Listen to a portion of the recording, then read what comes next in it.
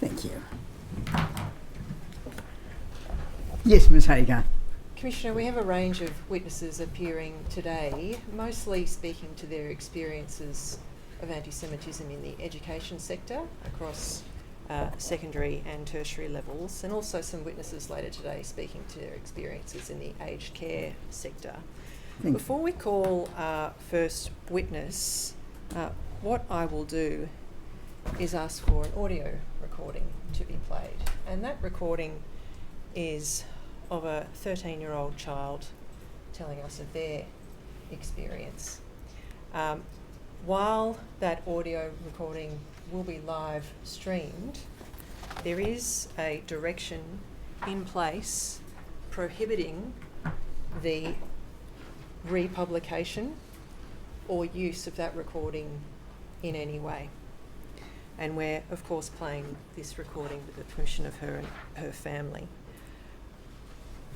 Could I ask that that recording be played now? It is stat.899.0051.0020. Yes, and you tendering the video? I'm not tendering the recording. All right, very well.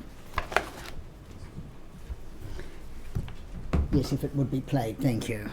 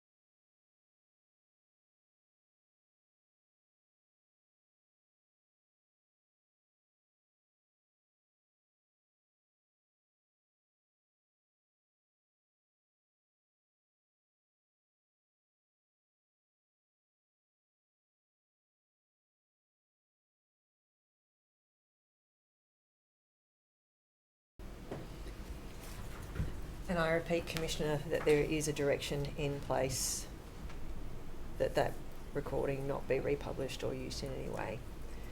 Ms Phillips will take the first witness. Yes, Ms Phillips.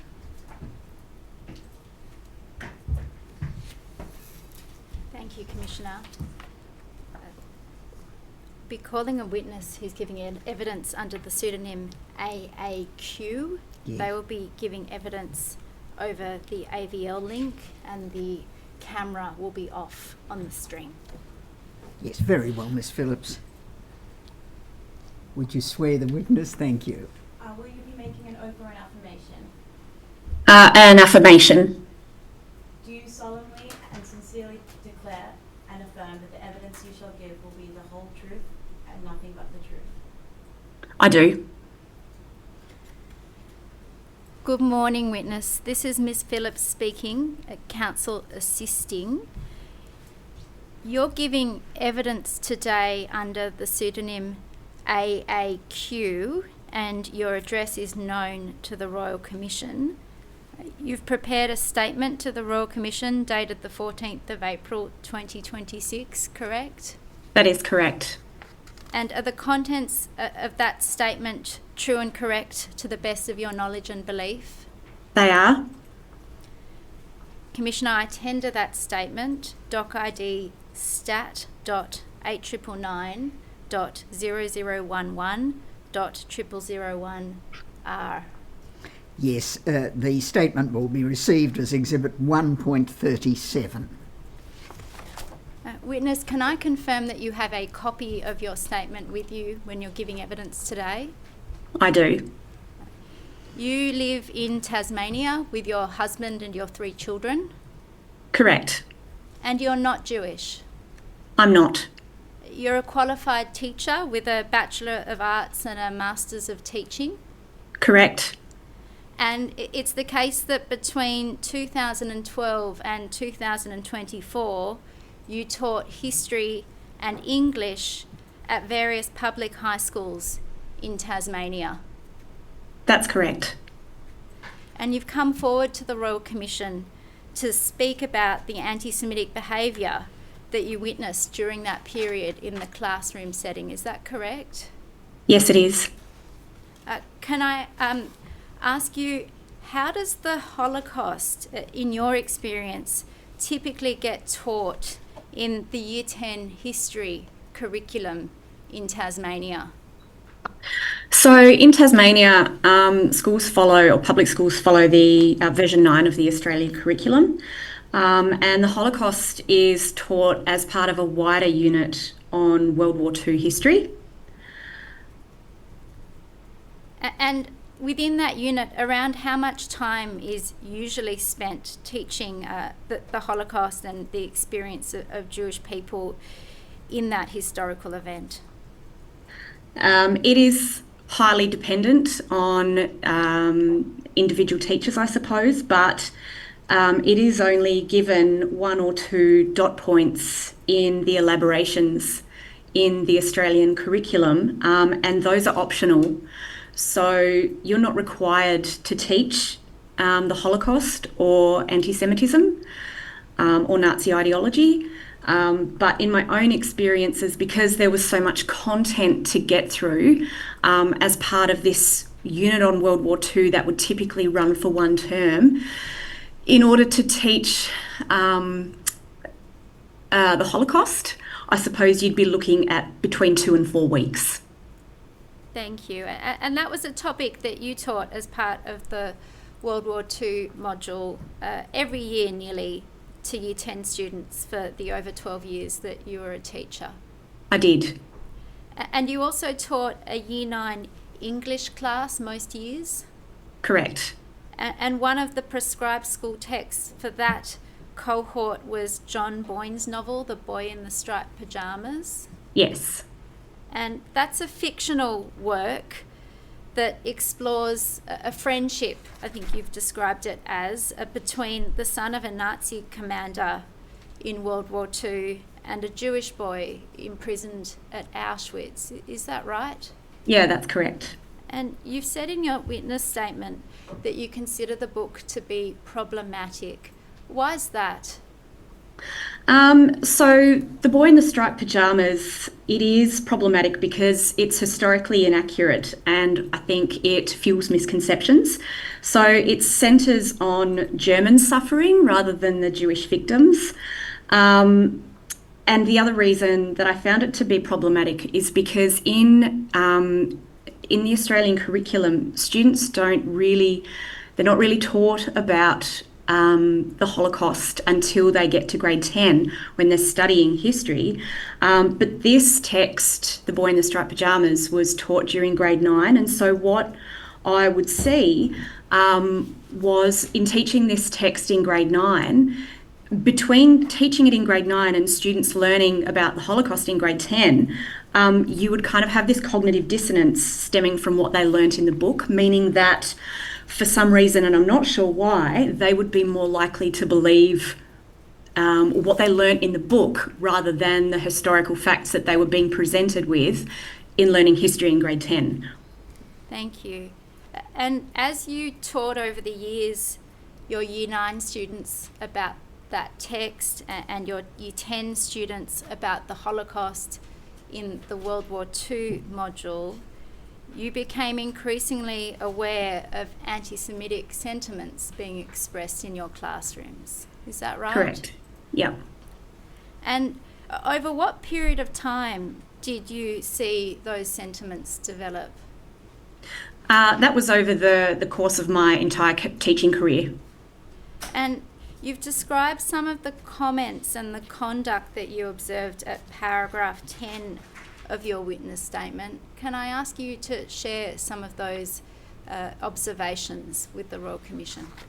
Yep, so that would be students graffitiing swastikas on their desks, in their exercise books, on lockers, on the walls of toilets. There would be a fascination with Hitler. So students would be shouting Heil Hitler, they'd be performing a Nazi salute to each other in classrooms or hallways or in the schoolyard. You would see fingers under their noses to emulate the moustache, Hitler's moustache. Students would be muttering effing Jews as kind of a casual, in inverted commas, curse.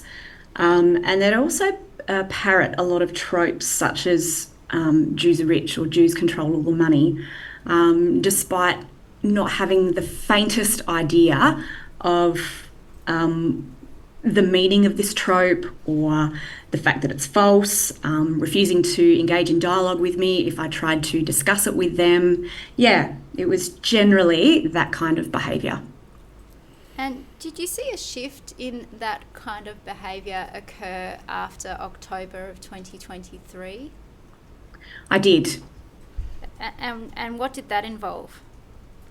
So this was more, I suppose after October 7, 2023, it sort of gave, I suppose, a licence to students to be more openly anti-Semitic. And there was also seemed to be a bit of a shift from that more, I hate to use the word casual, anti-Semitism, but into morphing into Jew hatred that came more from the left than the right, and not so much those casual tropes, but more around the hatred of Israel, which again to me seemed something that they didn't really know a whole lot about and were parroting from perhaps what they'd seen from online or family or whatever. And you've said that in your witness statement that you ended up seeing behaviour of the kind that you've described on a daily basis. Is that after October of 2023? It certainly increased after that, yes. And over the years when you witnessed this conduct, there were usually, to your knowledge anyway, no Jewish students in your classes? No, there were very few Jewish people in northern Tasmania in general, but while I was at this particular school, there was one Jewish family who ended up leaving. I might come back to that a little bit later and ask you about that family. Can I ask you this? The sorts of comments that you heard made about Jewish people, including when you were teaching Holocaust-related content, did you observe comments being made about other minority groups when you taught about their history or their stories in the subjects that you taught? Not really, no. And did you confront students in your classroom anyway about their anti-Semitic behaviour or comments? I did. And what would typically happen when you did that?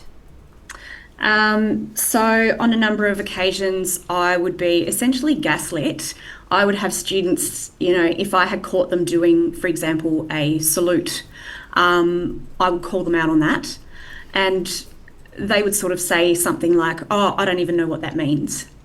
And I would say, "Well, I think you do. You know that it's wrong and it's offensive." But the deeper issue here is that even though they know it's wrong and it's offensive and it is something that they know very little about, I think the problem is that they actually don't really know what they're doing and why they're doing it. And that is a deeper issue.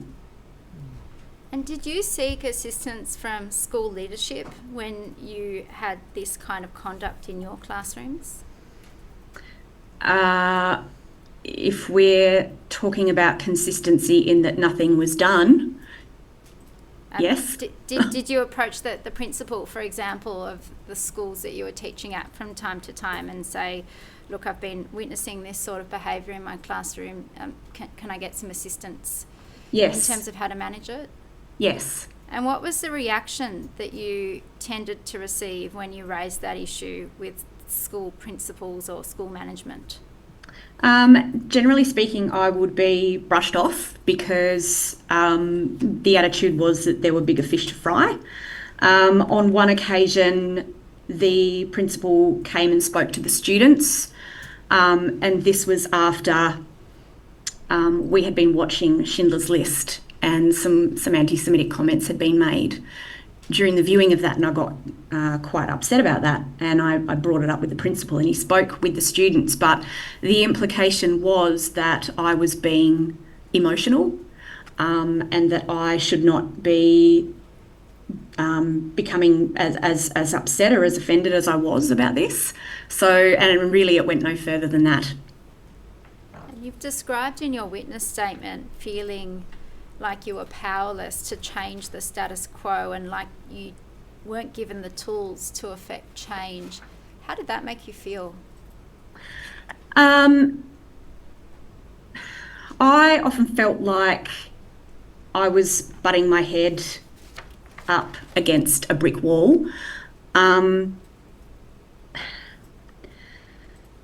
think it speaks more broadly to perhaps teachers, principals and leadership not having the tools or the ability to deal with that type of behaviour, even if they wanted to. And I will note as well that professional learning for staff in how to address anti-Semitism amongst students was non-existent. And can I ask you to return to the Jewish student that you mentioned having had in one of your classes a little earlier? Around what time period was that student in your class? So this was when the student was in grade 8. So this was around 2021, and he was in my cohort. And to your understanding, did that student's peers know him and his family to be Jewish? Yes. And what did you observe to be the experience for that student at the school at that time?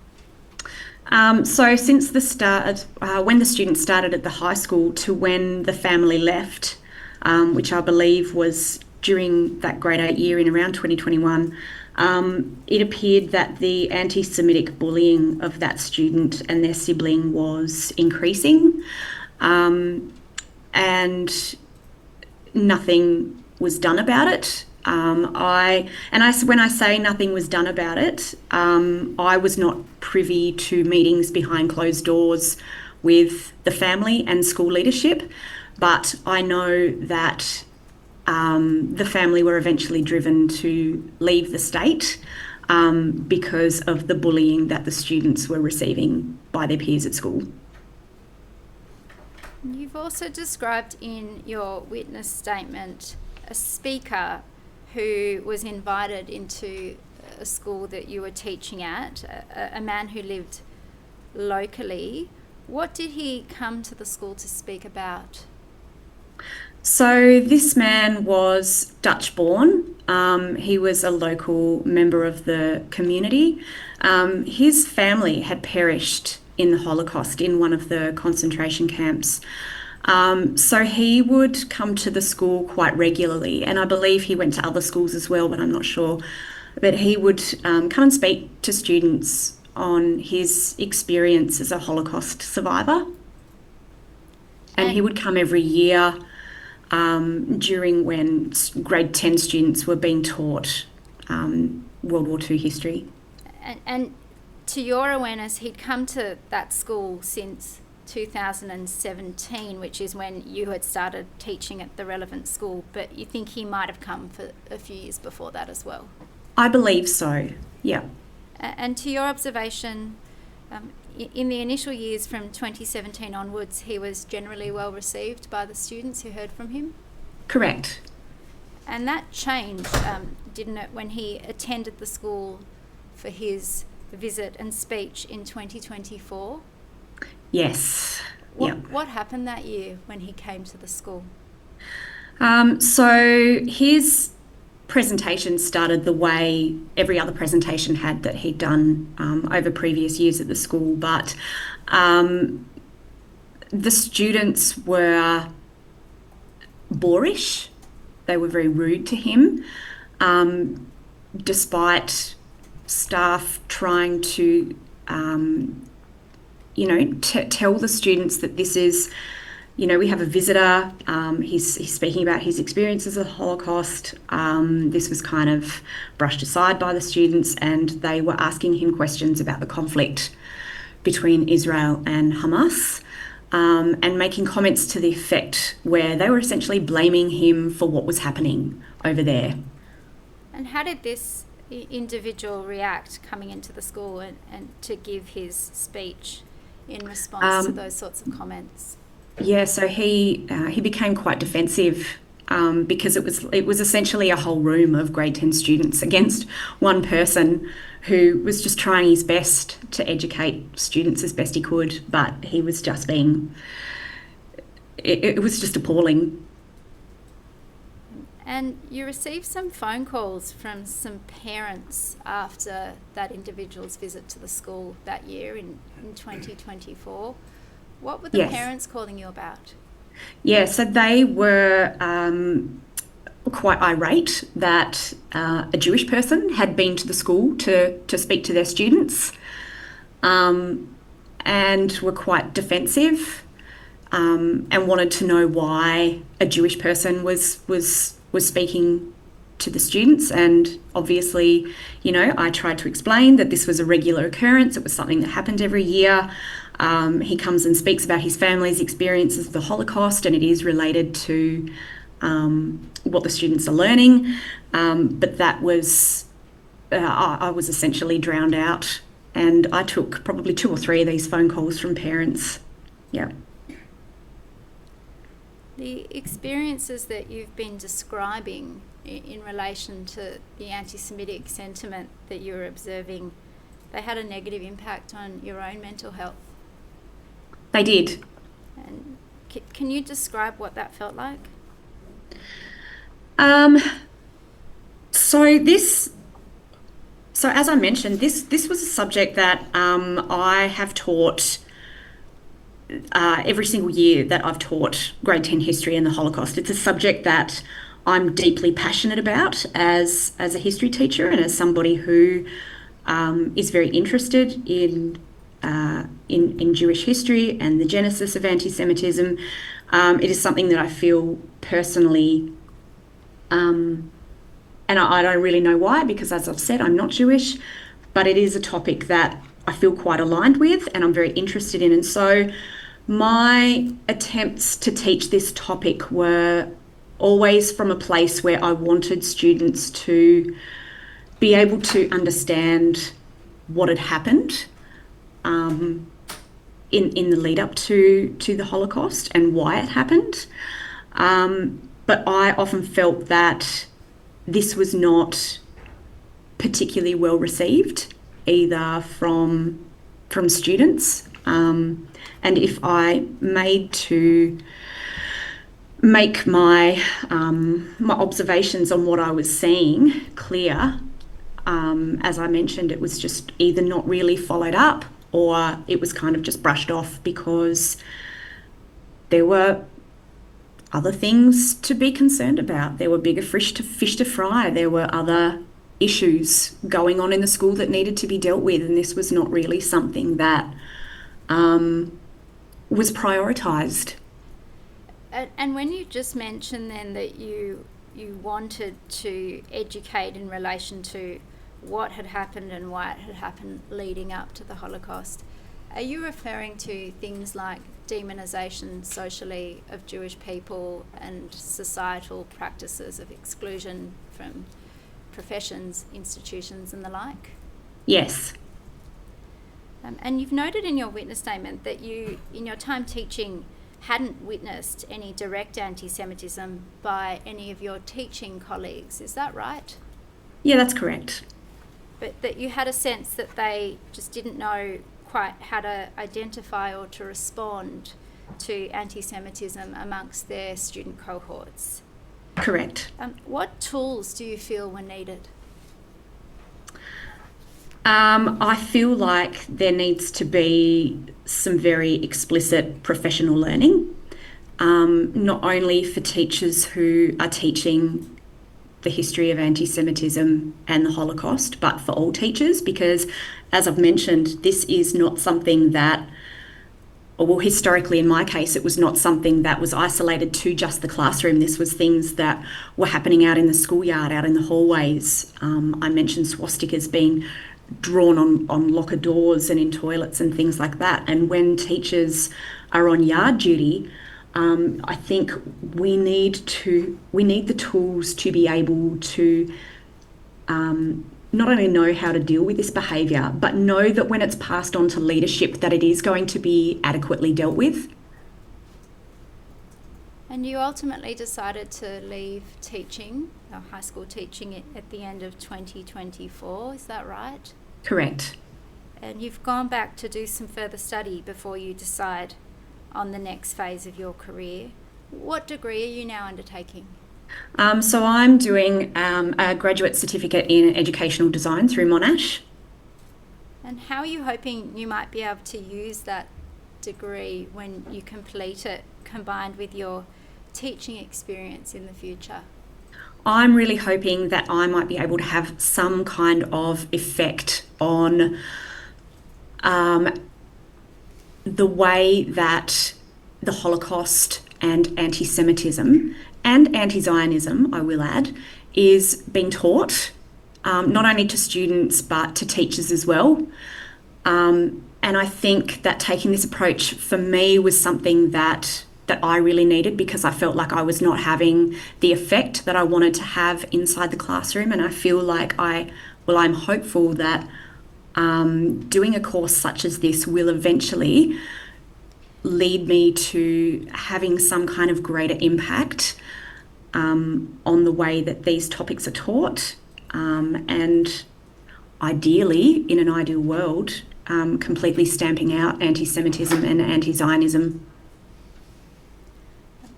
Thank you, Witness. I don't have any further questions for you this morning. Yes.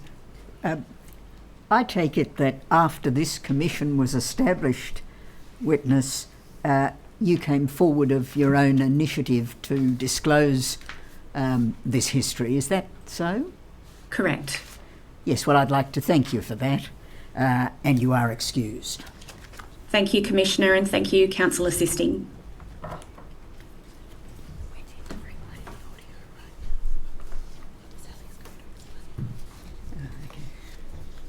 Commissioner, I understand there was an issue before with the live streaming of the recording that we played, and I think it's very important that the family and the public hear Yes. that recording. So Yes, I'm is going it- to ask that it be replayed now.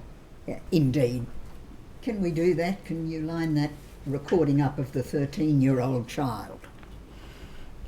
And I repeat that this recording is subject to a direction that it not be republished or used in any way.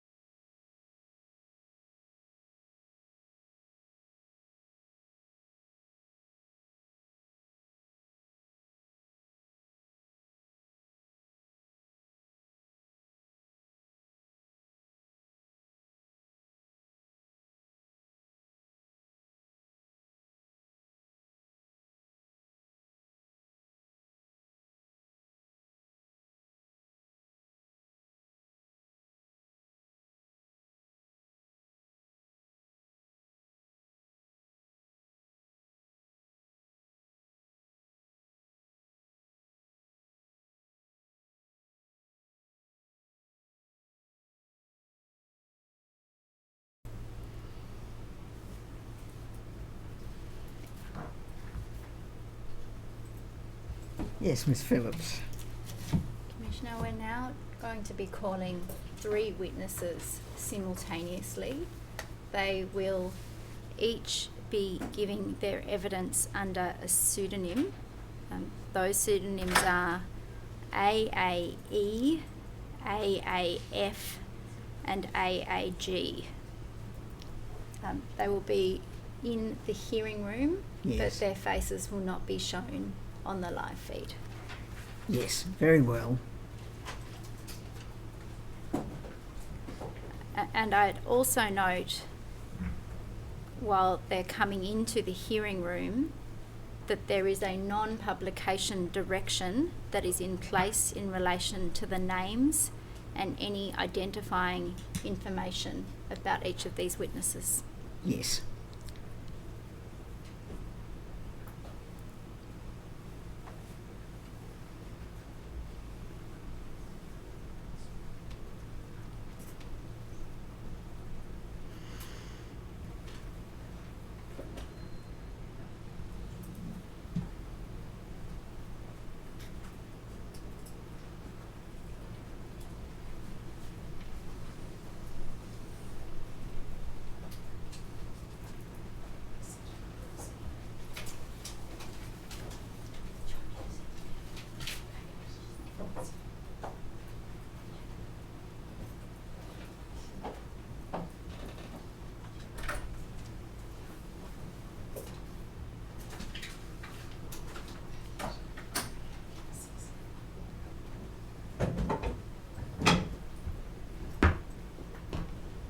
Will you be making a report affirmation?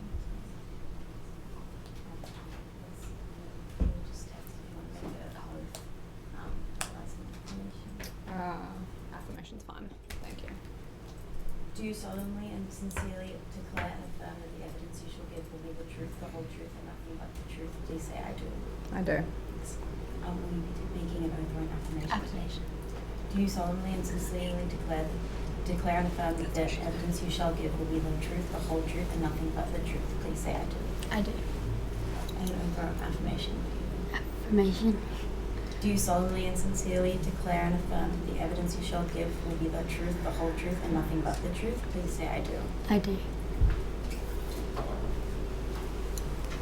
I think each of the 3 of you in the witness box have a note with the pseudonym that you've been allocated on it. AAE, you've prepared a statement to the Royal Commission dated the 3rd of May 2026. Mm-hmm. Your address is known to the Commission. Are the contents of that statement true and correct to the best of your knowledge and belief? Yes. Commissioner, I tender that statement. It has doc ID stat.899.0051.0006_R. Yes, that statement will be received and marked as Exhibit 1.38. AAF, you've prepared a statement to the Royal Commission dated the 3rd of May 2026. I'm going to ask you to say your answer rather than no. Yes. Thank you. Are the contents of that statement true and correct to the best of your knowledge and belief? Yes. Commissioner, I tender that statement, stat.899.0051.0007_R. Yes, that statement will be received as Exhibit 1.39. And finally, AAG, you've also prepared a statement to the Royal Commission, and it's also dated the 3rd of May 2026. Is that statement true and correct to the best of your knowledge and belief? Yes. Commissioner, I tender that statement also, stat.899.0051.0005_R. Yes, AAG's statement will be received and marked as Exhibit 1.40. Commissioner. AAE, you are the the mother Yes. of AAF and AAG who are seated in the witness box with you, is that right? Correct. And AAF is your elder daughter, Yes. and she's in her first year of university at the moment. Correct. And before that, she attended a local public high school in Sydney. Correct. And AAG is your younger daughter, Correct. and she currently attends a public high school, Correct. and she's in year 10. Correct. And she attends a different public high school to the school that your elder daughter attended. That's correct. And your younger daughter, AAG, she's at the public high school that you yourself attended when you were growing up. That's right. And you're raising your daughters together with your ex-husband, Correct. and he's Israeli originally. Yes. I want to ask you some questions now, AAG, if that's okay with you. You've said in your witness statement that you often get asked by people about your ethnic background. What do they usually ask you? They normally ask me because I have olive skin and curly hair. I get asked if I'm Mexican or Latino, but I am very open about how I am Jewish in school. So when people ask you that kind of question, what's your background, will you usually tell them that you're Jewish? Yeah. And you've said in your statement that you get taunted all the time at school for being Jewish, and I'm really sorry to hear that. One of the things that you've described is that people use your real name, which I won't say. Let's just pretend for now that it's something like Jessie, and they'll say something to you like Jessie Jew, Jessie Jew, Jessie Jew. Is that right? Yes. And you've set out some other things in your statement that kids do and say to taunt and tease you about being Jewish. Can you tell me what some of those things are? They normally, they've thrown coins at me and asked if I was going to pick it up. They've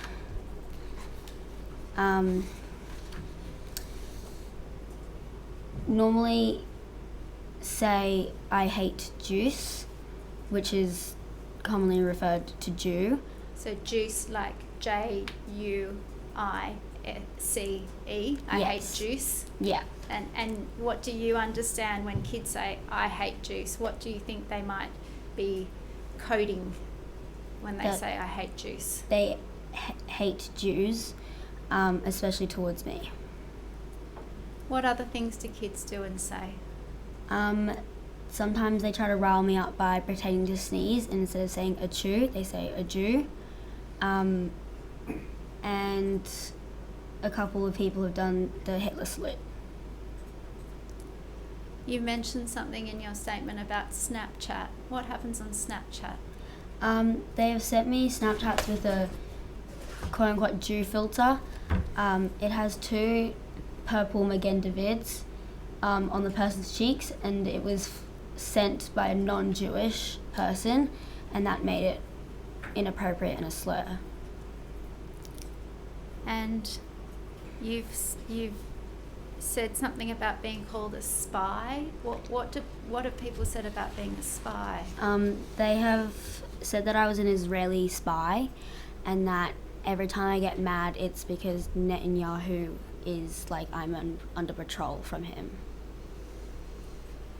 And you've also referred in your statement to something that happened with a sculpture that you made in class at school. Can you tell me about that? I do a PE elective, and I was making a knee joint presentation for the assignment, and it was like last year, and I came back this year and it had a swastika right next to my name, like scratched onto it.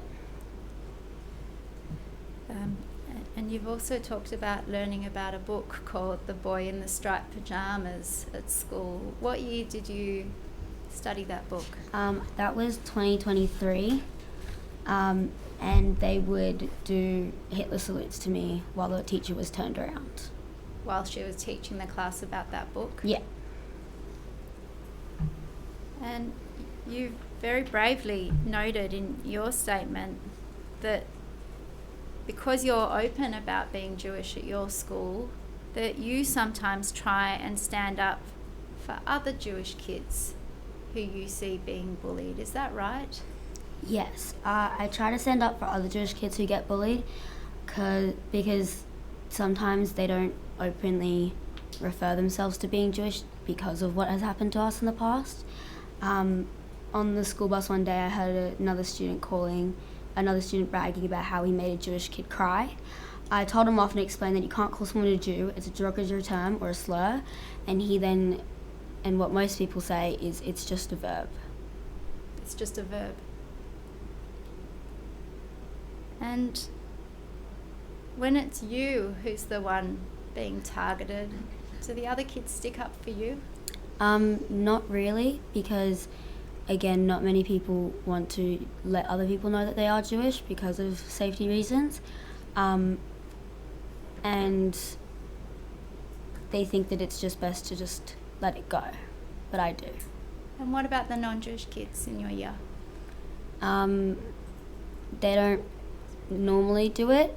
A few times someone has told someone off, but it's only after I had gone to a teacher about it, and then they're trying to make it look a little bit better.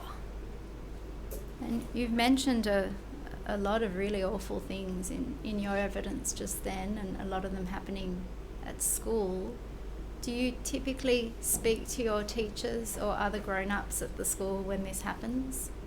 I've talked to the deputy principal a couple of times, and teachers, but sometimes, like most of the time, teachers will just say they're just trying to rile you up, just ignore it. And when you've spoken to the deputy principal, what happened? My parents got called later that evening, and he just asked who it was and then just kind of didn't really do much from it. And was that this year when you were in year 10 or in an earlier year? Earlier years and year 10. And year 10. Mum, AAE, I might ask you, you've just heard that really disturbing evidence from your daughter. Did you know that these sorts of things were happening to her at school before she prepared her witness statement for the Royal Commission? I didn't know the full extent of it, and I didn't realise how systemic and prolific it was, and I didn't realise how much she was subjected to on a daily basis, and that the teachers turned a blind eye to it and were impervious to it, and that stuck up for herself that she would be the one that would be punished, not the perpetrators. Commissioner, I might just note that we will remove that reference from the transcript. You knew about some of these incidents, AAE. Which ones did you know about, and what did you do in terms of communicating with school leadership about them?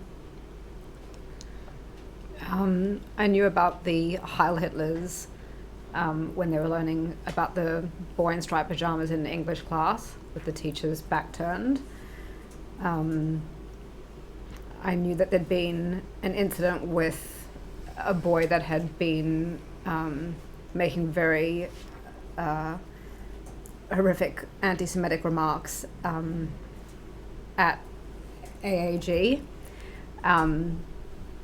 And that was the first time that the deputy had called us to, well, the only time that he called us to have a conversation about it. Again, not because the deputy was concerned so much about what was happening to AAG, but more my daughter's response to the perpetrator. And yeah, sorry, do you mind repeating the rest of your question again? Yeah, when you spoke to the deputy principal about what had been happening, what feedback did you get from that person? Yeah, so then when we had the phone conversation with him, and this was shortly after October 7th, so this is the end of 2023, I think. When I was having the conversation about anti-Semitism, it was like talking to a brick wall. He just kept repeating, yes, we have a zero tolerance to racism.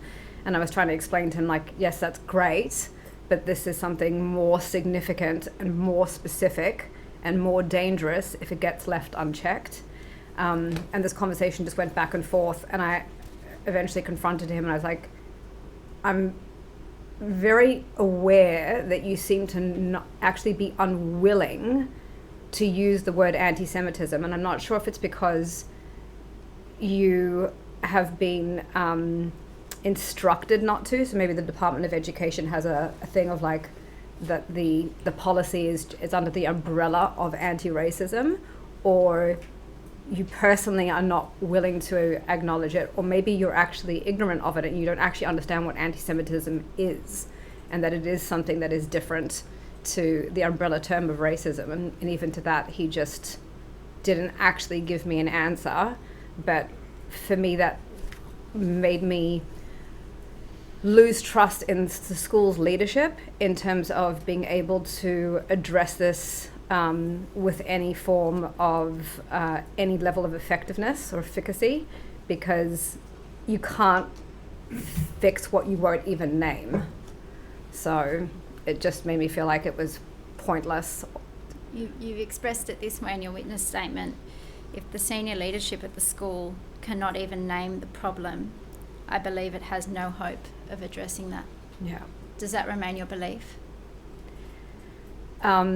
We've since had a meeting with the school last week, and I addressed that directly, and it seems like, again, I think because of the Royal Commission, they're now willing to take it more seriously. I didn't tell them that we were presenting at the Royal Commission, but yeah, this is the first time that I feel like they may be willing to actually take this as seriously as they need to. But again, it's kind of too little too late, because it's now so systemic in the school and amongst the teachers. And your younger daughter's in year 10 now, and towards the end of 2023, she was in year 7. Yes. And it's been going on at least since that time. Yes. Pardon my ignorance. Sure. But how old was your daughter when she was in year 7? Okay, if you don't mind, that is something that we'll be identifying, and that's why we specifically haven't included it. Thank you. Don't worry. Thank you.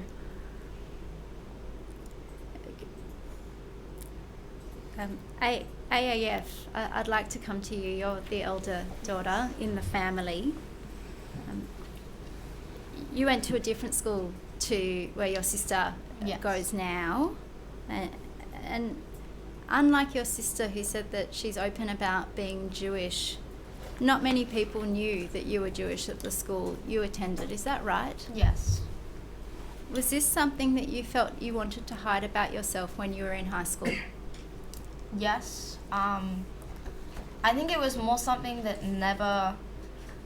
it didn't really come up that much in conversation. My school was, I think, a little bit less problematic, also because, we had much different dramas when I was in her year, but no, it was never something that I advertised, and it wasn't something I talked about.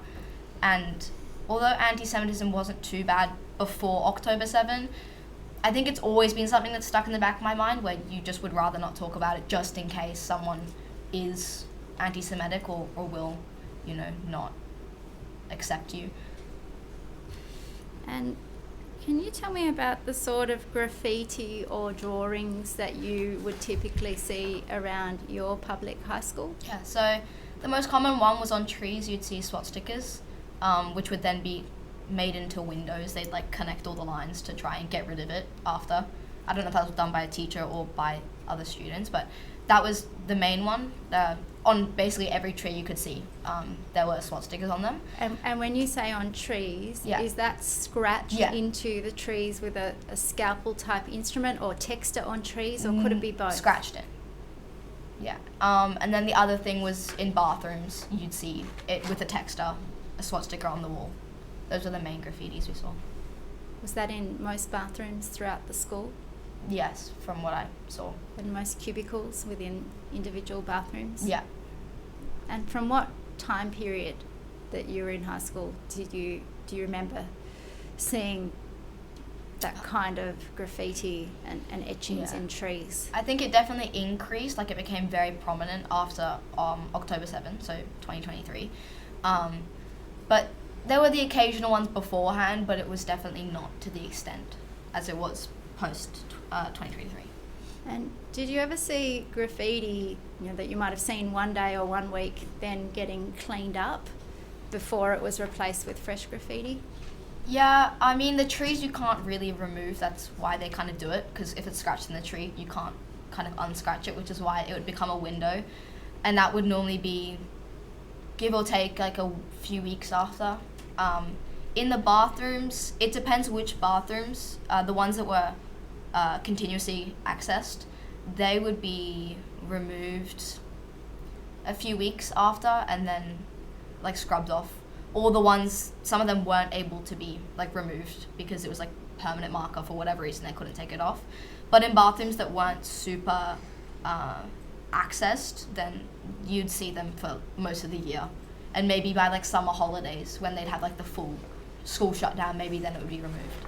Did you ever see attempts, when it was in a permanent marker, to do things like stick a sticker over it with something else on it? No, not really.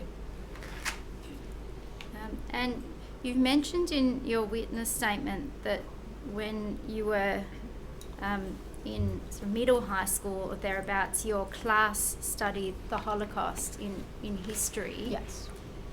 How did some of the boys in your class respond to that unit? Yeah, so when we were taught it in year 10 abouts, we were taught it in conjunction with another topic, so it wasn't just the Holocaust, it was like wars in general or any like small communities, so any minorities. So it was like 1 week Holocaust, 1 week other minority, 1 week Holocaust, 1 week other minority. In the weeks that we do the Holocaust, I remember one memory, we were watching a documentary about someone's experience in the camps, and it was more just that they didn't really care. Like a lot of the kids were talking or they were laughing amongst each other, especially the boys. They were more so the culprits, where they would be, laughing, or there'd be a certain point in the documentary. Maybe it was like something that could have been considered funny if it was taken out of context, and so they'd be laughing at it, but I guess kind of ignoring the fact that this is a really tragic context and it's not appropriate, obviously, to be laughing during those times. And you've noted in your witness statement that the Jewish students, insofar as you knew that one another were Jewish, would often try and look out for each other. Yeah. What did one of the Jewish students in your cohort warn you about? Yeah, so there was a boy who I was friends with, and the Jewish student came up to me one day who I wasn't really close with, but he came up to me and he said, "Hey, this boy is bad news. I recommend you, I would be careful around him, especially with talking about Jewish stuff. He is being quite anti-Semitic to me." And there was a bullying incident with that. And that was the extent to what he told me, and then it kind of, I think it spread around the school, because it spread around the school a few months later when the student who I was warned about was removed from the school, in which there was an incident where the person who warned me was added to a group chat, I think it was on WhatsApp, maybe Snapchat, with this student and one others, and it was called something to do with Hitler, that was the group chat name, and they were basically talking about Hitler and bullying this student in this group chat. So I was warned about that. In your witness statement, you said that the the group chat was called the Hitler Support Group. Yeah, it was something on the lines of basically saying, like, we're neo-Nazis, like, we're advocating for Hitler, and we've just added a Jewish student to that.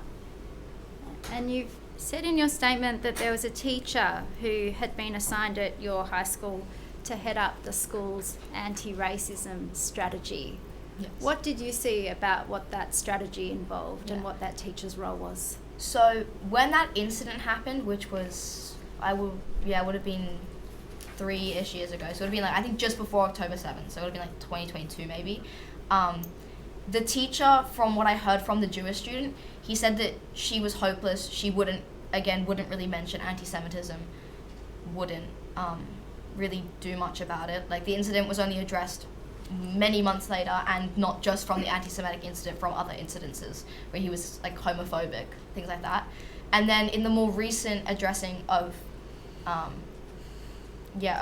anti-Semitism and anti-racism, it was in my last year of schooling, so last year, and it was only occurred after we had a replacement principal, so basically someone who just came in, wasn't actually our principal, and he was quite appalled to see what was happening in the school. So he called an assembly, and he basically addressed it. He was the only teacher that I've ever heard mention anti-Semitism, the only one. And then after that assembly, we had to go into these random classes and do these like anti-racism courses. In it didn't mention anti-Semitism at all, even though that was the whole point of why this meeting was called. Like, the principal specifically said this meeting is because of the swastikas we're finding, of these terms that are being thrown around. And so the teacher who was supposed to be heading all this gave us this like random course to do. And it was just anti-racism, mostly talking about people of color, or it didn't really mention anything to do with religion, and if it did, it was kind of just like, don't hate on anyone because of their religion. And if it did mention anti-Semitism, it was in combination with like Islamophobia, which I found a little bit insensitive, or not insensitive, but it kind of diminished anti-Semitism because there were no cases of Islamophobia reported in the school. Like, it wasn't like anti-Semitism was happening and then Islamophobia was happening. It was just anti-Semitism. And in it, there were any religious depictions of any characters it was all more like Muslim representation. So like, like a burqa or all of that stuff. And there was no representation of anyone who was Jewish. So no kippah, no Magen David necklace. So yeah, that was the extent of the racism talks. And to your knowledge, maybe you didn't know, but do you know if there were any Muslim students at your high school? Yes, there were. There weren't many. There was one in my year, and then this student had siblings, so they were also Muslim. But it was them and maybe one other, but it was very minimal. And you've referred to that assembly that you've just described to address the swastikas in the trees in your witness statement, and to the racism course that was conducted afterwards in your witness statement. And what you've said there is that to you, this suggested that the school had failed to understand the distinctions between anti-Semitism and other forms of racism, and that it did not take anti-Semitism seriously. Yes, I think I think you can't address something by saying like, oh, don't judge someone based off the color of their skin or something. I feel like in school, normally anti-Semitism comes from the form of, haha, it's a joke. Whereas I don't think racism is as much of a haha, I'm just making a joke, it's just funny, at least from what I've experienced and what I've seen. So I think addressing it by saying, don't discriminate against someone's race or their religion, where it's like, it's not that we're being discriminated against, because we're still in the friend groups, it's just that we're getting slurs thrown at us. Like, I think it is a little bit different, whereas they're kind of in the context of saying it like, oh, be friends with everyone, like, you should all be happy and friendly. Where it's like, I don't know, it didn't really address like specific things that probably should have been mentioned. And you've said in your statement that after the 7th of October 2023, you started feeling like you had to watch what you said to your friends, and you saw people starting to turn against you. Can you explain what that looked like? So I had a friend group. My school was quite small, so it was who I had, not who I actually really wanted to be friends with. And they are definitely more left-leaning, which following October 7, we saw more of the left become anti-Israel and anti-Semitic in accident, because I don't think they actually hate Jews, but they struggle to distinguish what you're saying about the war and what you're saying about individual people, specifically like anti-Zionism. Like, they don't understand that, you know, we're just talking about having a country. But what ended up happening was, after October 7, it didn't feel like I had a support group anymore. It felt like I couldn't turn to them, which I previously would have been able to. I wasn't able to turn to them and ask for support in this time, especially because we have family over there as well.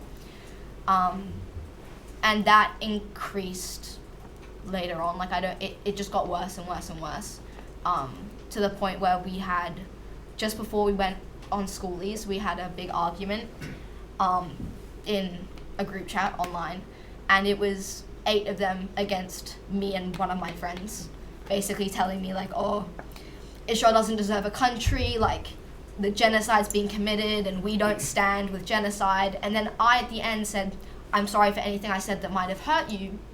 I hope we can still be friends. Like, you know, I hope that we can put our political values aside. Because at the end of the day, I don't mind what political values you have, as long as you're not forcing them on me and I'm not forcing them on you. We can live side by side. But at the end, they said, I'm not going to apologize for standing up for genocide. I'm not going to say sorry, like, this. So it was kind of like my support group turned against me and basically put their political values against my own friendship with them. And it wasn't just political values, it was this idea of basically we don't deserve a homeland. And they said quite hurtful things like, oh, Israel's not even getting bombed, when it's like, I have videos of my grandma, like the building next to her, getting hit. So yeah. You mentioned taking a trip recently to see some of those members of your extended family in Israel, and a sense of freedom coming over you on that trip. Yeah, definitely. Can you explain why you felt free when you were in that place? Yeah. I think it's one of those things where you don't know how, I guess, to kind of exaggerate, but oppressed you feel until you feel free. So, like, when I went over there, I didn't even think twice about wearing my Magen David necklace, which I don't wear anymore. And I stopped wearing many years ago because I didn't want people knowing that I was Jewish. I was able to talk about, you know, going to shul, or I was able to talk about, you know, doing specific celebrations that come before a wedding, or even just my dad being able to speak Hebrew freely on public transport out on the street. That's not something that we can really do because, you know, you have to watch what you say because you don't know who's going to be sitting behind you.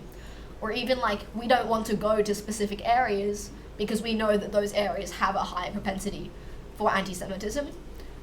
So it felt, yeah, very free. And then I came back and I was like, oh, I can't say these things anymore. I can't wear these, you know, these necklaces that I want to wear. You know, I didn't even want to talk about how nice it was over there with my friends because I didn't know how they were going to react.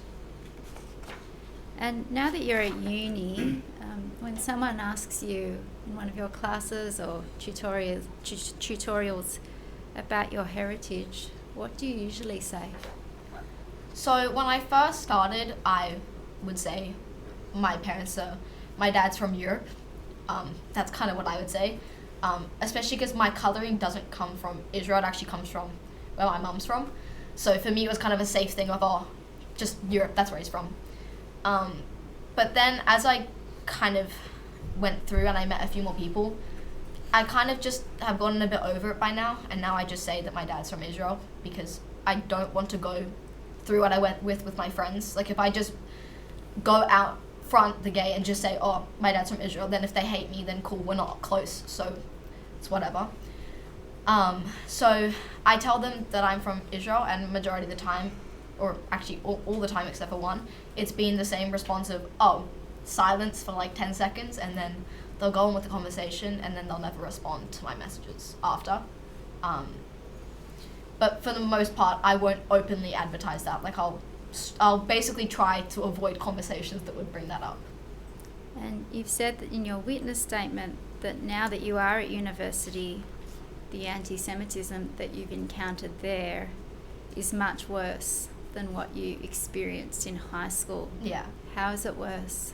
I think it's worse because it's a lot more in your face. I think in high school you could kind of dodge it if you didn't tell people you were Jewish, whereas at uni, because it's a more politically active climate, it's a lot more in your face. So whenever I leave the library, there's a table right bang in front of me as soon as I leave that's basically anti-Israel, pro-Palestine, in which you'll have a bunch of people with, you know, Arabic words on their shirts, and they're like having their signs, like chanting, and it's not normally anything specifically anti-Semitism. Like, I think it's a bit of a stretch to say 100% they don't like Jewish people, but they don't like Israel, and they're anti-Zionist, which in my mind, if you're anti-Zionist, you're anti us deserving a country to be safe in, which I felt when I actually went over there.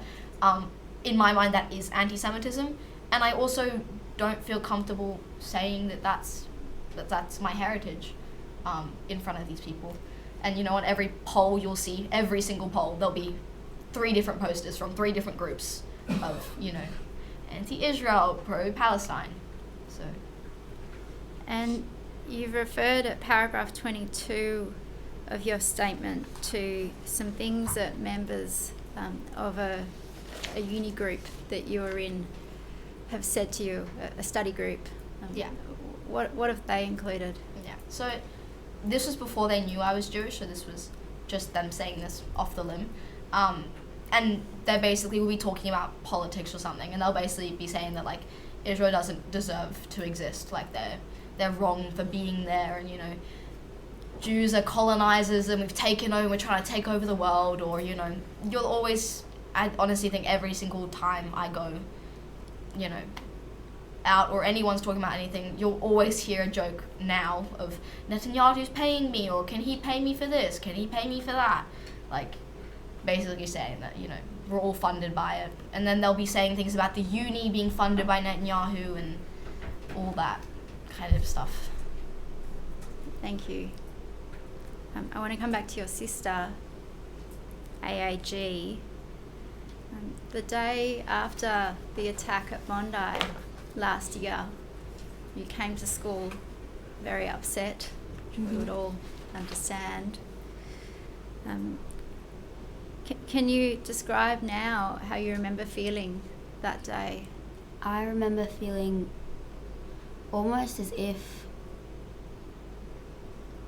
like, I had a kind of a little relief, purely from the fact that I knew something was going to happen, especially it being such a big holiday, but a relief that the people who I specifically knew weren't a part of that sort of thing. But I specifically remember coming into school very weary of who I were to talk to protect my own sort of inner peace, because I didn't want to have another bad day after that. I had walked into school and I went to my math class, and a kid did the Hitler salute and stared at me dead in the eyes and laughed. And has anything changed at your school in terms of the response that you've been getting from teachers after the Bondi attacks? We had the support lady take me out of class a couple times, asking if I was doing okay, but in which getting pulled out of class is more of a reason to people to ask you and to wonder, and because the main thing that does happen to me and that I do report is because I'm Jewish, that more people started to ask. But this year has become more aware of it, but the students themselves haven't continue to act the same way or even worse. And you've said in your statement, this is at paragraph 13, that You don't want the teachers just to keep asking you if you're okay all the time. What do you want your teachers to do? I want the teachers to focus on addressing anti-Semitism and specifically saying the word anti-Semitism, and to educate the people who do these sort of things that most of the time they think it is a joke, but I don't think that they understand that what Jewish people have gone through. And specifically, I remember one time this girl in my class, I was getting called a Jew, and I was getting upset, and I said, look, we are a minority. We have been through a lot towards who we are as people.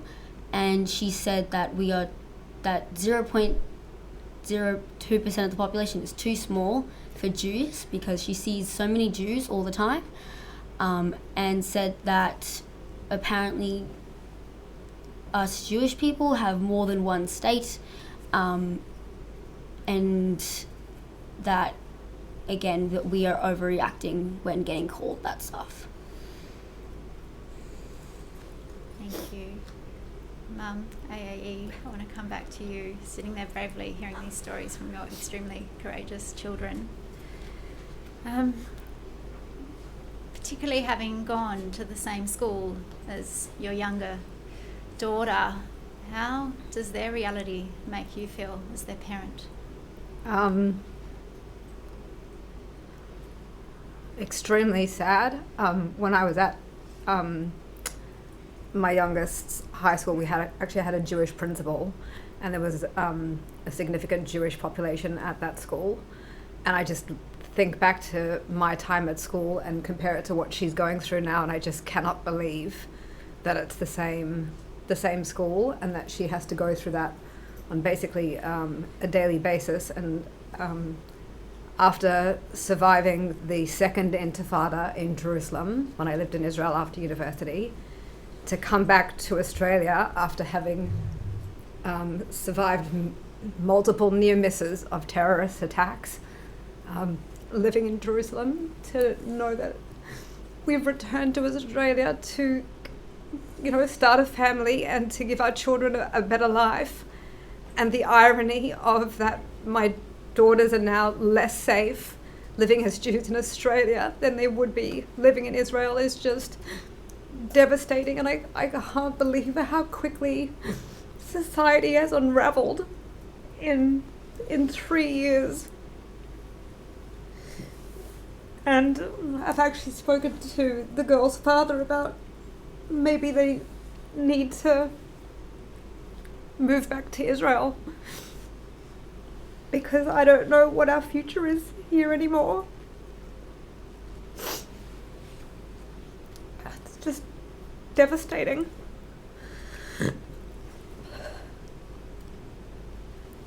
And I take you to paragraph 13 of your statement. Yep.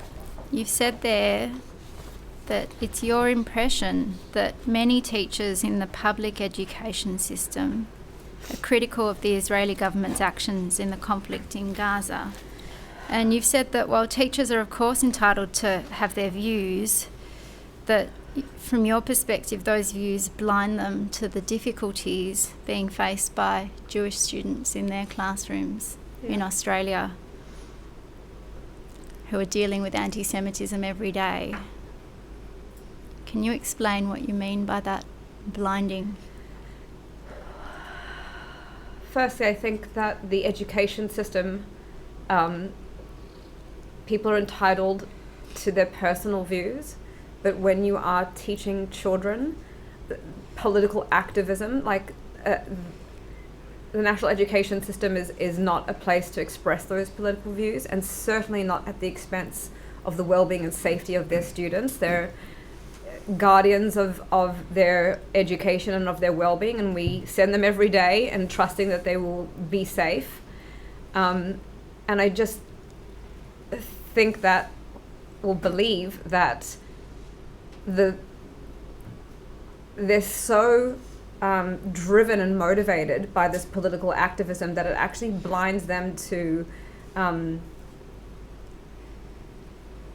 their moral duty. Where again, if you swapped out Jew with any other minority, be they a person of color or someone who, you know, is gay, and you swap that out, they would absolutely see that as a slur, and they would do anything to defend and protect and make changes and take action to protect those children. But it seems like when you're talking about Jewish students, we're not equal, and it's completely fine to dehumanize Jewish children. And again, the political activism just blinds them to their morals. It's perverted. And the experiences that your daughters have described, it's another issue you need to coordinate with your ex-partner about in their upbringing. Is that right? Totally. And, you know, him being Israeli and moving back to Australia for a better life and a place where our children can be safe, I now feel kind of partly responsible in terms of, like, maybe I sold them a lie of coming to this beautiful country, and like, look what it's turned out to be.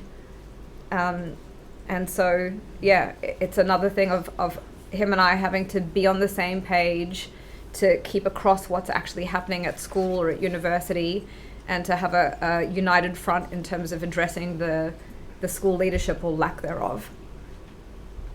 And we've heard from your older daughter about some of those protections she puts in place around her at university, in terms of whether to show or not show her identity.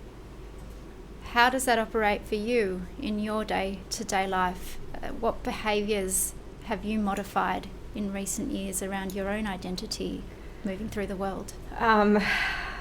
Wow, I have made so many changes to my behaviour, even attending today, you know, deciding which jewellery to wear. I'd love to be able to wear my Magen David here, specifically on such a momentous day of being part of history. And you imagine being on the train coming in here, and you just think as if I'm going to sit there with a target on my back, openly demonstrating that I'm Jewish, where I might be attacked on the way into presenting evidence on the Royal Commission, and oh, the irony. I also am very active on social media in terms of I run my whole business off a social media platform. And so I meet people from all around the world. And so in doing that, I have to, the fact that it takes courage to show up online or even in person, being yourself, and having to go in with this armor on of how am I going to deal with it if someone opens their mouth and says something horrific. You know, even going to an event, you know, you've been invited to a dinner or a women's business lunch, and you think, wow, I could be seated at a table at a very expensive lunch and sit there, and then someone could open their mouth and say something absolutely horrific. And then what do? Make a scene? Get up and leave when you literally don't feel physically and psychologically safe being in the presence of strangers. I used to be a real social butterfly. I used to attend lots of networking events, always, you know, meeting strangers, make friends with the person sitting next to me on the park bench, know half of the people that come to my local cafe, old clients of mine who they've asked me how I am, and I start to share some of my experiences, and then again, step on a landmine. They turn out to be anti-Semitic and don't even realize that they are. And it's just this constant, every single day, every single interaction, having to filter, having to screen, having to make a decision of like, how courageous do I feel today to actually show up as me? And do I have the emotional bandwidth to get into another one of these conversations where it ends up being on you to educate people around how what they're saying is misinformation or is hurtful or is immoral. So yeah, it's pervasive. It's in everything I do. One of the cafes that you used to like going to is was in Surrey Hills called Avner's. Take it you like the food there. What did you sometimes feel when you were sitting there having a meal? There's only outdoor seating, and so we used to sit on the pavement. And again, from my experience of living in Jerusalem in the peak of the Second Intifada with suicide bombers, that would 16-year-old boys would strap themselves with explosives and walk up to your cafe and blow everyone to smithereens. It was really hard sitting on the pavement and seeing cars go past or people walking past, to worry if we were gonna, well, we wouldn't be on the six o'clock news, but that this was literally just a terror attack waiting to happen. There was once a guy who was walking up and down and was circling the block on a Sunday morning, and I went up to Eddie, the owner of Avner's, and I said, listen, you might think I'm paranoid, but I've seen this movie before, and I have to say something, that this guy's literally gone around the block now like 6-7 times, and something is not right. I said, I would rather be seen as paranoid than be dead. And he brushed it off and he said, oh, this is Surrey Hills, there's all sorts of whack jobs walking around, it's fine. And eventually I said to my partner, I'm like, can we please leave? And I said, I don't want to just leave because I'll be safe, I don't want other people to be at risk. I said, can we just leave, but just stay around and just see if he comes back again, because otherwise I am going to call the police, and I know the police will think I'm nuts and they wouldn't take me seriously because this is pre-Bondi. But yeah, it just felt like living in the second Intifada all over again. And your understanding is that Avner's closed in the wake of the Bondi attacks because of the owner's concern about anti-Semitic threats to the cafe and its staff. Yeah, I was right. Thank you, Commissioner, and thank you to each of you very much. Perhaps if I could just take one thing up with you from your statement. You say that you've experienced people holding you as personally responsible for events in Gaza. And do I take it that those people have no idea whatever your views on that topic might be? Yeah, I think they just see you're Israeli, therefore, or you're even part Israeli, therefore you are fully responsible and you need to make a full blown-on political statement on the situation. You know, even just the fact that we went there, my friends were horrified. They were like, you're going to this horrible country, doing all these horrible things. And it's like, well, it's not, you know, it's a two-way street. It's not like just one thing's attacking another. And you know, when I did bring up to them, I said, what do you want the solution to be? What do you think the best case scenario to be? Do you want all the land to go back, you know, to the Palestinians? And they said yes. And I said, okay, so where do you want us to go? And they said, I don't know. I'm like, well, then you can't really make such a statement. They're like, I told them, I was like, it's not fair for every other religion to have a specific area, a specific country that they feel safe in. You know, Christians, they have Rome, they have Italy, you know, Asia has a bunch of different religions. Muslim, there are like 53 Muslim countries. Why don't Jewish people get one? And their answer was, I don't know, find somewhere else. It's like, well, we have tried. Where do you think we were expelled to Europe and then moved back? And they were just bringing up, oh, but 1958 this, and it's like, I'm not your teacher. I'm not supposed to be sitting here. Like, I'm not a politician. I'm just your friend. I just happen to be Jewish. I haven't expressed my opinion so far. And whenever I mention anything about it, or whenever they mention it, it's like everyone's quickly turning to me and expecting me to solve the conflict and fix everything. Thank you. If I could say one more thing, just Yes, about you how, can.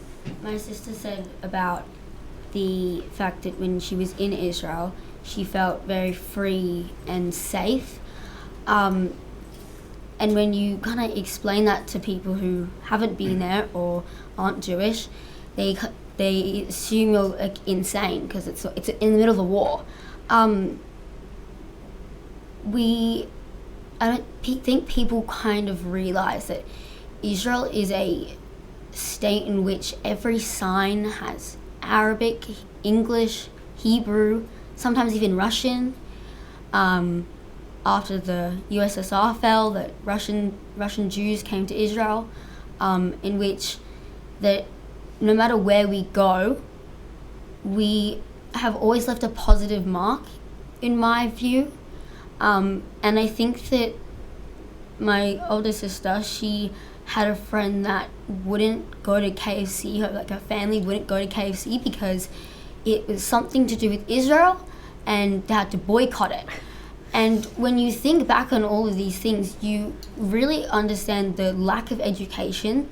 And one of my statements was, my learning of the Holocaust was, I think maybe like a week, maybe just one class, in which we didn't really go into detail and in which no one actually knows.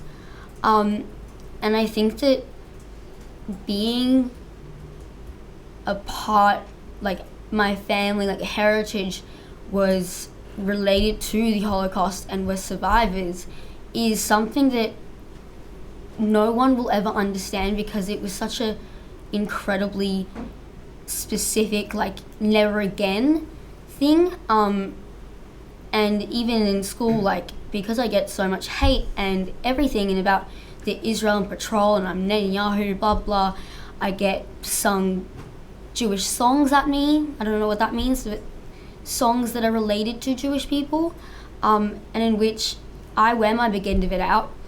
In certain areas I do put it underneath my shirt or make sure it's not seen, but I will never stop being proud of who I am, and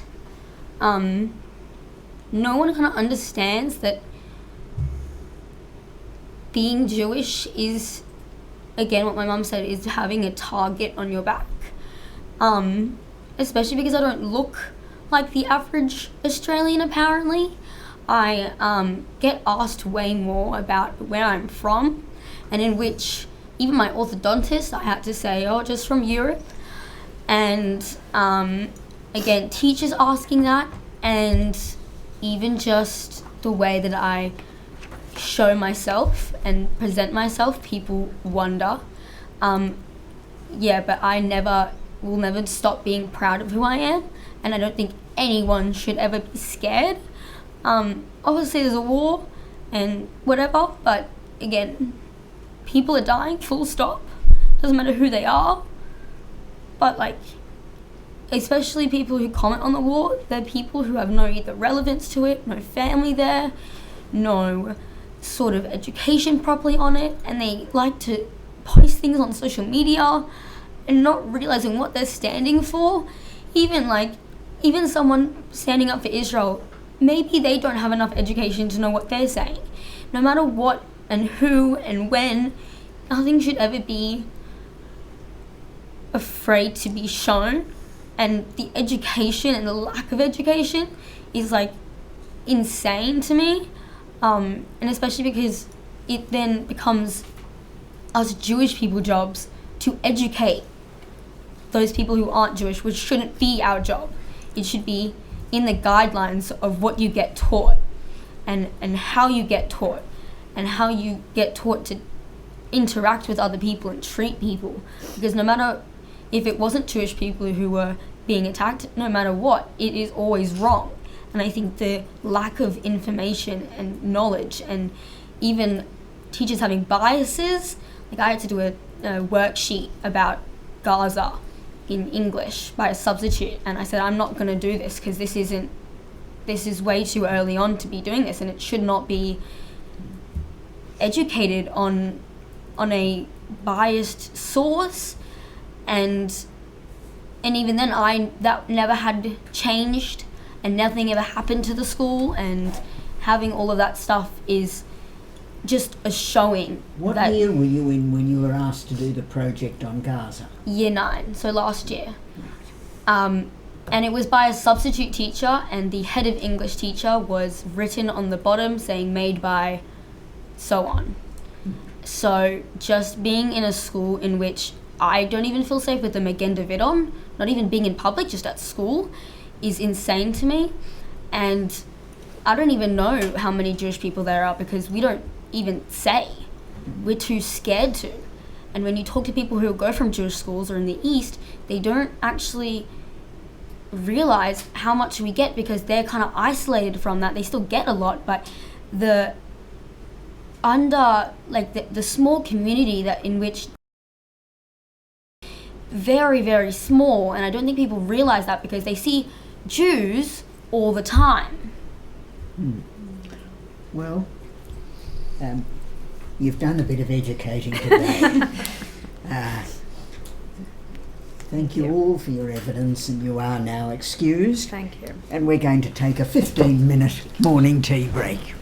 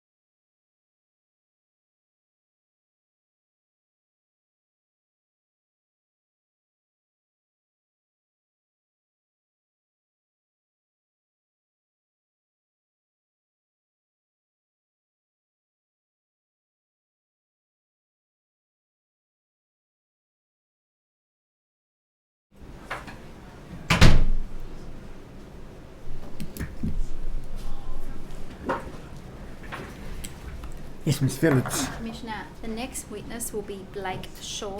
He will be giving evidence in the hearing room. Yes.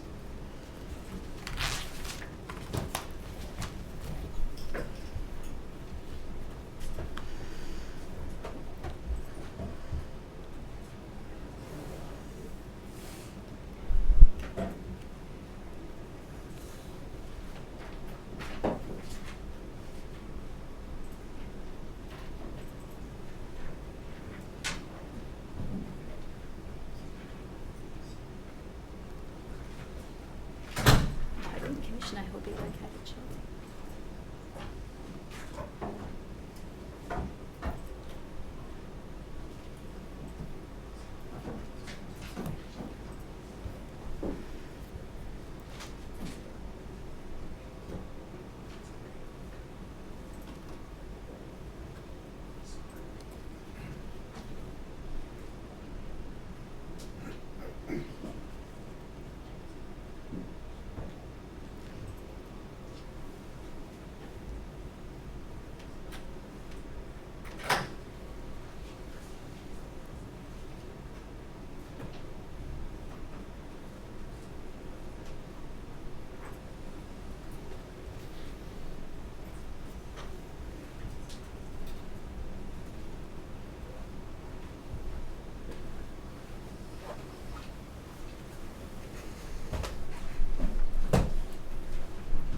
Do you swear by Almighty God that the evidence you shall give will be true, will be the truth, the whole truth, and nothing but the truth? I do. Say I do. I do.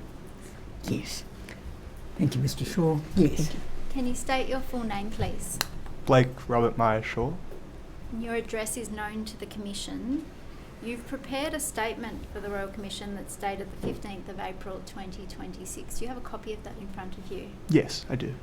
The contents of that statement true and correct to the best of your knowledge and belief? It is. Commissioner, I tender that statement, stat.899.0008.0001_R. Yes, Mr Shaw's statement will be Exhibit 1.41. You're 20 years old and you're studying at a university in Melbourne. Yes, I am. Prior to starting university, you attended a Jewish day school in Melbourne. Yes, I did. You now work at that same school that you attended part-time around your university studies. Is Yes. that right? Yeah, it is. Initially, you were working as a primary school sports coach at the school. Yeah. And in the last year or so, your role there has transitioned into more of a learning support aid role. Yeah, I'm doing both now. And some of what you do is provide in-class support to students in primary school who might need some extra assistance. Yes. And you also attend school excursions when required in the course of your role there. Yes, I do. I want to ask you about an excursion that you went on with some of the students at the school that you work at in July 2025. That was an excursion to a museum in Melbourne. Yes, it was. And what grade were the students in that you were accompanying on that excursion?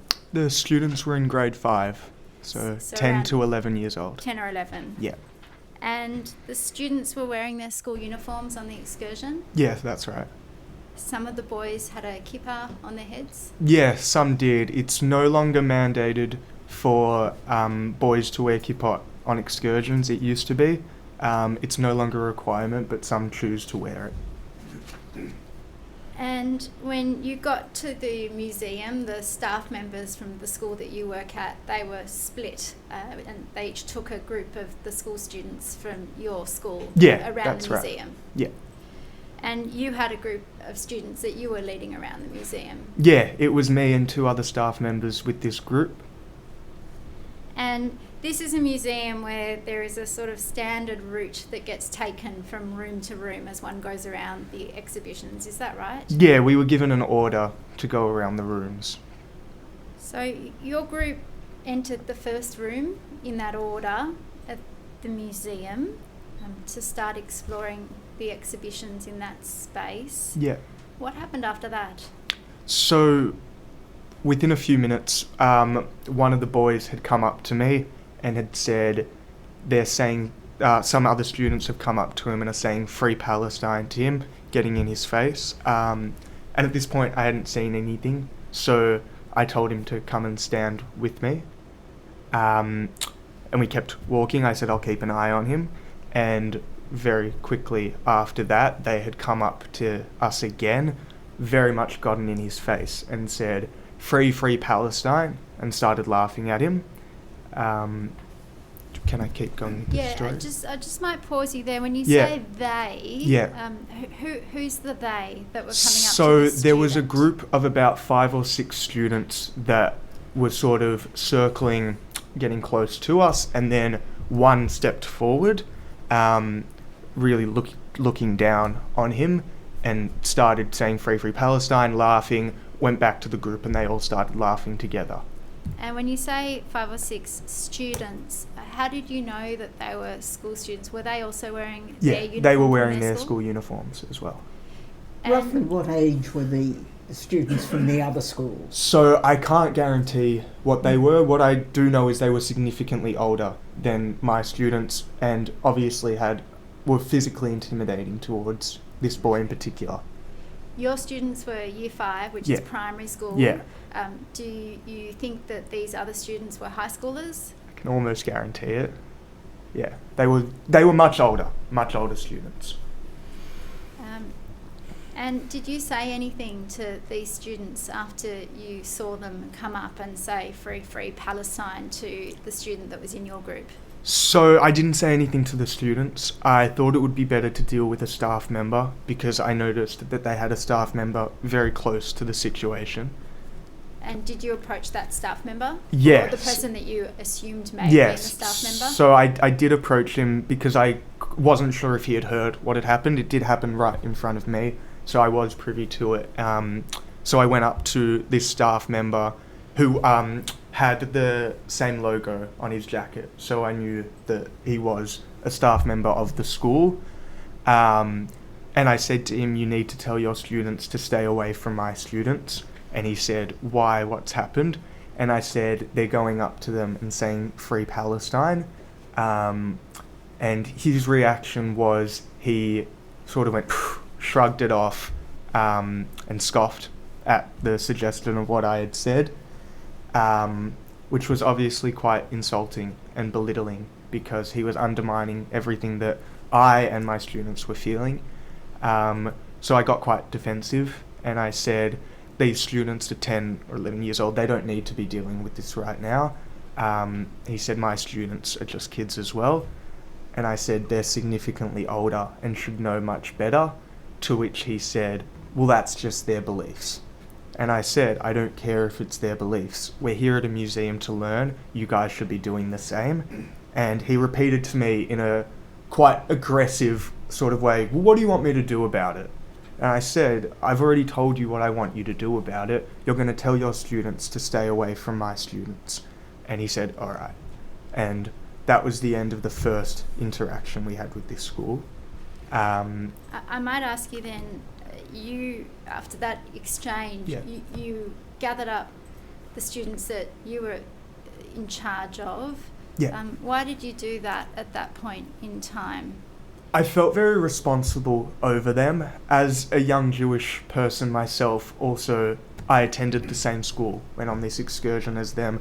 I felt that I had a perspective that somewhat mirrored how they would be feeling. I felt I too was offended by the comments made and the interaction that happened with the teacher. So I thought I would want to have my thoughts gathered and have a moment to reflect with somebody who understood it. So I pulled everyone aside. I was sort of situated in the middle of the group. We were spread across almost in not quite a line, but sort of like that. And I started speaking to them.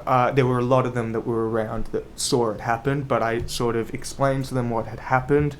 I said I really wanted to reiterate that I was there to support them, and however they were feeling was valid, and I was here to talk to however any of them felt. I was here to deal with it in whatever way I could and in the best way I could.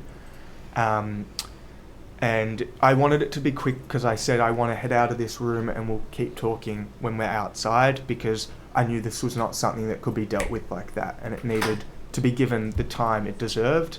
So yeah, we all started heading out of the room that we were in, and to get out of the room we had to pass the school that we had encountered earlier.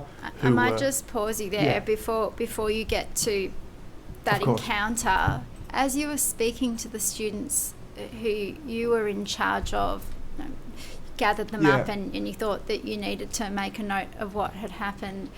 Prior to that, had you seen some of the kids starting to chat amongst themselves about what you had observed? There was a lot of murmuring, a lot of whispering, especially before I explained what had happened, because, you know, kids' minds will wander. And once I had said what happened, you could visibly see the difference in their demeanour, in the way that they were holding themselves. They looked smaller, almost like they were kind of crouching down. Some of them got visibly quite upset and started tearing up rather. I think for a lot of these kids it was their first interaction with anti-Semitism, and I don't think anyone at that age should have to deal with that or is equipped with the tools to deal with that. It's sort of not a natural human response, so you could visibly see their difference. You mentioned in your witness statement that at this point in time you saw some of the students playing with parts of their clothing. What did you observe? So on the left of the school uniform is the school emblem, which contains the school name, and below it there is Hebrew writing on it. And a lot of them started scrunching up their tops to hide the school emblem, because I think they saw that less of a symbol of pride and more of a target. It's a visible reminder to the rest of the world that they are different, we are different, and for some reason that symbol alone is enough for us to be targeted. And I think you were starting to tell me then about leaving that first room and having to pass through. What happened after you left that first room of the museum? So to walk out, there were sort of big doors at the back. You go out the same way you come in. It's somewhat of a circular designed room. And the other school were having a break. I think they were having recess or something. They were sitting on the either side of the wall. So we had to walk through the school to get out of the room. Walk through a corridor with the students on either side of the room, and as we're leaving, some students start saying "Free Hezbollah," which is an irrational statement in itself. Why do you view Free Hezbollah? Maybe it goes without saying, but why do you view Free Hezbollah as an irrational statement? Well, you know, the Israeli-Palestinian conflict has been going on for centuries, and there's nuances and a lot of convoluted information with that. Hezbollah is a registered terrorist organisation acknowledged by Australia. I don't think anyone wants a free Hezbollah, because that goes against any form of Western values that I like to think Australia has. And at this time, one of your students sort of asked you something about, well, why are these other students saying this to us? What did you respond? So I was asked actually it was a couple of students, pretty much like, why us? Why are they coming up to us? How do they know what we believe in, who we are?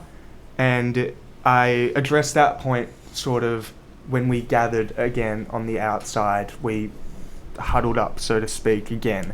And I broke it down and I said, look, unfortunately, I believe the original student who was targeted, he was wearing a kippah. I said I do believe a reason they came up to him and not others was because he was visibly Jewish. And it was 2025. In 2025, Australia, being visibly Jewish warrants abuse.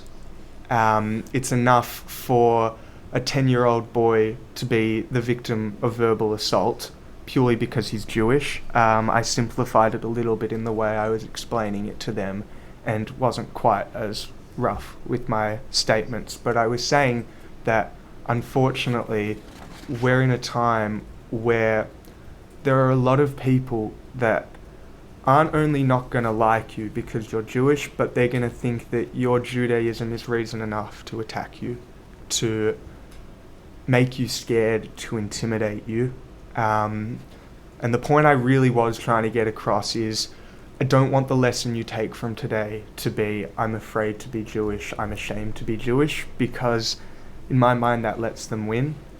I really wanted them to wear their symbols with pride, to show off their emblem, to not take off their necklaces or their earrings or their whatever they were wearing, to put their kippot on, wear them with pride, because we've got each other.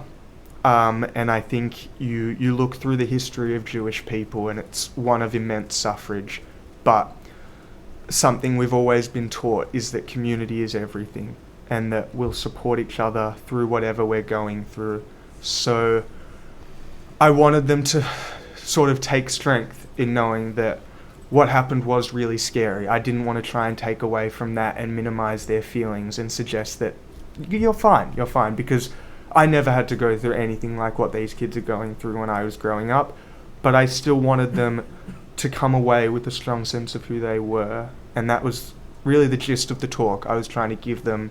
I wanted them to be able to go home and deal with the vast level of emotions that they were going through, but to still be proud to be Jewish and know that whatever's going on in the outside world, we've got each other and we'll get through it.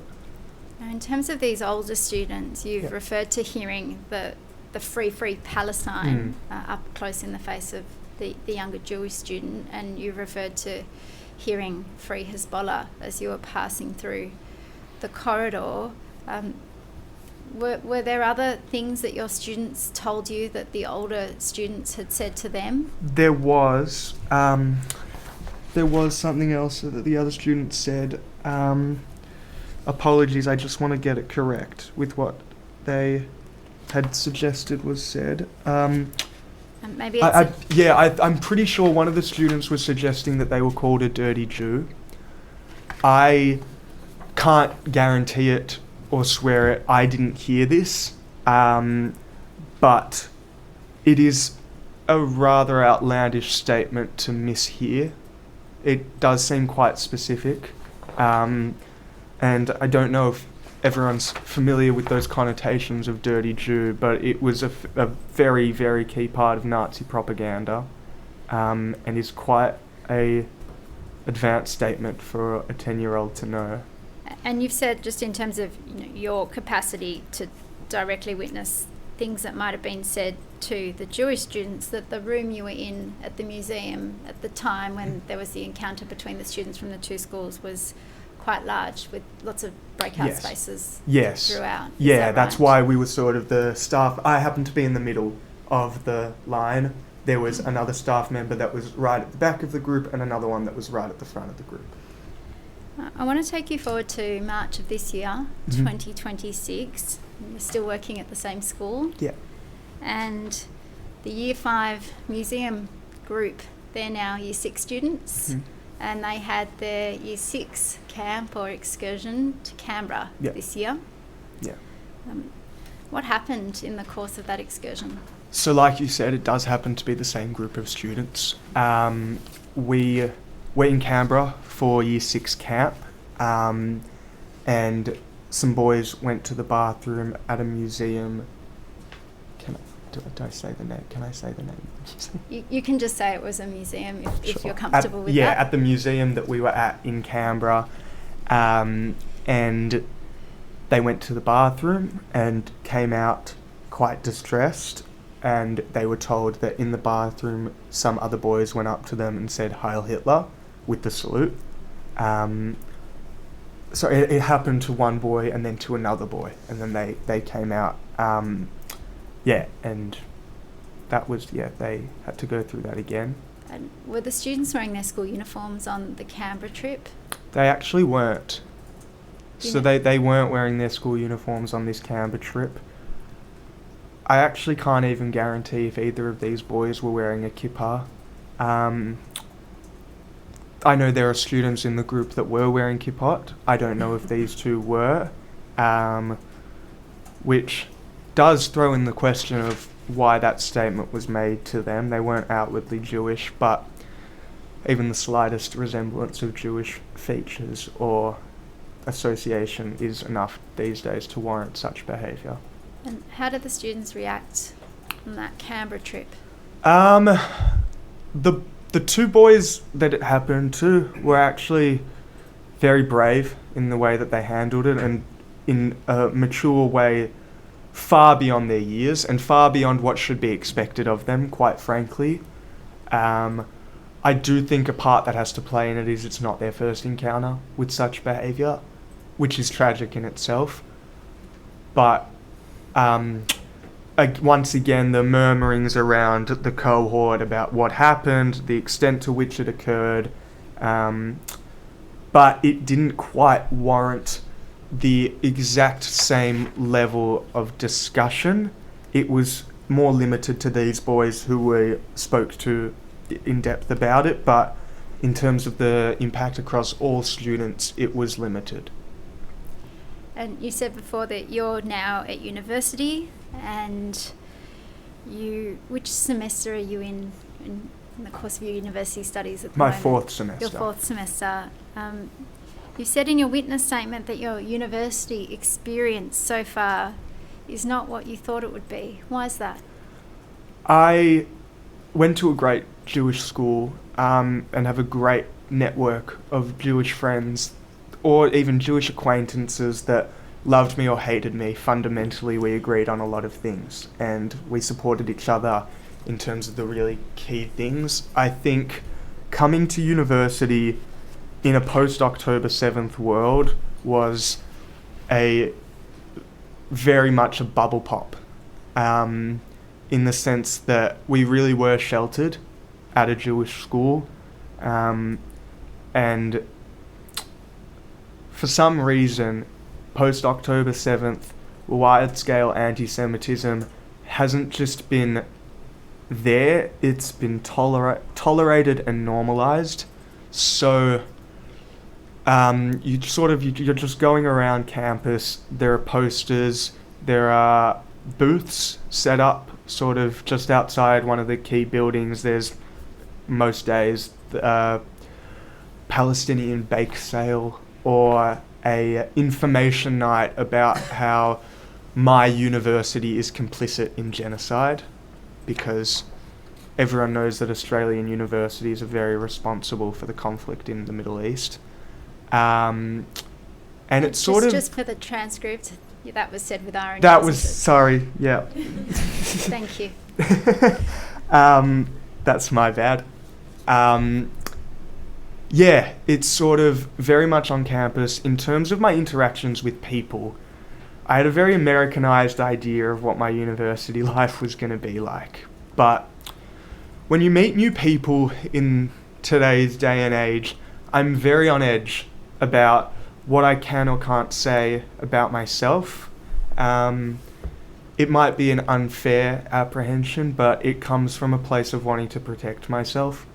So I walk into interactions very guarded, very shielded. I think of myself as a pretty open person, but at uni I'm very different.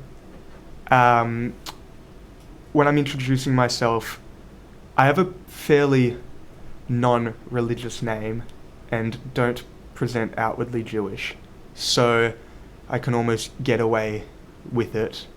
But it's a bit scary when you're working with somebody on a group assignment and you're getting along well, but in the back of your mind you're thinking, you know, one sentence from me and he or she might not talk to me anymore. They might not agree to work with me anymore. They might start saying pretty hateful things towards me. It's an unfortunate reality. And you've described what you see to be a degree of hypocrisy in terms of what the university guidelines are and then what you've seen as being allowed to happen on campus. Can you explain what you mean by hypocrisy? Yeah, I sort of mean, I'm going to venture off just slightly in terms of hypocrisy. I find it in terms of university policy, but just in terms of tolerated actions it was mentioned in the statement before about how if the term Jew or the targeted people of Jewish people was made out to be a different group, a different targeted minority, the public response would be very, very different. I think even in terms of some of the comments I saw about events related to a post, to Bondi, post the attack, was about how, something about how Jews are going to make this out to be how they're the victims. And somehow this is all going to turn into Jewish people complaining again about what's going on. So I think there's a level of hypocrisy in terms of what society accepts and what is accepted towards Jewish people. In terms of specifically university guidelines, there's a anti-racism policy and hate speech policy, but it's something that I wanted to mention, how the term racism and Judaism and anti-Semitism is something that really bothers me, because prior to Nazi Germany, Jews weren't considered a race. Jews were considered a religious group or a people or a nation, but Hitler made it out that Jews were an inferior race. And for some reason, that terminology has stuck around, that Judaism and Jewish people are their own race. And I feel in a way that terminology can be used to separate us. It can separate us from normal Australians because we are different to them, even though on my mum's side, I'm 8th generation Australian, so I've been here for quite a while. But that terminology of racism is there, and in terms of what's accepted on university property, the term from the river to the sea is effectively calling for the eradication of Jewish people in Israel, from the Jordan River to the Mediterranean Sea, which for those who are unfamiliar is the width of Israel. And that statement is effectively calling for the wiping out of all of that. So, to me at least, that constitutes hate speech. But and you see that slogan on stickers and posters on campus? Not just writing across the wall, but on the official student body for Palestine group, whatever it's actually called, it says that on their poster. And if that's not deemed hate speech, I don't really know what is, because that's calling for the eradication of Jewish people, including myself. And you've noted in your statement that you used to think about how lucky you were to live in a country like Australia, but that you've now realised that Australia is not the country that you once thought it was. When did you have that realisation? I would say it was post-October 7th. I was very patriotically Australian. On my mum's side, like I mentioned, very, very rich history in Australia. And on my dad's side, my grandfather was a Holocaust survivor who came to Australia because it was the furthest place away from war and nothing could touch him here. And I think I was brought up having that mindset of this is the place that people came to escape the worst form of human hatred we've ever seen, and they accepted us here, so it must be a pretty good place because, like I mentioned, I went to a Jewish school my whole life. I went on excursions feeling being brought up to feel really, really proud of who I am, and comfort in this knowing that where I was would accept me. On October 7th and October 8th, 2023, I would say I was positively surprised with the reaction to Hamas's invasion of Israel in the sense of the general media and what was being said, because it seemed like pretty unanimous that invading a country, murdering, raping and kidnapping people was generally deemed wrong from the second Israel retaliated. I don't think the world's been the same since, especially Australia, because I live here and I've been privy to it. But you just see people who think that being Jewish is enough of a reason to attack you, to come after you, to attack children, who they don't know their political values, They don't know what we as a school stand for. They don't know anything of that. All they know is that we're Jewish people, and as such, their perceived moral high ground is enough of a reason to say whatever it is they want towards us, make whatever suggestions they want about our people, how we control everything, how we're devils, once again, much used in Nazi propaganda, and our horns that come out, that we have to use our big hair to cover. All these suggestions thrown away are alarmingly familiar, and I think the concept of never again was something widely adopted post-Holocaust, and I'm not trying to sit here today suggesting that we're on the brink of another Holocaust, because I think that would be insulting to the legacy of so many survivors, and downplaying what they went through, because I don't want to pretend what I'm going through is anything like what they went through. But we've seen what happens when anti-Semitism goes unchecked. We've seen what happens when this sort of behaviour is accepted, and it's scary. So I think I was really under the impression that never again was a reality. But you just don't know what people are capable of until something like this happens. I don't think anti-Semitism just magically started again post-October 7th because they had a reason to hate Israel. I think the war in Israel is the 21st century reimagination of anti-Semitism. We've constantly seen different reasons why people were choosing to hate us, whether it was that, like in Nazi Germany, that we're an inferior race that's stealing their jobs and diluting the pure Aryanness of their existence. And today it's just, we are complicit in a genocide against an innocent people, even though we're on the other side of the world. And I think that's really shown that Australia isn't quite the safe haven that my grandfather thought it would be, or the country that I grew up being so proud to be a part of. You know, our anthem says, "For we are one and free." I definitely don't feel like in today's day and age we're one. I don't think I've ever seen the country more divided.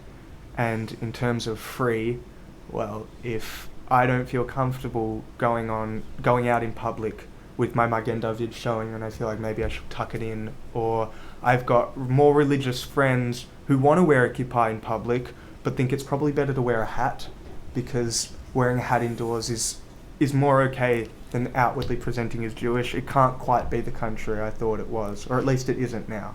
Thank you. Thank you for your evidence today. Your paternal grandfather who survived the Holocaust, Yeah. Did you know him? Was he alive in your childhood? No, well, yes, he passed away though when I was 3. Ah. Yeah. But you grew up knowing that he'd been in the Holocaust? Knowing his story, hearing about him.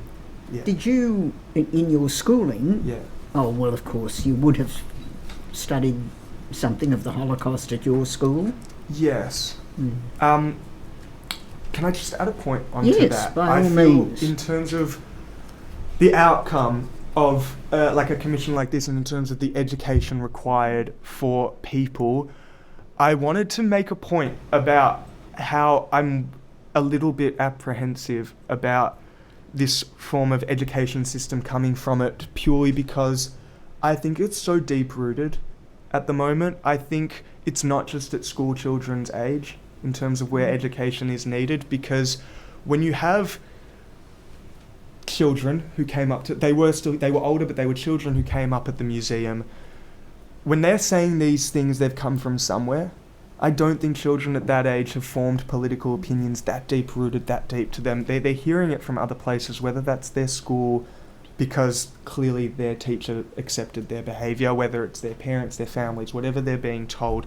I think we've got such a deeply entrenched problem at the moment that's quite scary, that education systems, I don't know if that is the only alternative, or only solution rather, because Holocaust education I know is part of the curriculum.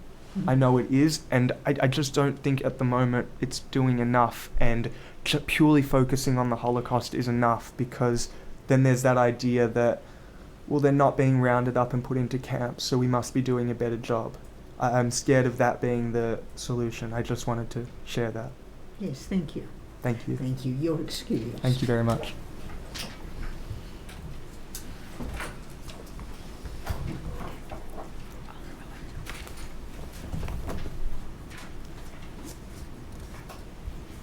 Commissioner, the next witness will be giving evidence under a pseudonym, Yes. AAU. That witness will be present in person in the hearing room, but their face will not be shown on the live stream. Very well.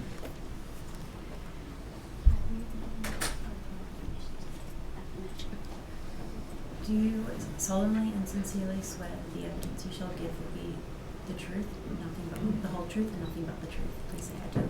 I do. Yes, Ms Phillips. You're giving evidence today under a pseudonym AAU, and your address is known to the Royal Commission.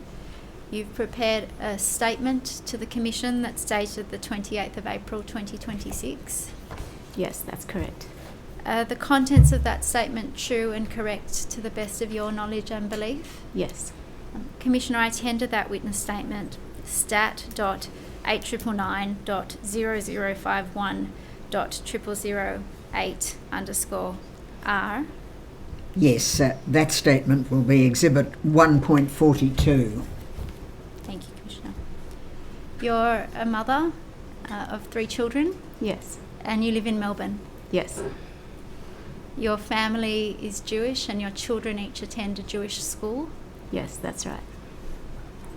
and they attend the same Jewish school that the last witness we just heard from, the teacher's aide, works at. Is that right? Yes. And last year in 2025, your middle child was in year 5. Yes. I might just refer to him as your middle child, if that's okay with you. Sure. He might not be happy with that. No middle children ever are. He went on a excursion to a museum in Melbourne in July of last year, didn't he? Yes. And he phoned you on the afternoon that he'd been on that excursion after school. Is that right? He calls me most days at 3:30 to ask me what's for dinner. Yeah. I hope you had a good dinner option to inform him of that day. What did he tell you had happened in his day? I always say to him, how was your day? And that day, and I was at work, I remember where I was sitting, and he said to me, it was terrible. And I said, why? What happened? And do you want me to? Yeah. And he said to me, whilst we were at the museum, these secondary kids made comments to me and my friends, and one of them tapped me on the shoulder and said to my face words like, free Gaza, free Hezbollah, and then they said to each other, dirty Jews, in front of me and my friends. And my heart sank. What did you tell your son when he told you about what had happened? I said to him, I'm so sorry you had to go through that, and I'll do everything in my power to make sure that never happens again to you or anyone else. And that's one of the reasons why I'm here today. And I want to ask you about some of the steps that you took as his parent following that conversation that you'd had with him. Mm-hmm. You contacted staff from his school in the first instance to try and find out more what had happened, is that right? Yes. And after speaking with staff at his school and speaking with your son, you took steps to engage with the Department of Education in Victoria, is that right? Yeah, I made a report to their Report Racism email address.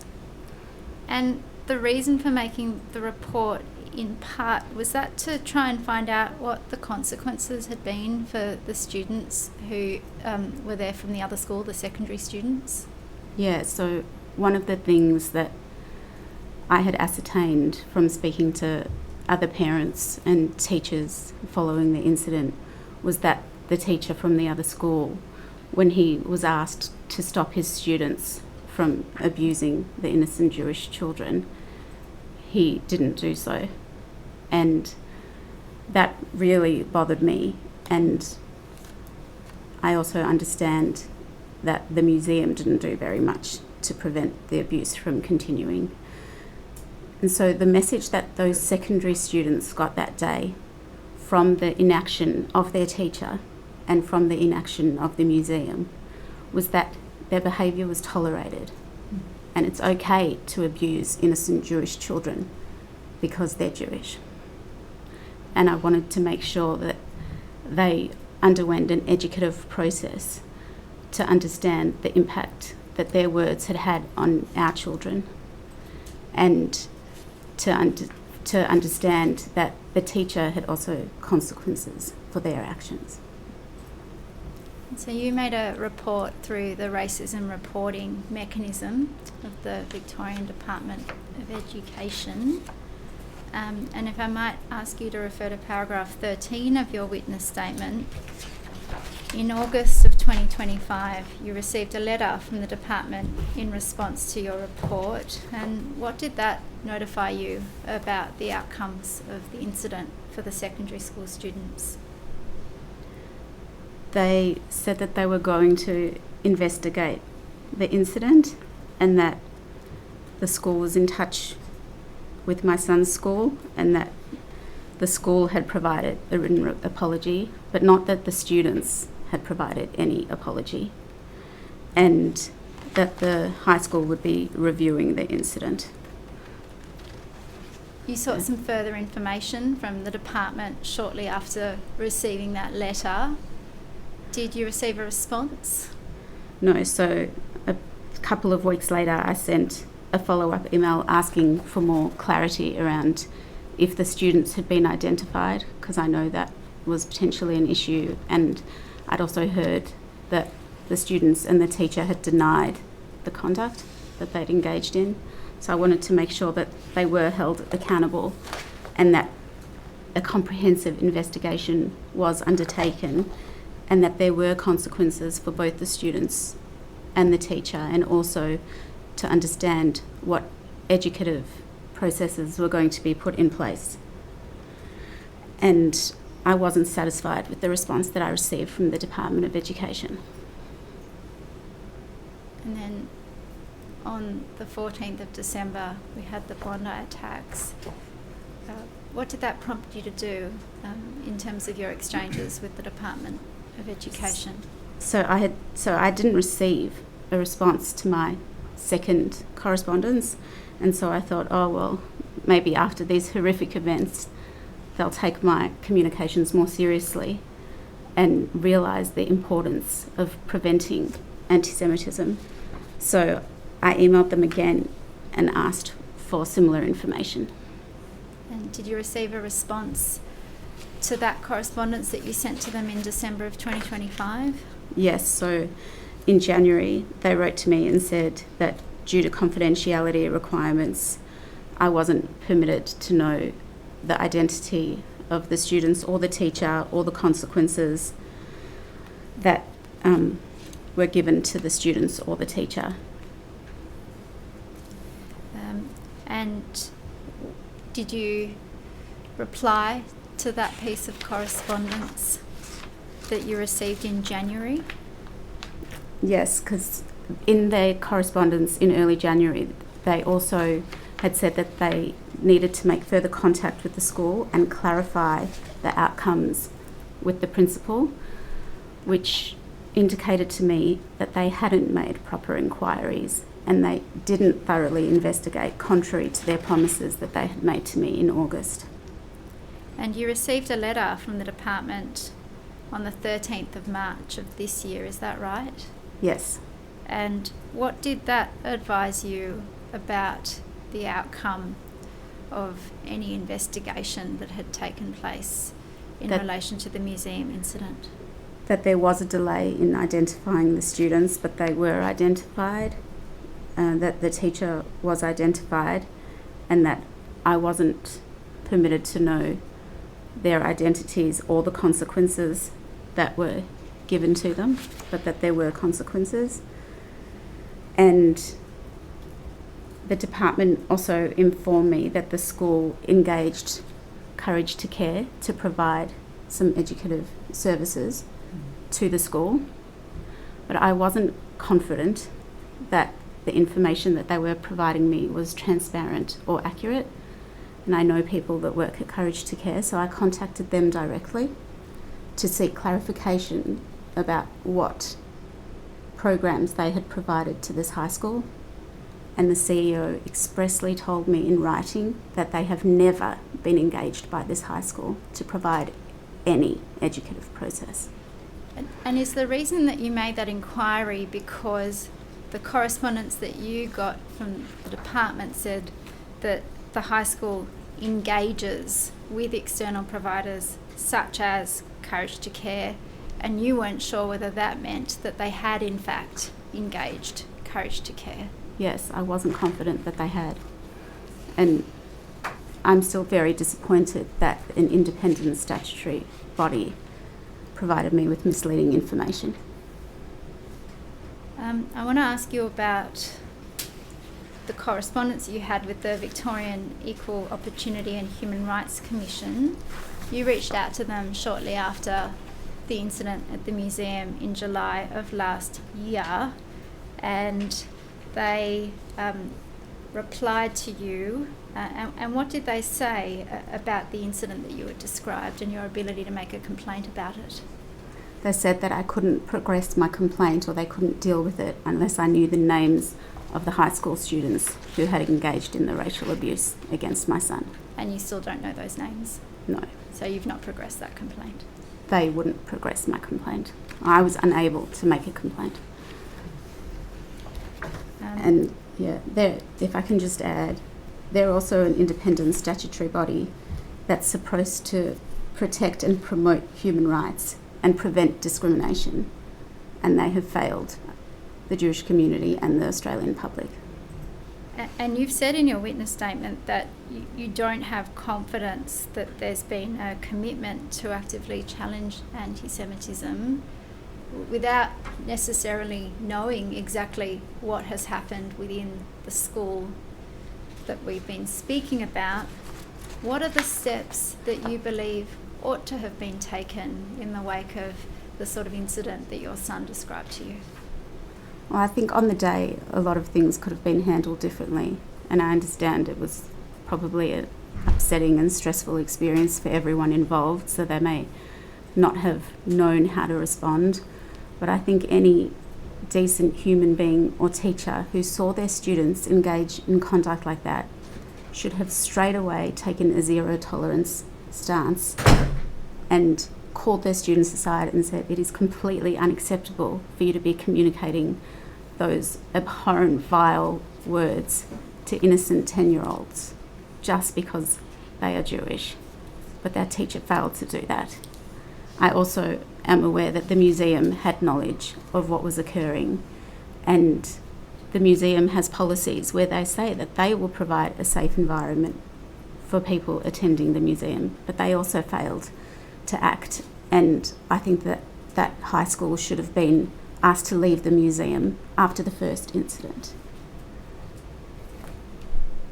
You've reflected in your witness statement on the differences between your childhood at the school that your own children now attend and their experience growing up as Jewish Australians and attending that same school. Can you explain what some of those differences have been? Yeah, so I attended the same school as my kids, and I remember in high school we used to be able to leave school whenever we wanted. We'd walk down the road and buy these delicious bread rolls from the Italian restaurant round the corner, and we had freedom of movement, and there were multiple entry and exit points to the school. We still had security, but it was nothing like it is today. Today there's one entry and exit point. The other day I attended a meeting to meet with my son's teachers, and it took them 10 minutes to clear me for security, even though I've been there multiple times. It is like entering a fortress. Yeah. And do you have mixed feelings about the security arrangements at the school? On the one hand, I'm disappointed and saddened that we need them, and my 6-year-old doesn't understand why there's 3 armed guards outside her school every morning. And she said, "Mummy, there's baddies and I don't want to go to school." But I'm grateful that we have the security because it gives me some level of comfort that my children are safe. And your eldest son, who might not also like being called the eldest son, he plays footy for a Jewish club. Yes. And prior to the season this year commencing, there was a meeting for the entire club that you've said has not happened before. What was the topic of that meeting? It was to give all the parents and all the participants in the sporting club advice about how to respond to anti-Semitism that they experience on the field, and I think security as well. And you've referred in your statement to attending a community event celebrating Israel's Independence Day in April of this year. Your middle son, who'd been at the museum and then subsequently on the Canberra excursion that we heard about from an earlier witness, what did he say when you asked him if he wanted to come along? So you had to buy tickets in advance, and I bought 5 tickets so we could all go as a family, because it's a really big celebration in the Jewish calendar, and he refused to come with us because he was too scared for his safety because of what happened in Bondi. And I also believe what he had suffered at the museum had affected his perception of being a Jew in Australia right now. So we had to attend the celebration without him, and I was really devastated that he missed out. You've noted in your witness statement that you're constantly worrying about whether someone will choose to act on their hatred. And you've said that when the attack at Bondi Beach occurred, you were not surprised. Why's that? I think as a Jew, we know from studying Jewish history that for thousands of years, people have wanted to target us and potentially want dead Jews, but now it's prolific in Australian society, anti-Semitic behaviour, and there was so much vile rhetoric on social media that I read every day, and constant incidents of anti-Semitism being perpetuated, especially since October 7th, so that we all knew that it was going to culminate in something terrible like that, and we all still worry that something like that is going to happen. And leading up to the festival of Hanukkah last year, you made a promise to your 6-year-old, your daughter. What did you promise her? That I would take her to the Hanukkah celebration in Melbourne so she could see the fireworks. And on the 14th of December last year, I had my entire extended family to celebrate first night Hanukkah. And during dinner, we learned of the horrific events at Bondi. And then soon after, learned that the Hanukkah celebration in Melbourne was cancelled. And I had to lie to her and tell her that the Hanukkah celebration in Melbourne was cancelled because of the wind, because I wanted to shield her from the terror that was unfolding on our doorstep. And she did not understand, and she could tell I was lying. And unfortunately, I was unable to shield my older children from the terror that is facing our community. Thank you very much for your evidence. Thank you. Thank you. You are excused.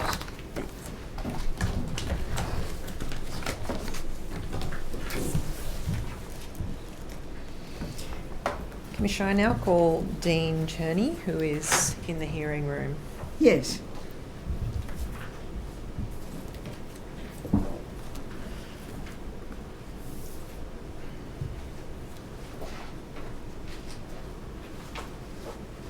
We've been making an oath or an affirmation.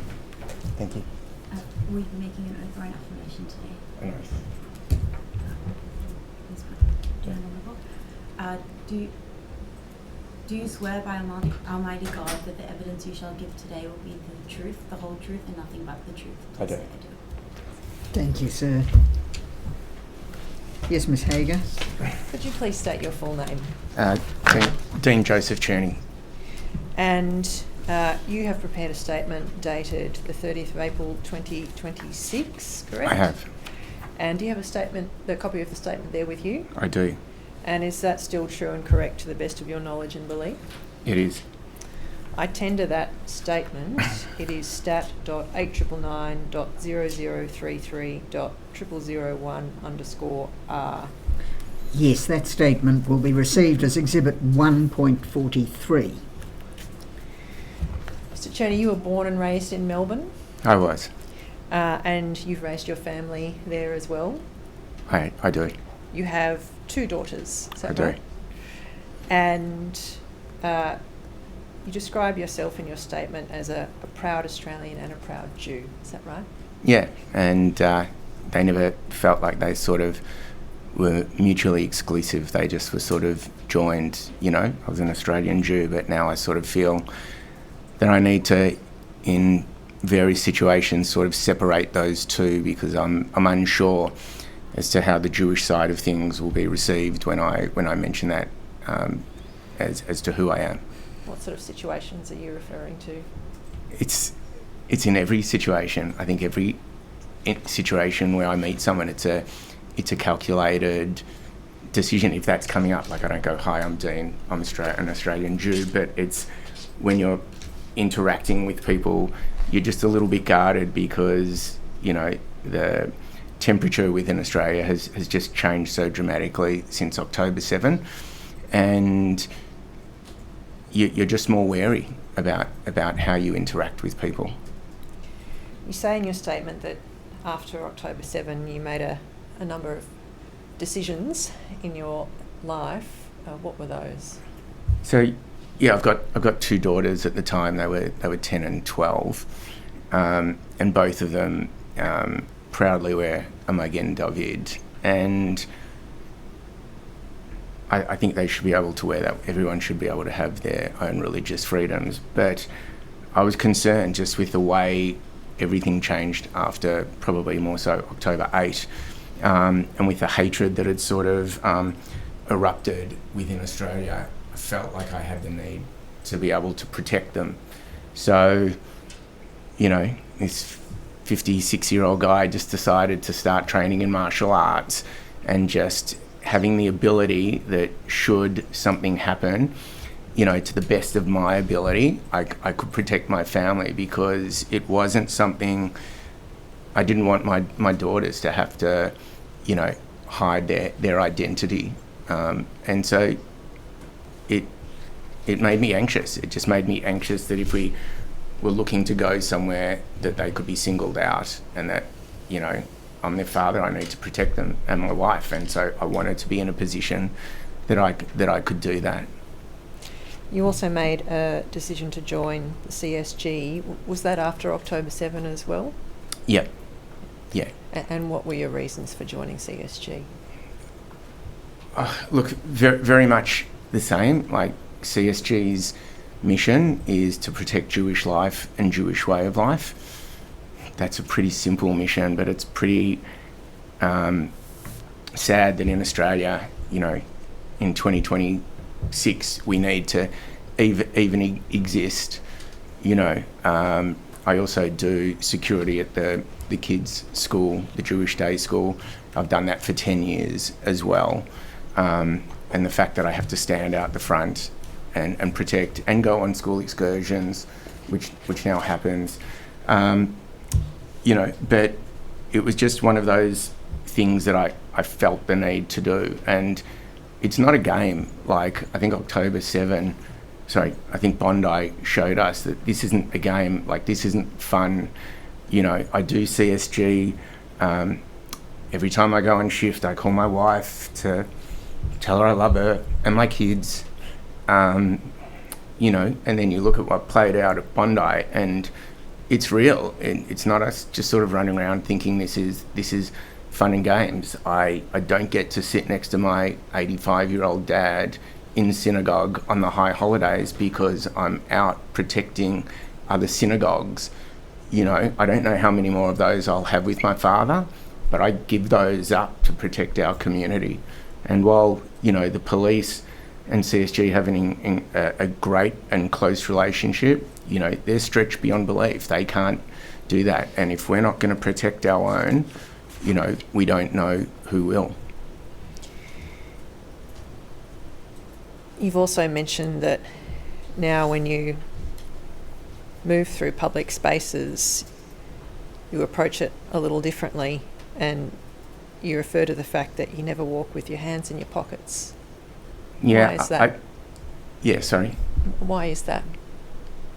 Well, just through what I've learned through my training, I just need to be aware and about, like, have my hands ready, like, in case something happens. You know, I was at Marvel Stadium a few weeks ago after another Carlton capitulation, and we were leaving, and as we were walking down the stairs, you know, which are incredibly crowded, thousands of people sort of leaving, you know, I noticed ahead of me there was sort of like 3 young Jewish boys with their yarmulkes on, and like my heart just stopped, and I just thought, like, how brave are these boys to put themselves in such a, you know, closely confined environment and not cower to this kind of thing. And I just looked at them the whole way down, just in case something happened. And, you know, you're just continually sort of on edge and assessing every scenario. You know, when I walk into somewhere, I just look and I see, and I want to make sure that my surroundings are somewhere where I know I can have some level of control. You know, I was talking to a friend of mine and sort of told them that story about the football, and, you know, he wears a yarmulke, and he told me how his wife and his mother, you know, beg him to wear a baseball cap, you know, when he goes out, and not wear his yarmulke anymore. And he did it for a short while, but then of recent times, he's just decided that he wants to be able to reclaim his identity, because no one in Australia should not be able to practice their religious freedoms. And I don't think it should be negotiable for Jewish people to have to compromise there. Commissioner, I know at the time, I anticipate Mr Cherny will give evidence for maybe another 10 minutes or so. Would you like to proceed or take the break? Mr Cherny, how are you placed? Can you come back after lunch? I can come back after lunch, or I can just power through, whichever you'd like me to do. Well, Mr Cherny, do you want to get away? I'll leave it up to you. I think we'll power through for the next 10 minutes. Mr Cherny, of your 2 daughters, one attends a Jewish school and one attends a non-Jewish school. You've observed some differences in approach between those 2 schools. Could you describe those for us? Yeah, I think, you know, both my girls used to attend a Jewish school where I do security. You know, there's armed guards, you know, there's high fence there, like, so, and it's open 24/7, this school.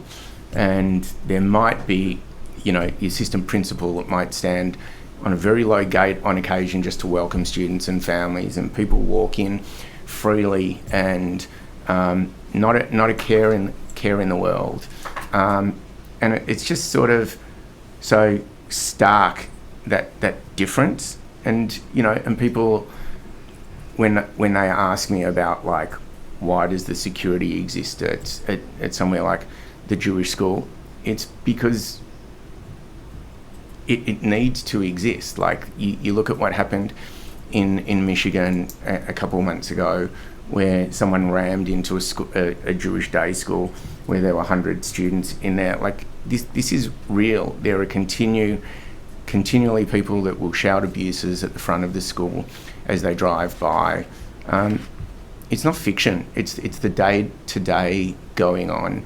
And, you know, the Jewish kids have to walk through that every day. They have to navigate that.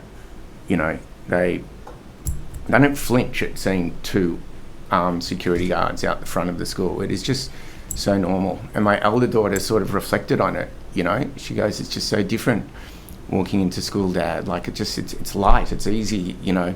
Everyone just comes and goes. And it's just a sad indictment of where our country has got to. You also mentioned that your daughter's Jewish school has a policy on school uniforms on excursions. What is that policy?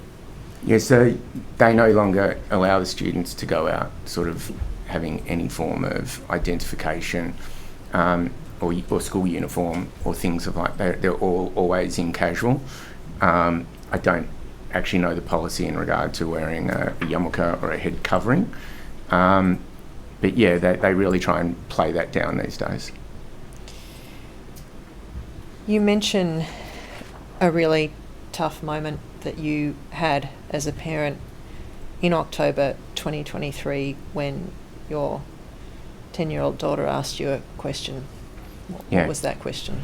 I very rarely got through this one without tearing up, so you might need to sort of bear with me of course. On this one. Our family's I've got cousins that live in Israel, and my family and my wife's family have sort of just the Jewish connection to Israel. And in 2023, my father-in-law sort of took my two daughters to Israel for my eldest daughter's bat mitzvah. That was in late September 2023, and they arrived back in Australia, I think on October the 5th. And through that, they'd gone and they'd visited Yad Vashem, which is the Holocaust Museum there, and really gained an insight and a really beautiful connection to Israel. And then October 7 happened, and it just changed so much. And there was one night in late October 2023 when I was lying in bed, sort of putting my 10-year-old daughter to bed at the time, and the rise in anti-Semitism had sort of really kicked up a notch, so much so that just my 10-year-old daughter was aware of it. And we're lying in bed, and she says to me, she goes, "Dad, if Israel's not safe and we're not safe in Australia, like, where are we going to go?"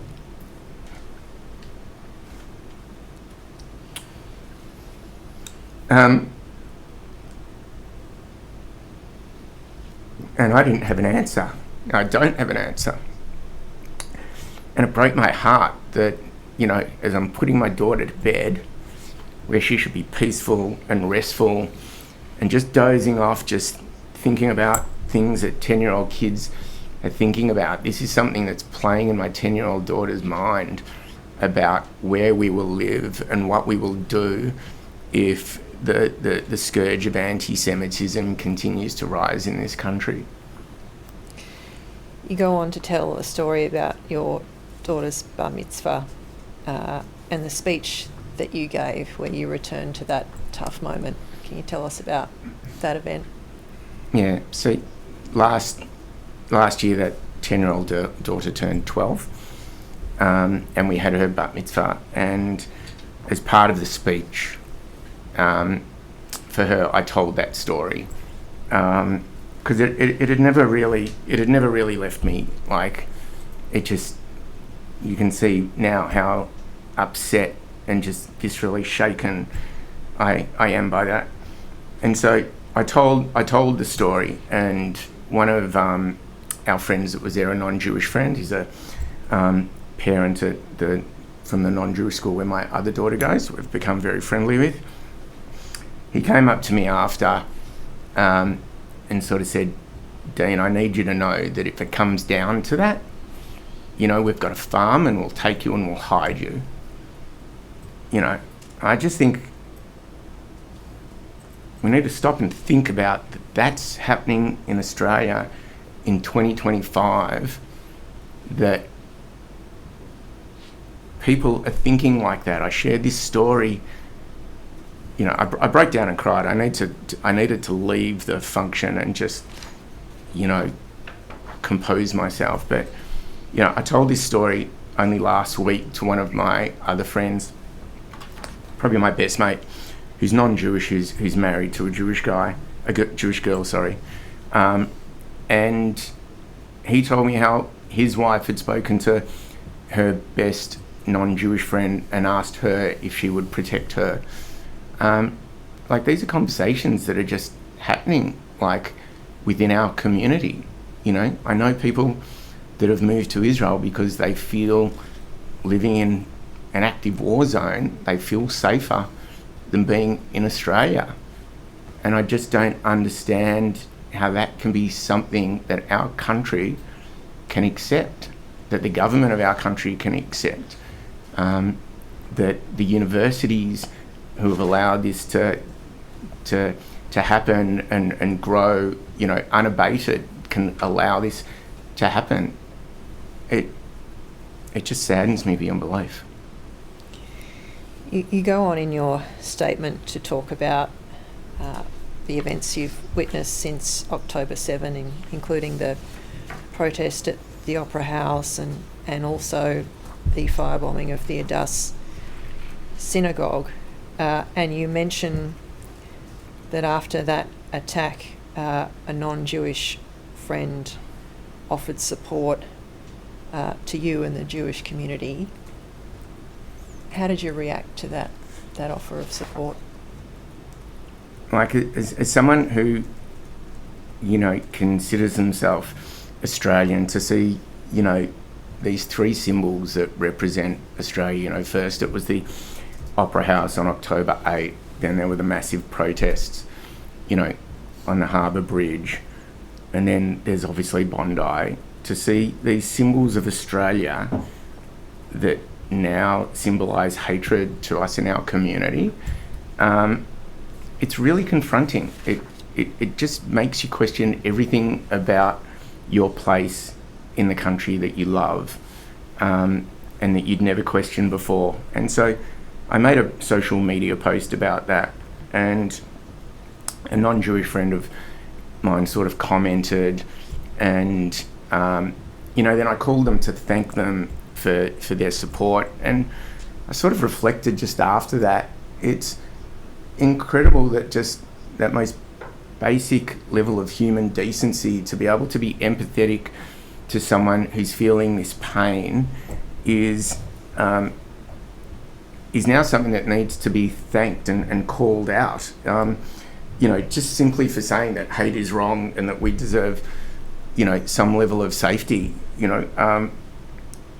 Celebrating the bare minimum should not be extraordinary, and on the flip side of things is, if on that post, then there were people that just wrote, well, you're a Zionist baby killer. And I don't understand how the two join together in any way. They're different. And the fact that people keep talking about the war, that is something that the Jewish community in Australia cannot control, and Zionism is, by definition, that the Jewish people having an ancestral homeland, and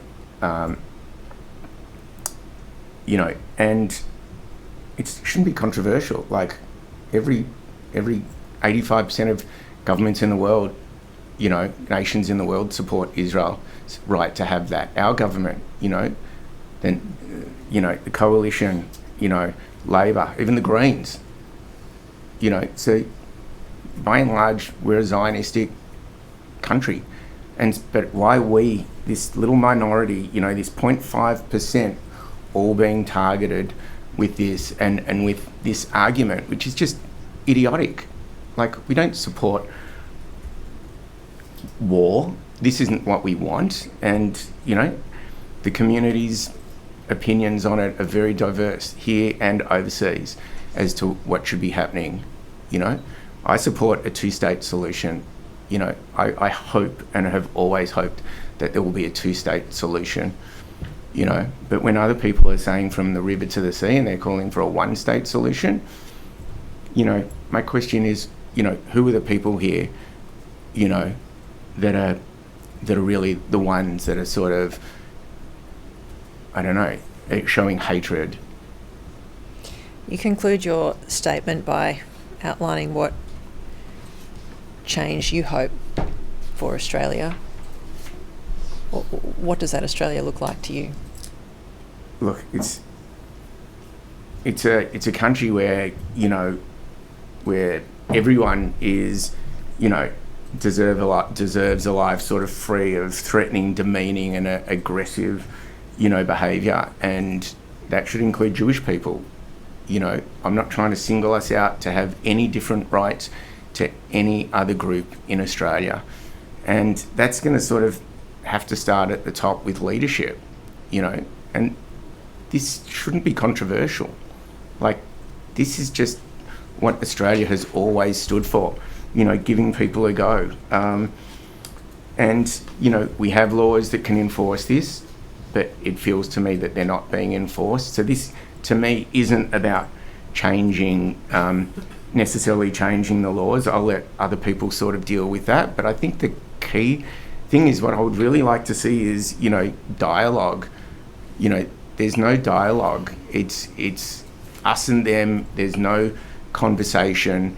And, I think anti-Semitism needs to sort of sit in that shameful extreme where every other form of racism sits. And it doesn't currently. It's laughed off, or it's played down, and I still believe in Australia, and I put myself out here to do this, which was a conversation I had to have with my wife. Do I do it on camera? Do I not do it on camera?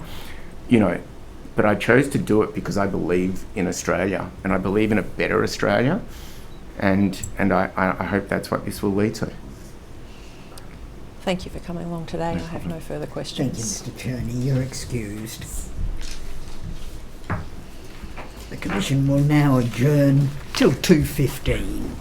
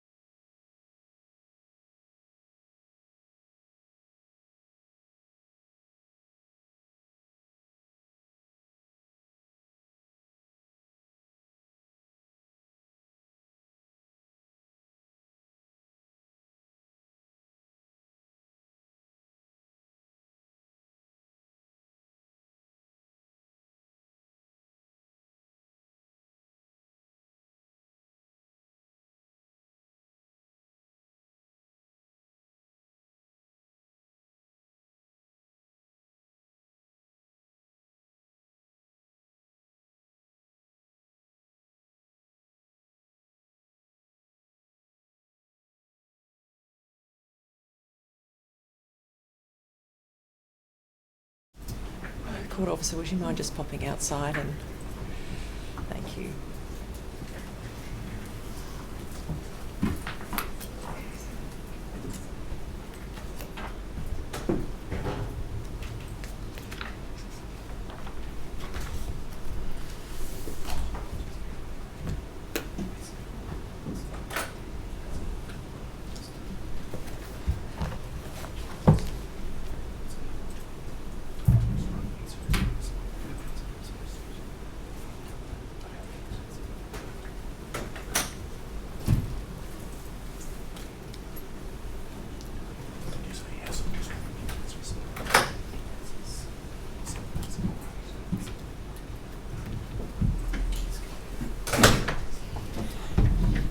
Commissioner, I now call the witness who's been allocated a pseudonym Yes. AAS. If you just come over here, take a seat. Thank you. Do you solemnly and sincerely declare and affirm that the evidence you shall give will be the truth, the whole truth, and nothing but the truth? I do. Say You've been allocated the pseudonym AAS, and as a result, I will not be using your name today. I confirm that a direction has been made prohibiting the publication of your name and any identifying information. And I understand you're comfortable with your evidence today in terms of the audio being live streamed, but not your image. Is that right? Yep, thank you. Okay. And you've prepared a statement dated 1st of May 2026, correct? Correct. And is that statement still true and correct to the best of your knowledge and belief? It is. I tender that statement, which has doc ID stat 89.005.2.004_R, and that will be exhibit 1-40. Yes, that statement will be exhibit 1.46. 1.46. You live in Perth, I do. and you were formerly employed at a university in Perth, correct? Correct, yes. But you grew up in London, is that right? That's correct. And you are Jewish? I am.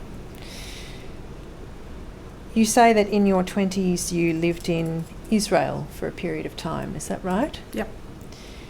And in your statement, you say that during this time you had first-hand experiences of terrorism. Are you comfortable telling us some of those experiences today? Sure.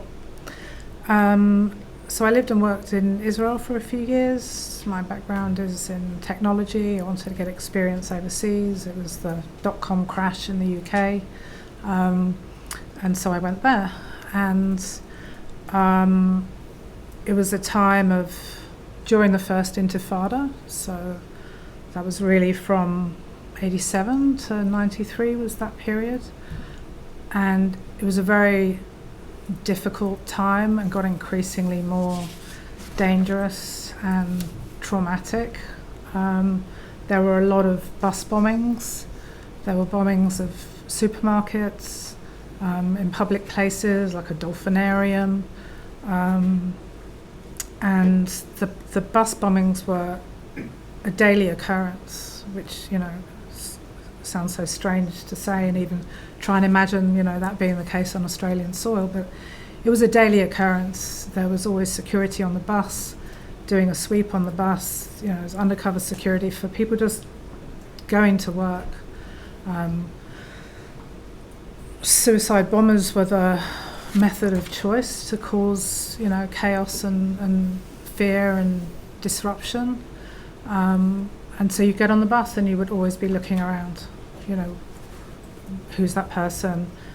That bag there, is that belongs to someone? Is that bag, you know, suspicious or not? I used to get the bus the same day, every day.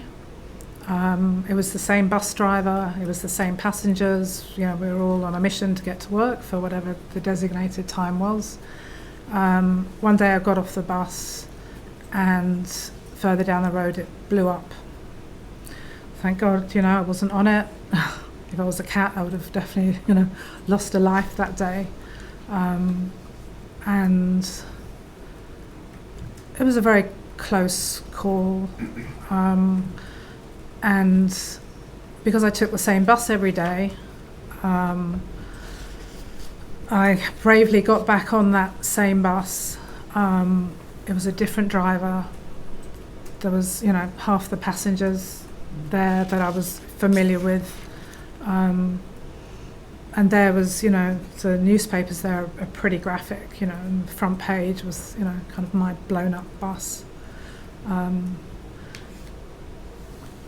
Yeah, that's that experience. There was a shopping centre down the road that had a bomber that was actually, they didn't make it inside, but they blew themselves up outside.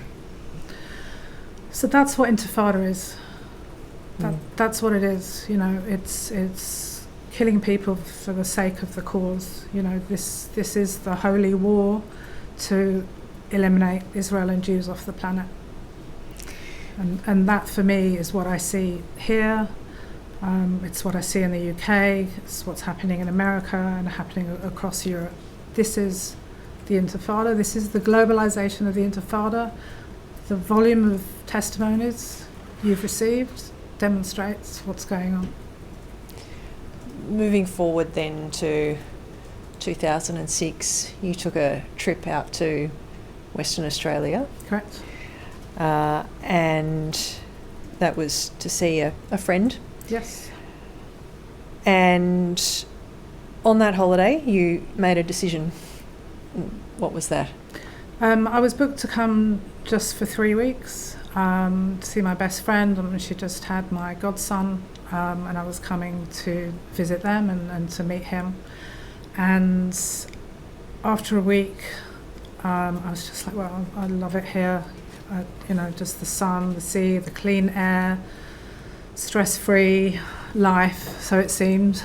And I said to her, I don't want to go back. I just love it here. For me, London is very, the work that I do, it's kind of intense. It can be, pretty stressful. The weather, the environment, and you spend all your, your money going overseas to Europe just to have a bit of a break. Whereas in Australia, I see, well, you could have that great work-life balance. For me, it looked like life came first rather than work, and I thought I'd like some of that. So I said I don't want to leave. And she said, well, why don't you look for a job? So I literally, Googled my profession, and a job came up at the university, and I applied for it. And in my cover letter, I said, I'm only here for a couple of weeks. I'm really keen, to meet. If you'd like to meet me, I'm happy to extend my ticket, but this is kind of the time frame I'm working with. So they contacted me really quickly, and I was interviewed whilst I was on holiday. I had to go buy interview clothes, and to cut a long story short, they offered me the job, they sponsored me, they paid me a relocation fee, they organised my business visa. Within 4 months, I'd moved to Australia, and I, moved in with my best friend and my godson, the house with a pool. This was just like a dream. So you worked at the university for 3.5 years as an employee, and then as a guest lecturer for a subsequent 10 years, is that right? Yeah. And you became a permanent resident, then citizen of Australia, correct? Yep, proudly so. And then in May last year, you decided to plan a visit to the university in the hope of encouraging your godson to consider higher education, is that right? Correct, yes. And you decided to try and find somewhere good to eat that day, correct? Correct. Yeah. And you looked online for a cafe and located one cafe on campus, correct? Yes. You then went on to that cafe's Facebook page for more information, is that right? Yep.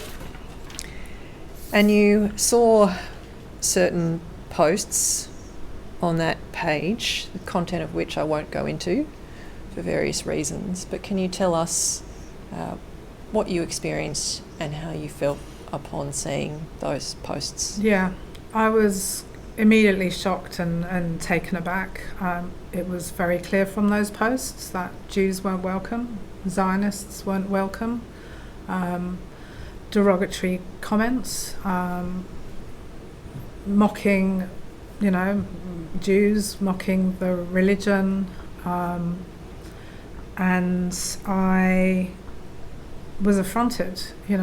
This was a business on Australian soil, blatantly excluding part of the community on a university campus. And so, very publicly, there was no fear or shame or retribution about making that point.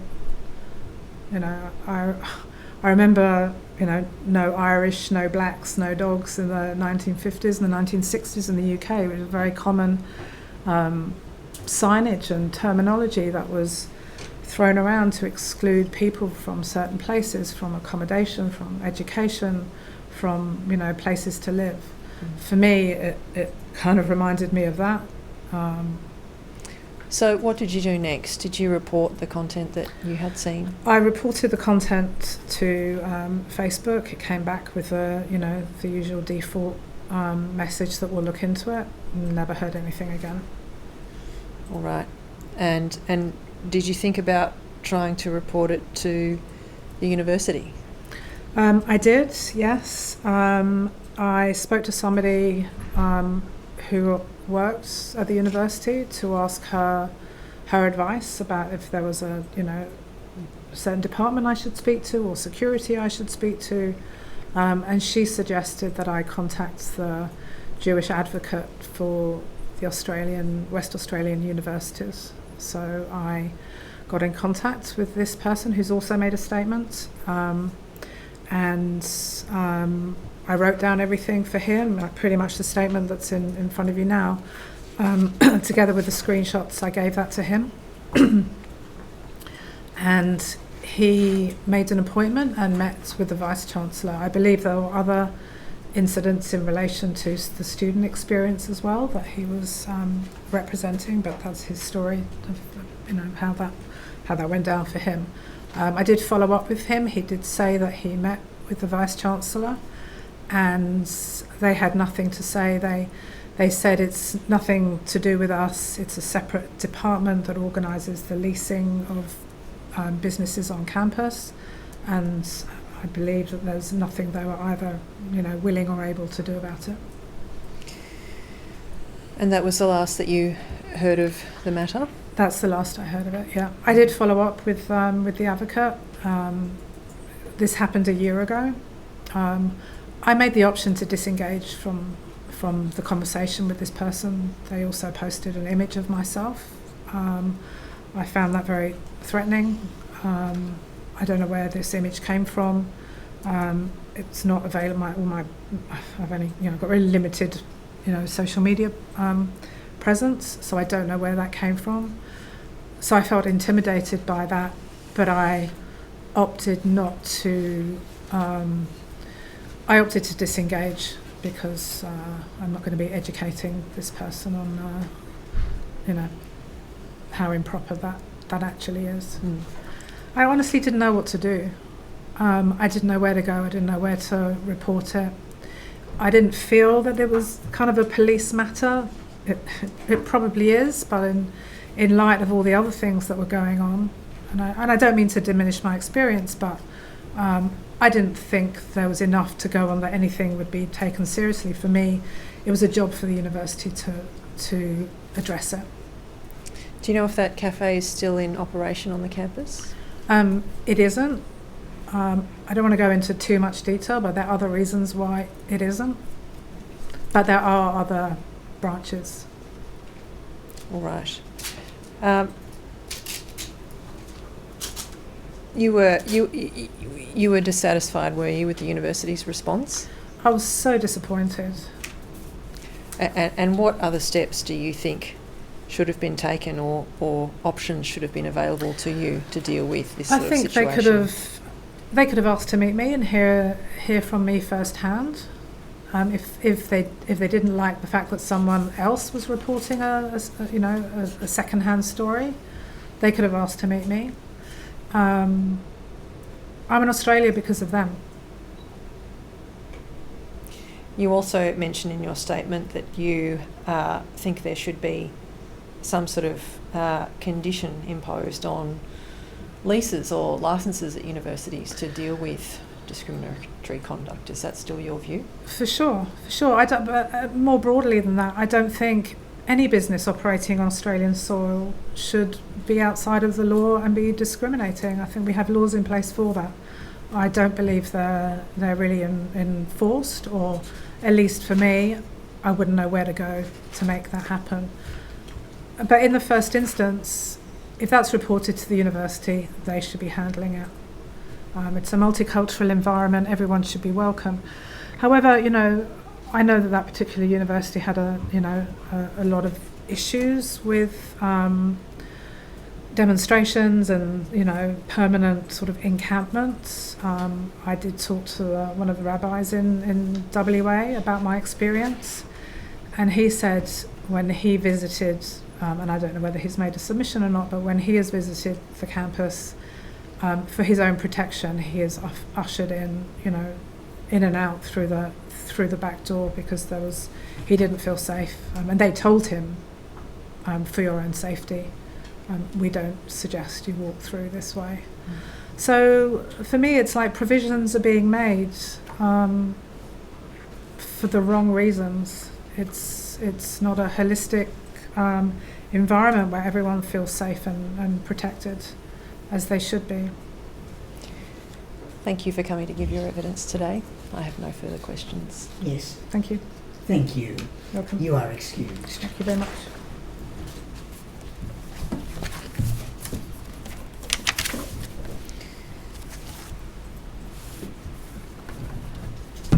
Commissioner, we'll now be reopening the court. Yes, so it perhaps might we'll be just take a appropriate to moment to just arrange for the witness to leave. Yes. Through perhaps this rear door. Thank you. Thank you for your time. Thank you for your effort that you're putting in on this. It's really thank you appreciated. for attending. Yes.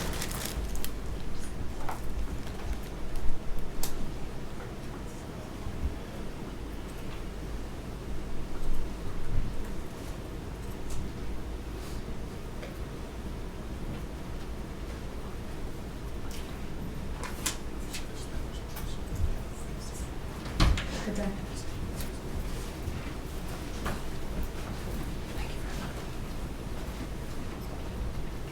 Yes, we could open the court again now. Thank you.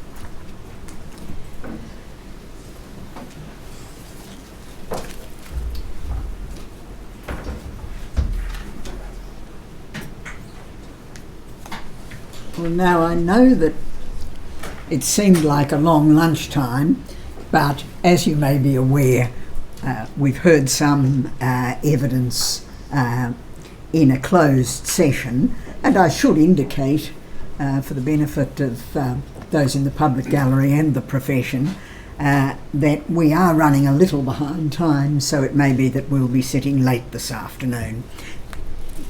Yes, Ms. Phillips. Commissioner, the next witness who will be giving evidence has been allocated a pseudonym AAT. Yes. Thank you.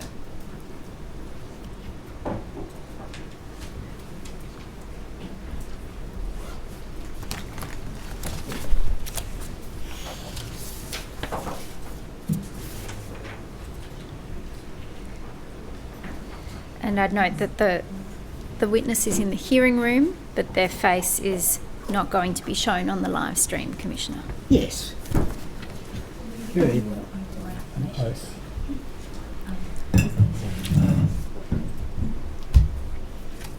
Do you swear by Almighty God that the evidence that your evidence that you shall give will be the truth, nothing, the whole truth, and nothing but the truth? Please say I do. I do. Yes, Ms. Phillips.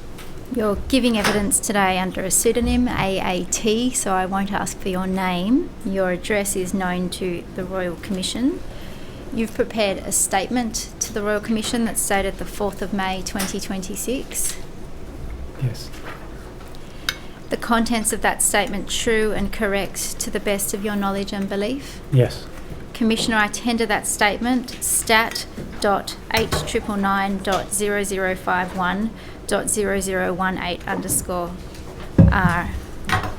You currently live in a town in regional New South Wales with your wife and your 2 children? Yes. But for almost 2 decades leading up to 2025, your family lived in Darwin in the Northern Territory? Correct. You run your own small business that involves creating animations, including for government and policy purposes? Yes. And you're the son of a Holocaust survivor who escaped from communist Hungary and came to Australia after that? Correct. And you identify as Jewish, but you've said in your witness statement that you're not a practicing Jew, is that right? Correct. And your wife isn't Jewish? She's not. And you've not raised your children to be religiously observant, if I can put it that way? Correct. In 2024 and 2025, your son was subjected to ongoing bullying at his public school in Darwin, is that right? Mm-hmm. How old was he at the time? 13. And as far as you were aware, were there other Jewish students or half-Jewish students at his school? If they were, they didn't put their heads above water. And before 2024 or thereabouts, do you know if your son had ever told anyone at his school that his father was Jewish? I think it did come up in his cohort of friends. And you took a family trip to Israel in 2024 and your son connected with some members of his extended family there, is that right? Yes. And he occasionally wore a Star of David necklace when he returned from that trip? Yeah, when we came back from that trip, he got a Star of David necklace on that trip and he wore it after that. Was it around that time that you think the bullying might have started at his school? Yeah, well, he wasn't in school for all of 2024 up until after that trip and entered into the school in term 4. Now, can I ask you to describe, perhaps by reference to paragraph 9 of your witness statement, what he told you the other children did to him or toward him? This came out the following year. He entered school in term 4, but in the beginning of term 1, the following year, a few weeks in, he said that he was being called dirty Jew, stinky Jew, and there were other Nazi-style slurs against him. Kids would make the Nazi salute, and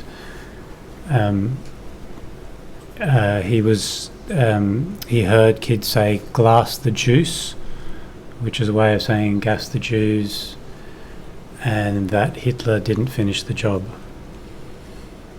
And your son, after a time, told you and your wife about what had been happening? Yeah, I think this was going on for some weeks or longer before he told us. That's right. And you contacted the school he was at? Yeah, we immediately contacted the principal. And you learned shortly after that that the students who had been responsible for a lot of this bullying had been identified and had been suspended. Is that right? Well, no. The school asked us to if we would identify them. I mean, it was on my son to do that, and I gave him the option, and he bravely did.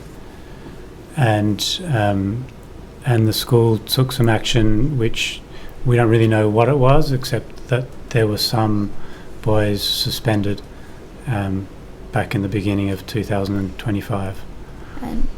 And when he bravely provided the names of the students who had been doing these things to him, he said to you that he knew that that would likely be the beginning of the end of his time at that school. Why did he anticipate that, do you think? Yeah, just to correct the sequence of events, because that was this anti-Semitism, Nazi style, was in the beginning of the year.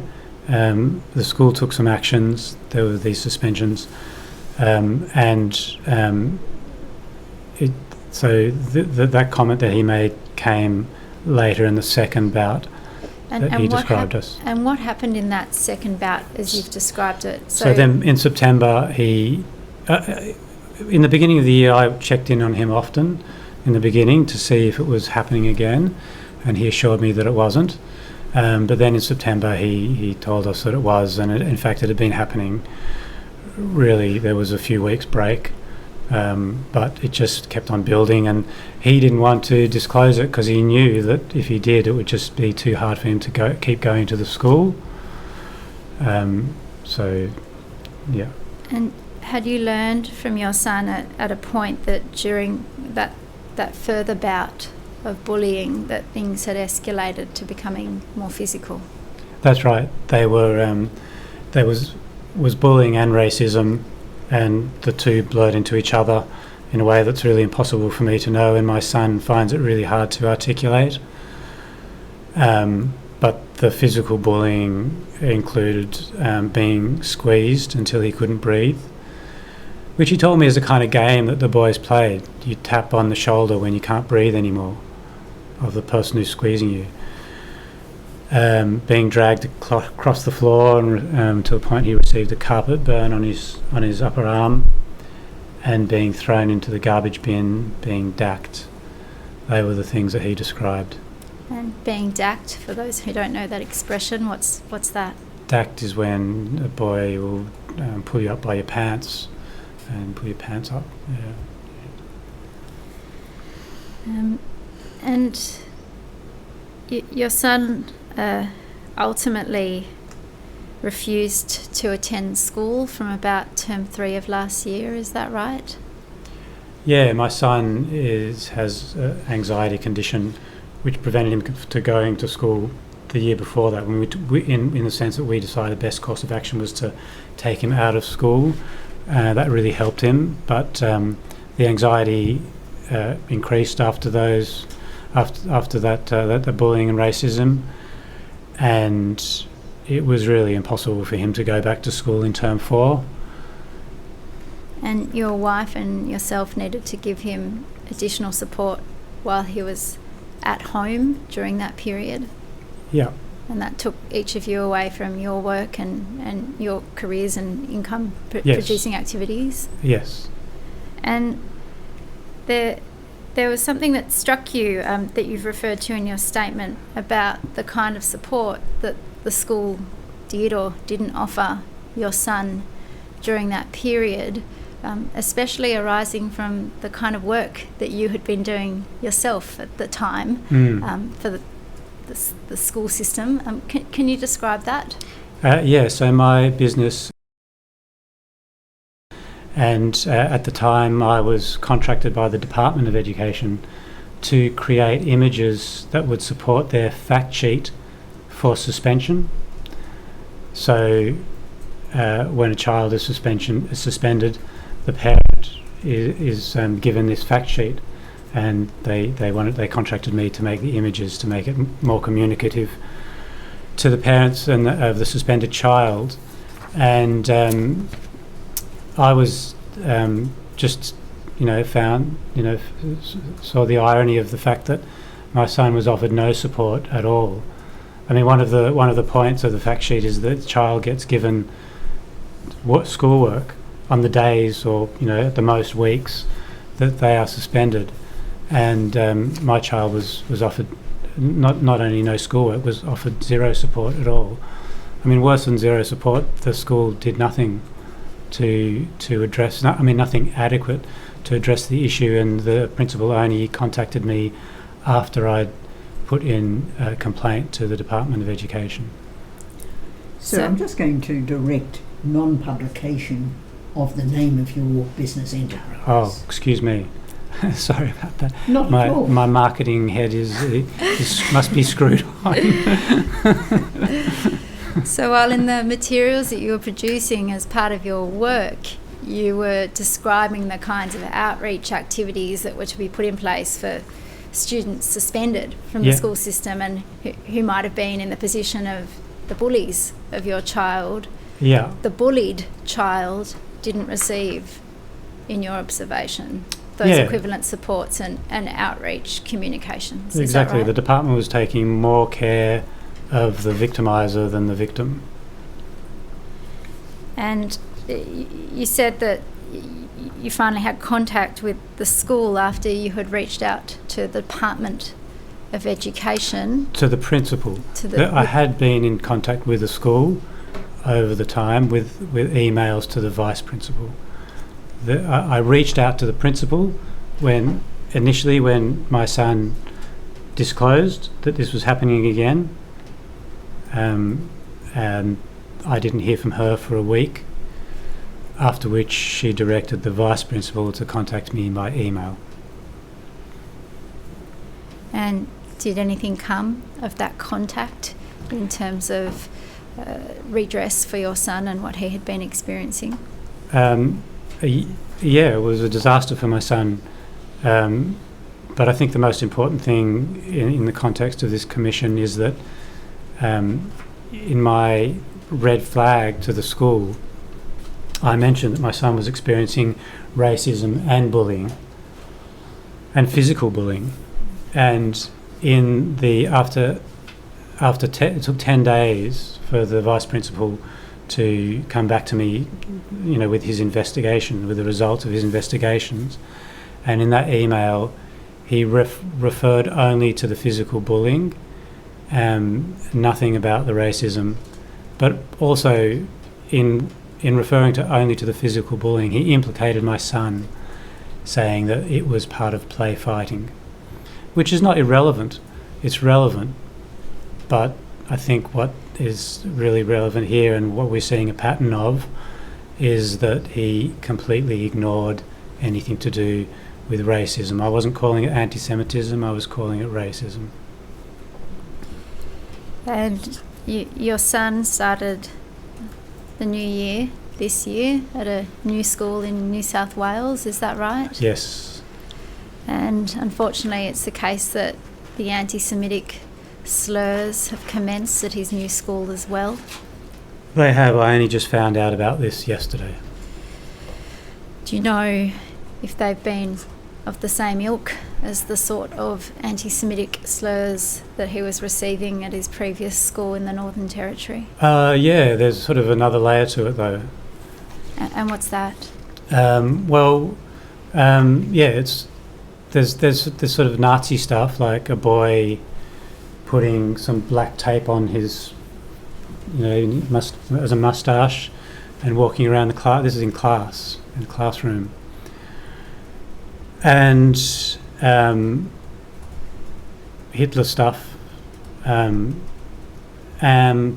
now, and also a lot of money stuff. I mean, this is what I got when I was in school, like Jews are stingy. That's what I was dealing with when I was in school. That was sort of the main trope. Nobody ever said to me Hitler didn't finish the job, but there was definitely a sense that Jews are stingy. So boys have been, saying to him, if I threw $1 down on the coin on the floor, would you pick it up? And a few other things along that with that theme. But more than that, he's been given the message in multiple different sneaky ways that he doesn't belong because he's a Jew. One of them was a comment referencing a green card. A green card. What was that? Oh, you don't have a green card, you need to leave the country. Your son was born in Australia? He was born in Australia, yes. And that sort of comment and conduct, that all began a few weeks after he started the new school term this year? Yep. Even though I checked in on him, he just couldn't bring himself to bring it up because he just was hoping it would go away. But of course, deep down, he knew that it wouldn't. And yesterday, he rang up his mother and asked her to come and pick him up from school in the middle of the day, and she did, and I knew straight away what had happened, and it had begun virtually just in the first weeks of term 1. In your witness statement, you've described the racism that your son has been experiencing as more of a classic anti-Semitism, in your words, because it borrows from the tropes and the memes of Nazism. You've also said in your statement that you believe that Jewish hatred has become an ever-morphing phenomenon. Can I invite you to read from paragraphs 26 and 27 of your witness statement, where you've identified that metamorphosis as you see it? Sure, I can do that. Sorry, which paragraphs? 26 and 27. I believe, though, that Jewish hatred has become an ever-morphing phenomenon. I've personally experienced a new form of anti-Semitism, which I call anti-Zionism, but it's not me that's calling it. It's called anti-Zionism. I understand anti-Zionism as a hate movement that spreads the libels that Israel is a colonizer, apartheid, and genocidal. This movement cleverly disavows classic anti-Semitism while denying indigeneity of Jews to Israel and Jewish sovereignty. It creates an imaginary Zionist, a Jew, based on libel and inversion of the truth, for example, said to be a baby killer. And real Jews suffer the consequence. I consider that this form of anti-Zionism undermines social cohesion and is anti-Semitic at heart. And that form of anti-Semitism or anti-Zionism, as you've described it, it's been very isolating for you, is that right? It has been, and I feel that I've reached out multiple times to try and discuss the issue of the war with friends, and it's almost impossible to do so.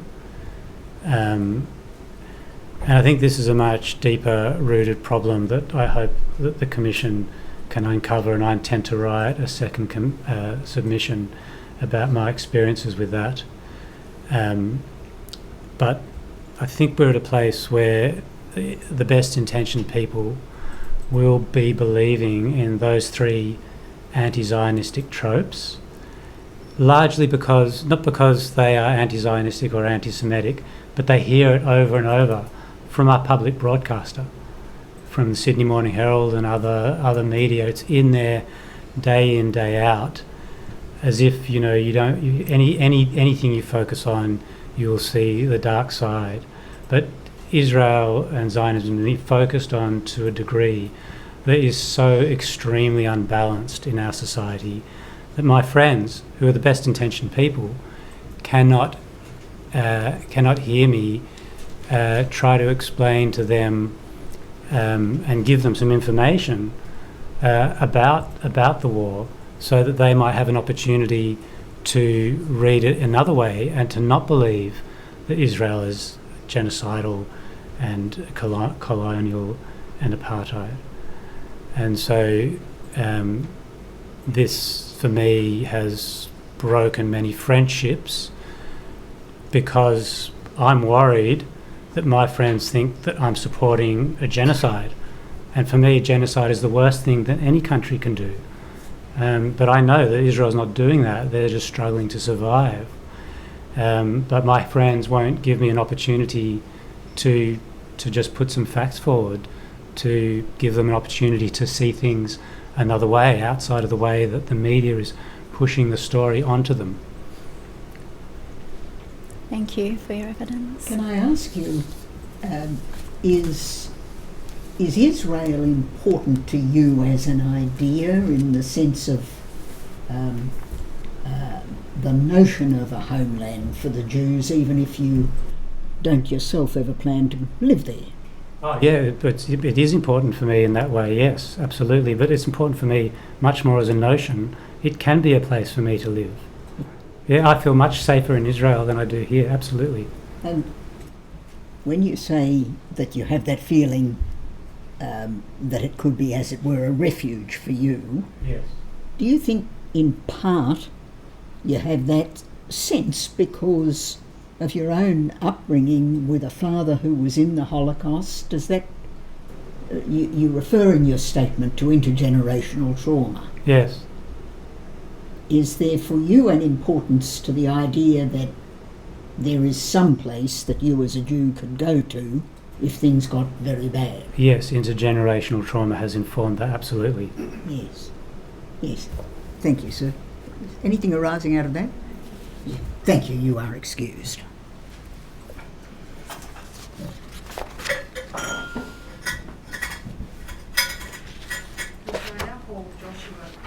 Joshua Kirsh, who will be present here in the hearing room. Yes.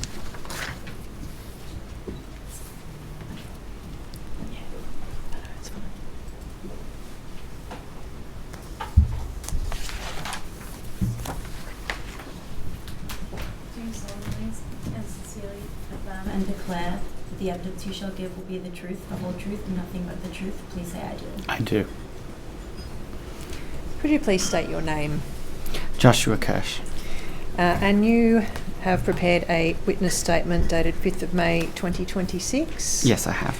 And is that statement still true and correct to the best of your knowledge and belief? Yes, it is. I tender that statement, which is stat.8999.0052.0003_R. That's yes, that statement will be Exhibit 1.44. Yes. Mr. Kirsh, you were born and raised in Sydney? Yes, I was. And you say you're proud to have come from a migrant background. Your mother emigrated from India? That's correct, right? She did. And your paternal grandparents fled Europe after losing most of their family in the Holocaust, is that right? That's right. My grandfather lost all but 2 of his sisters. He had 5 sisters. He only had 2 after the war. And my grandmother went from a close family of around 100 to just her brother and her mother. You are now the Chief Operating Officer of the Australasian Union of Jewish Students, is that Yes, right? I am. And you're also an admitted lawyer. I am. You've held that role with AUJS since March of this year. Yes, I have. But you've been involved with that organisation since 2019. That's correct. I was previously the Political Affairs Director, then I was the National President, and I held a couple of other roles prior to 2023. And you've also had various roles with the New South Wales Jewish Board of Deputies. Yes, I have. And you've also been the Director of Youth Holocaust Education and Remembrance. Yes, Youth Here. And that has been since 2021. That's correct. Now, in the last few months of 2025, you decided to run as an independent candidate for the New South Wales Legislative Council, correct? Yes, I did. Why did you make that decision? A lot of reasons, many of which I wouldn't go into in this forum, but particularly because I was hearing from family members sitting around the Shabbat dinner table that they were concerned as to whether this was still a safe place for Jews to live. And I wanted to be part of making sure that they felt safe and heard by the political system, by people in New South Wales, and this felt like, to me, the best way to do that. And is there currently a Jewish member of the council? No. So to do so, you formed a party called Josh for New South Wales, is that right? Yes, I did. And how many people do you need to obtain support from in order to establish a political party? Technically 750, but 825 is preferred in New South Wales to get across the line fully. Okay. As part of your campaign, your marketing team created a series of ads which ran on social media, is that right? Yes. And so can you tell us about some of those ads and their content? Yeah, so a significant focus of those of that material was people close to me talking about why they thought I would make a good representative, and talking about, in some cases, that in the context of the anti-Semitism that we've seen over the last few years. They were framed around the idea of having Jewish representation in Parliament, because, as you said, there aren't any Jewish members of the Legislative Council, and they were purely identifying me as a Jewish candidate. That was the nature and tone of those advertisements. So you give one example at paragraph 15 of your statement of an ad which included a testimonial from a friend describing their own experience of being a Jew in Sydney, is that right? Yes. Did that ad contain any reference to Israel or Israeli policy? No, none at all. That ad was posted on a social media platform. What happened next? So that, in addition to that ad, all of the ads in the sequence were, deluged with anti-Semitic comments of the nature that, there were some that were, particularly vitriolic in the sense of, I apologise for the language, but, fuck off, you Zionist cunt. And there were a range of conspiracy theories about, Israel paying people to firebomb places in Australia, that the October 7 massacre was a false flag. We've got enough Jewish politicians already. There was sort of I would say it would kind of have fallen into a couple of buckets. Some saying that, Jews have too much power already in our political system in Australian life, and so the entire premise of what I was arguing was illegitimate because Jews are well enough empowered. And another bucket, just ad hominem attacks on me as a genocidal, Zionist, that sort of thing. And were you reading this commentary more or less in real time as it appeared? Yeah, so I mean, as it was a sort of a startup political movement, we didn't have staff or a big team. It was really me managing the social media accounts. So it really fell on me to review all of the commentary and feedback. And what sort of impact did it have on you reading through that material? It was so disappointing. On one hand, I felt like I could almost separate it out because the person that these people were talking about wasn't me, almost. They were responding to a version of a person that they had made up in their imaginations. It saddened me that the only thing that they knew about that person was that they were Jewish. And so that was the way that they would respond to a Jewish person existing in public life. But I think the scope of the task before me was big enough that it wasn't sufficiently overwhelming to be seeing that kind of content, but it was absolutely distressing. I do remember saying at the time to some of my friends, taking screenshots and sending to my friends and saying, got some more lovely messages from my fans today and received some wonderful fan mail, because I just needed to kind of feel not, cowed by it and not overwhelmed by it. And the response from them was really, shock and surprise. And I have seen enough in my engagement with, the Jewish community and the things I've done to kind of not be surprised that people would make those sorts of comments towards a publicly identifiable Jewish person. Did those comments you received online ever cause you to fear for your safety? There was one instance where a person left a comment, and it was actually quite vitriolic in that this person left a comment under one of my posts that was, it was a video of my aunt, and she talked about the fact that I love being part of a large, loving family. And this person made a comment to the effect that, if I love being part of my large Jewish community, perhaps I would feel more comfortable in Israel because the Americans finance Israel's mental health system, and that would make me feel better.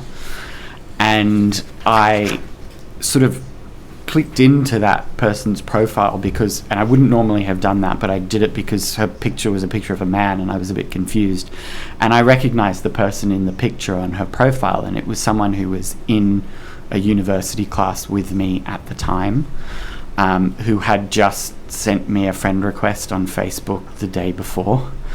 And it turned out that he was her son, just based on what I read from her commentary on her profile picture. And it frightened me. And I reached out to some of my friends because I didn't feel I had an alternative than to go to my class, which I was assigned to attend. And I sort of said, in a joking way, but as most Jews will appreciate, sometimes you're joking, but you're also deadly serious. I said, if I get murdered today, this is why. This is probably why. And a few of them were really, shocked and horrified. And thankfully, it was, I went into university, it was the last class for that subject. In fact, it was my last class for the degree. And nothing happened, and I didn't see that person again. But just to know that someone out there held such vitriolic views about me and about what I represented, and knew where I was at any given time was it was pretty frightening. You ultimately made a decision to document these online posts. Why did you make that decision, and how did you go about documenting it? So in my sort of previous capacities within the community, I was well aware that the Executive Council of Australian Jewry delivers an annual report, and I know the person who prepares that report, and I know how diligent she is on putting it together. So I made the choice to screenshot and document as many of the comments that I could and pass those along to her. And she had certain requirements around, just for making sure that the content is legitimate, because the report is used quite widely in a number of contexts, making sure that the time was recorded, the post itself was accurately recorded, that it was all verifiable, which I thought was reasonable. But at the same time, for me as a person who was doing a lot of this myself, it was a real drain on my time to be constantly responding to this content and recording it and putting it back. And I think for a lot of Jewish people, there's this quote by Toni Morrison that I won't try to echo completely, but just to paraphrase, I think we'll all feel familiar with this, but she talks about how the true function of racism is that it's distraction, that it takes up a lot of the time that you would have otherwise spent living a normal life or the life that you choose, and instead you're sitting there proving that something bad happened to you, that thing is bad, that it's worthy of condemnation, that it's worthy of being considered wrong, and that you should be at least recognized for having experienced that bad thing. And I think many people who experience prejudice can understand that. I, as a queer person, also understand it from that lens. And so that was a real drain on my personal time and resources, which is quite a common function of prejudice generally. Ultimately, you were successful in registering Josh for New South Wales. Yes. And your campaign continues. It does. You go on to talk about some other experiences of anti-Semitism, and in particular, you talk about a threat that AUJS received in about March 2019, which you say was a week or so before Purim. Yes, it was. We were holding Purim events imminently, and we received that threat at that time. For those who don't know, can you explain what Purim is about? So Purim is a festival. It's an acknowledgement of the story of Esther, and part of the celebration of Purim. For a non-Jewish person, I suppose the closest thing to say is it's kind of Jewish Halloween. The way that we dress up, we wear costumes to acknowledge that Queen Esther had to pretend not to be Jewish during the time that she was married to the Persian king, and so for Jewish students and for Orders particularly, it's one of the biggest nights of the year. We would have, I know this year we had around 500 people at our Purim events each in Sydney and Melbourne. So it's a particularly well attended event. It's, I'd say, alcohol flows and people have a very good time and enjoy themselves, but for that reason it's one of the opportunities that young people have in the Jewish community to get to know each other in a relaxed and social setting. And that year Purim fell on the 20 to 21st of March. That's is that correct. Right? And on the 12th of March the AUGS received a message through its contact form, which said this, under the name Kill the Jews, Kill the Jews. It said, "Me and my friends have already purchased 6 automatic rifles as we plan to kill hundreds of Jewish students on the eve of Purim festivals, as their European and American parents are responsible for all the trouble in our beautiful country."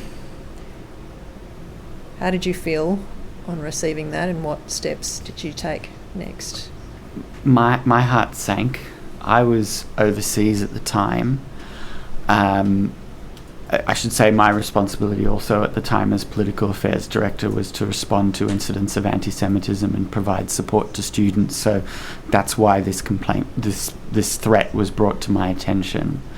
And I was a volunteer doing that, and that was my remit.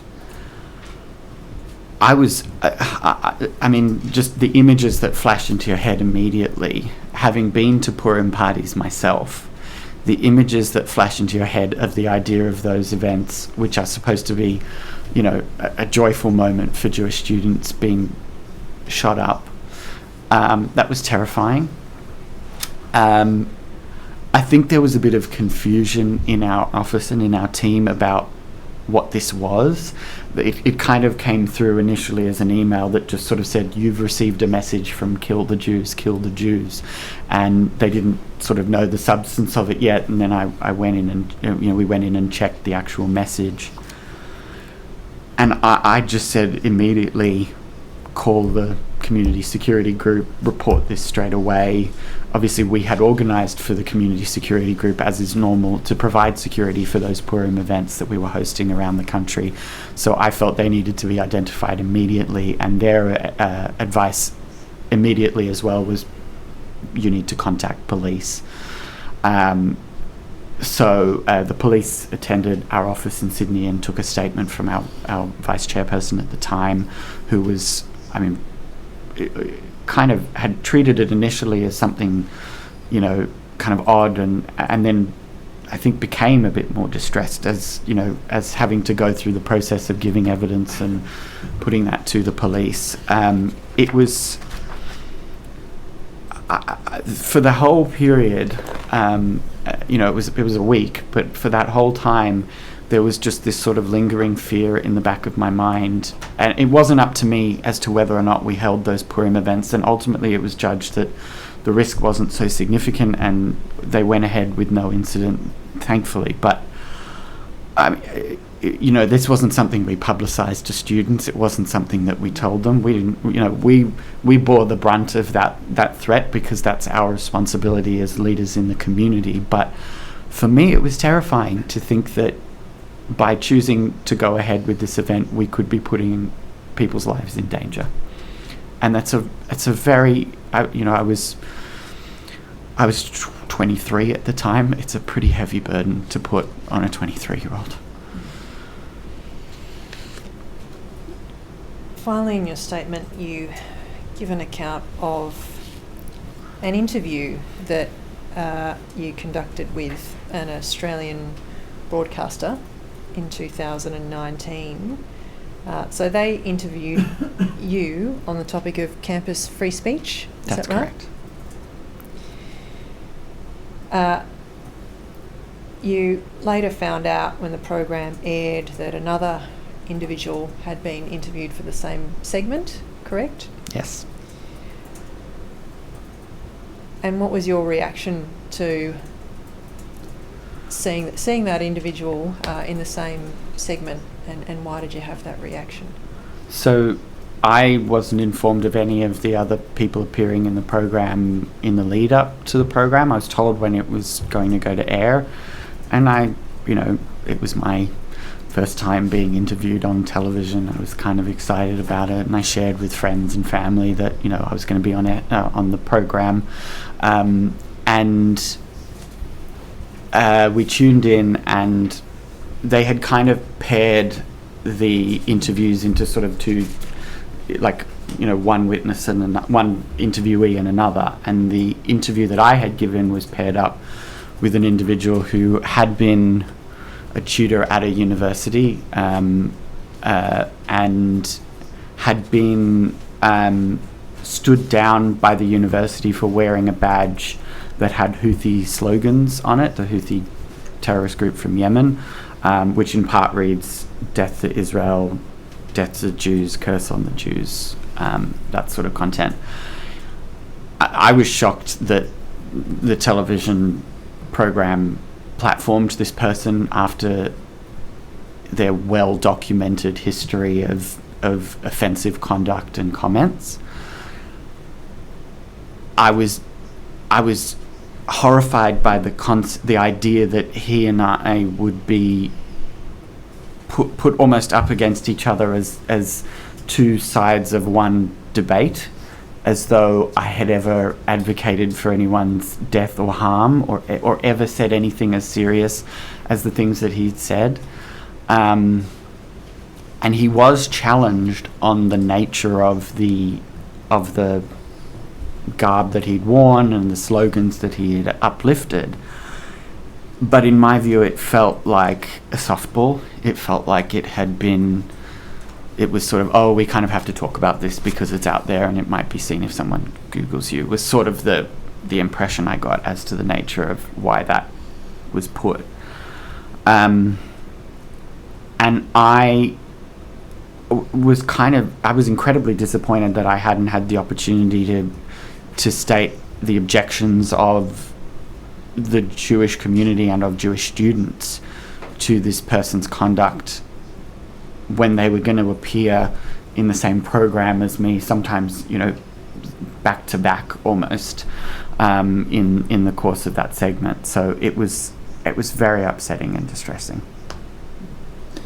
Did you consider that you had an opportunity to fairly put your views? My views on campus free speech, yes. My views on the kind of conduct that he had engaged in, no. Not at all. Was part of your concern about the fact that you hadn't been told that he would also be part of the program, that to a person viewing the program it might have seemed that the two of you were debating one another? Was that? That was kind of the impression that one got when watching it, I think. I mean, I don't think he was informed that a representative of our organisation would appear either. But our views were kind of put up against each other as representative of the debate that was happening on campus. Yes. Mr. Kirsh, you conclude your statement by referencing some of the discussions you've had with members of the Jewish community about whether or not a day may come when you have to leave Australia. How do you approach those conversations? As I mentioned earlier, my grandparents made the decision to flee because of how they were treated in Europe. They had a thriving social life, and my grandfather had a successful business in Vienna, and yet they wanted to be here in this country because it was far away from the kind of conflict they'd experienced. My grandparents had a young son. My grandfather said there was no I saw what they did to children during the Holocaust. He had survived, labor camps and death camps, and he said, I saw what they did to children in the Holocaust, and that wasn't happening to my child. And so they made the decision to pick up and leave. I was born in this country. I don't feel a sense of I don't feel a sense of national ownership or pride to any other country. I feel very strongly that I am an Australian by birth and by right, that my life is an Australian life, and that I don't intend to make it anywhere else. And I think, when I say that to people who sort of say to me, well, we're going to have to leave and you need to be prepared, and the people who didn't leave are the ones who didn't survive. Honestly, and it's not something I've said, and I'm sure my parents will get very upset at me for saying it, but I would rather die an Australian if the climate got that bad than be something else, because this is my country, and I shouldn't have to not be here in order to be safe. Thank you for coming today. I have no further questions. If I can just remark as well, yes. Just on the nature of the comments that I received regarding to my campaign, I've had a lot of conversations with people in the Jewish community who are incredibly bright and talented and would like to, would be perfect fits to be more involved in politics in this country, and their view is that they can't bear the risk of receiving the kind of backlash that I've received in some quarters, that they would rather engage in ways that they feel are safe than actually put their head up and be visible and be seen. And I think if we continue to go down that path, it's a very slippery slope, and it's a dangerous place for our country to be in. Thank you. Thank you. Okay. You're excused.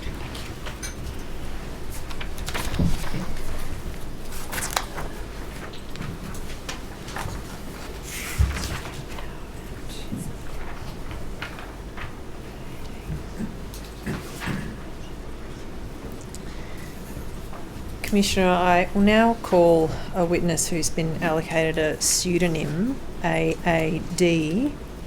That person will be appearing in the hearing room. Yes. But their face is not to be shown on the live stream. Yes.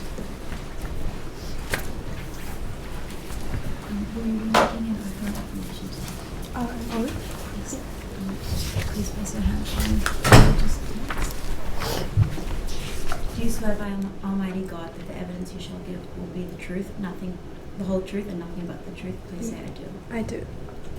Yes, thank you. Do take a seat. And I confirm that a direction has been made prohibiting the publication of their name and any identifying information.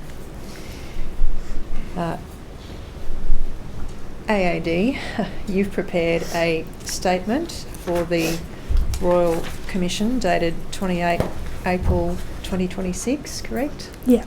Do you have a copy of that statement there with you? Yes, yeah. And is that still true and correct to the best of your knowledge and beliefs? Yeah. I tender that statement, which is stat 8999.0031.0001R. Yes. That statement will be received as Exhibit 1.47. You're a second year student studying at a university here in Sydney, Yes. and you're studying law and international studies, correct? Yes. And you're not Jewish. Yes. You went to a girls' school in Sydney, and you say you had a Jewish friend, is that right? Yes. And you also say that you chose to undertake further studies on the Holocaust and anti-Semitism. Can you tell us about some of those studies that you undertook? Yeah. When I was 11 years old, I did a research project on the Danish Jews in the Holocaust, and that sparked an interest in me in anti-Semitism and the Holocaust. The following year, I researched Holocaust denial worldwide, and that was very eye-opening exercise for me. And then the following year, I researched the Dreyfus Affair and the emancipation of the Jews under Napoleon in France. And since then, I've undertaken online courses in the history of Israel. And so those studies you mentioned were all while you were at high school? Yes, except I've done the course in Israel recently. Okay. And was the Holocaust was taught as part of a modern history subject at school for you? Yes, in year 11. Yeah, but that was not a mandatory subject, that was an optional elective for you? Yes. And what do you feel that those studies have given you in terms of a perspective on anti-Semitism? As in year 11? Yes. It's a very brief perspective of the Jewish story and its history, and I think it focuses only on one element and not on all elements collectively, which I think is quite dangerous. And it only shows a negative side of the Jewish story, and it fails to emphasize the positive aspects of religion and culture and those sorts of things, which I think exacerbate stereotypes in our society all the time. And the additional studies that you have chosen to undertake, do you think they've given you a different perspective from what other students may ordinarily have? Yes, I think that students or people my age think that the history of the Jews started with the Holocaust, and that was, the worst thing that happened. But I think that there are lots of other stories that really exemplify that that's not the only time in history that this has happened. And I think that that's the important part, because if we don't learn from those other aspects of history, then we run the risk of repeating them. And I think that was a main takeaway from my research. I contacted professors all around the world, especially when I was studying Holocaust denial, and the main trend was during times of economic grievances, people or society sees a rise in anti-Semitism, and I think that's a very relevant thing for today. And I think the other important thing was that in my study, I never thought that I would actually see anti-Semitism in the way that I had researched it. That was kind of almost fictional to me, anti-Semitism in history and in the 19th, 20th century. But I think it's disappointing to see that that's a new reality that we have to now face. And since March this year, you've worked part-time in the office of Julian Lisa, who's, yes, of course, the federal member for Barara and is Jewish. Yeah. What have you gained from that experience? Well, I mean, I've gained a lot of personal things, but I think in terms of what's relevant for today is that, again, it's a very real thing, anti-Semitism. It, during election campaigns, they draw Nazi symbols or swastikas on his electorate posters and dollar signs and very stereotypical anti-Semitic comments are on his posters every election. You go on to talk in your statement about your experiences at university, and in particular at paragraph 12, you refer to some of the discussion about the conflict in the Middle East that you've been party to. Yeah. What are some of the things that you've heard other students say, and how have you felt about those remarks? I think it's important to differentiate between Israel and the Jewish people, because I don't see how the Jewish people in Australia are responsible for the actions of a military overseas. But I think a lot of students in my classes and people my age are failing to make that difference. And I think, so for example, people in my class have said, oh, the Jews are bombing the Middle East, or Iran, or Gaza, and those types of things. And like I said, I don't see how it's the Jews doing that when there are Jews all over the world who don't even agree with those actions. Yeah.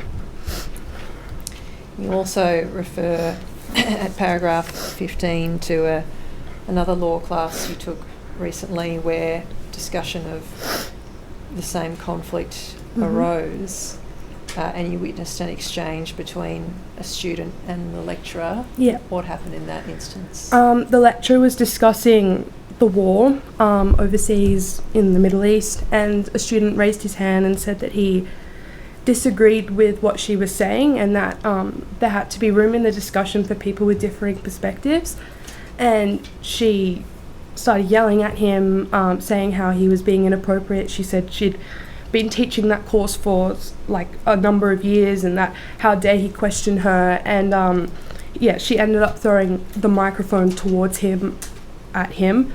And I think that just really shone a light on the fact that people who don't agree with that argument, that like people that don't agree with the fact that maybe Israel isn't committing a genocide, or isn't killing people out of spite or just for religious hatred, people who don't agree with that cannot be heard, and we are forced to conform with the opinions of teachers and professors that that's what they're teaching us. And I think that's really, it's a sad reality, because I feel as if education should be unbiased and it should be a balance of opinions, and I don't believe that in this instance that is occurring. Did you consider making any sort of complaint about these instances that you witnessed? I did write in the form that thought it was inappropriate that a professor would do that, would completely diminish a student's opinion in front of a lecture.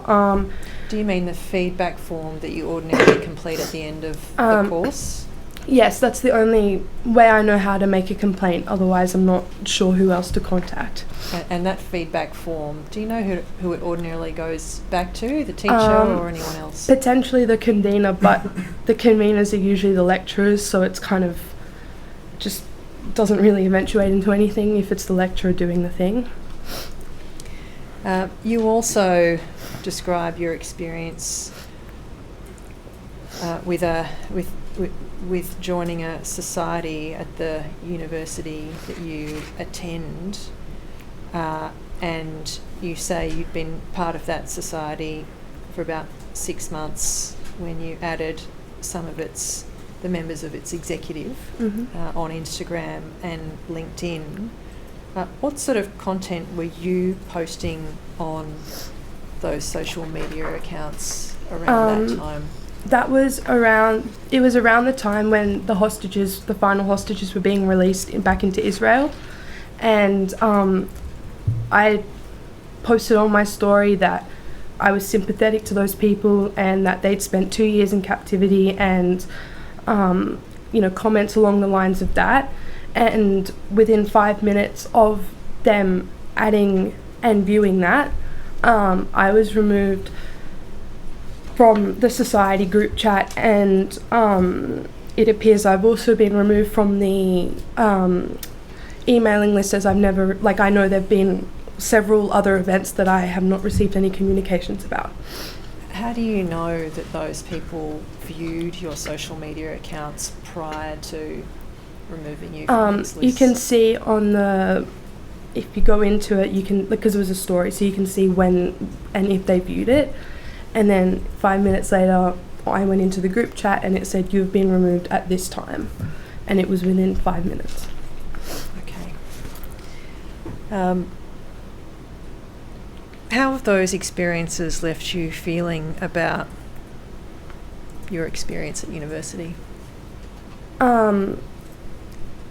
It's quite saddening because, well, I'm not Jewish, and I feel like I don't, like, it impacts me personally, but not in the way that it could impact people whose entire, person is based on religion and their practice and their belief.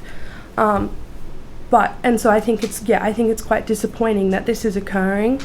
But it's left me feeling a bit like people, in my opinion, cannot be heard, that we don't have a voice in classrooms, in social gatherings, in societies, even in societies that are based on the value that people share their opinions and contribute, and that's how, solutions are made. If people, even in those sorts of societies, can't accept that other people have differing opinions, then what's going to happen in the future? It's a very saddening and troubling thing. I have no further questions. Thank you. Yes, thank you. You are excused.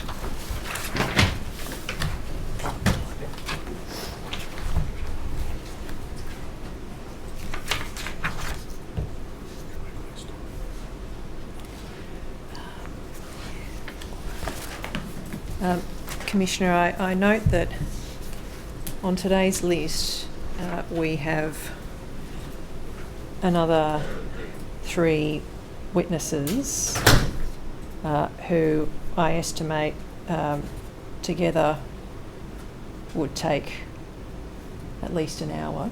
Yes. Well, I think I've warned everyone we're going to sit long today. Thank you for that indication. I now call the witness who has been given the pseudonym ABF, and they will be appearing via AVL, and as I understand it, they're content for their image to be displayed on the live stream. Is that so, madam? Are you content for your image to be projected on the live stream of this proceeding? Yes, I am. Thank you. Will you be making an oath or an affirmation? An affirmation. Do you solemnly and sincerely declare and affirm that the evidence you shall give will be the truth, the whole truth, and nothing but the truth? Please say I do. I do. I'll be referring to you by your pseudonym, ABF, and I confirm your address is known to the Royal Commission. You've prepared a statement dated 4th of May 2026, correct? Yes, that's correct. And do you have a copy of that statement there with you? I do, yes. And is that statement still true and correct to the best of your knowledge and belief? It is, yes. I tender that statement, that is stat.899.0005.0005R. Yes, that statement will be Exhibit 1.48. You live in Melbourne with your husband and 2 children, correct? Yes, that's correct. And you're also a qualified nurse? Yes, that's correct. You say that your family's not religious, you're a secular family, but you're traditionally Jewish, is that right? Yes. And you would also consider yourselves a Zionist family? Yes, that's correct. And what does that term Zionist mean to you? To me, Zionism means it's the belief that Jews have a right to nationhood and self-determination. And you identify as Israeli? Yes, I do. And you speak Hebrew at home as well? Yes, my father's Israeli and my mother's Australian. But I grew up going to Israel a lot, and we speak Hebrew at home. And you say your maternal great-grandparents left Poland in 1928 due to rising anti-Semitism. What happened to them in Poland around that time? My great-grandfather owned a shop in Warsaw, and there was rising anti-Semitism at the time in Poland and across Europe, as we all know. And one day he went to go open his shop, and his shop front was covered in anti-Semitic slurs. And from what I'm told, he went home to his wife and said that they had to leave, and he predicted that the worst was yet to come. So him and his wife and 2 children left to Australia, and the rest of their family unfortunately perished in the Holocaust. You say that for you, Israel forms an integral part of your identity, family history, and collective security. Can you explain that a little more for us? Yeah, so I guess, well, firstly for me, Israel, it's not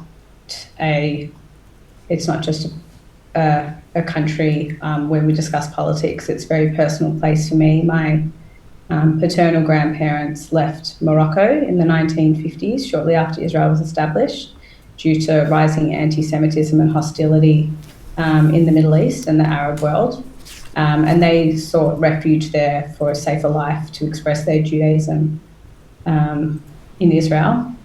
But more broadly, I think that since the Holocaust, Israel serves and the establishment of Israel really represented this assurance that Jewish people would always have a place of refuge and self-determination in our biblical ancestral homeland, if that's something that we were to believe. And it acts as a safety net for Jewish people across the world, where after many, many years of persecution, we know and understand that if things get really bad, we do now have a safe haven to escape to. In your statement, you describe an incident you experienced at a public park in Melbourne in December 2023. You were approximately 30 weeks pregnant with your first child at the time? Yes, that's correct. And you went to a park in Melbourne for your lunch break. And you sat down on a park bench and you noticed about 6 people sitting in front of you, is that right?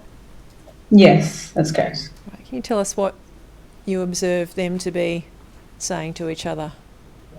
So I entered, I sat down, I feel like I entered listening to their conversation sort of halfway, but they were discussing the recent viral anti-Semitic Kanye West videos that went viral at the time, where he described Jewish people as being evil and controlling the media. And I recall one of them talking about these videos and saying that since October 7 and listening to the news, that they realised that he wasn't that crazy in what he was saying about Jewish people as them being evil. And then the group went on to discuss how Jews control the media and that we control all the banks. And I guess there were some disturbing comments as well at the time that one of them had made that they believed that Jewish and Israeli people deserved the October 7 attacks that happened in Israel, along with jokes praising Hamas and wishing that more murders had taken place at the time. I guess my experience of overhearing anti-Semitic comments in a public setting in Melbourne is not particularly unique, and it's not overtly violent. But I guess that's what made it so confronting for me at the time. It pointed to something much deeper. It was sort of the normalisation of anti-Semitism and conspiracy theories in everyday conversation. For me, it marked a significant shift in the Australian discourse I began to hesitate in ways that I never had before. I found myself choosing not to identify openly as Jewish or Israeli in public out of fear of being mocked, singled out, or worse. I recall at the time instinctively hiding a Magen David necklace that I was wearing at the time. And for most people that know me, I'm a very openly and proud Jewish and Israeli person, and I don't shy away from a conflict. But this incident left me feeling quite fearful and silenced.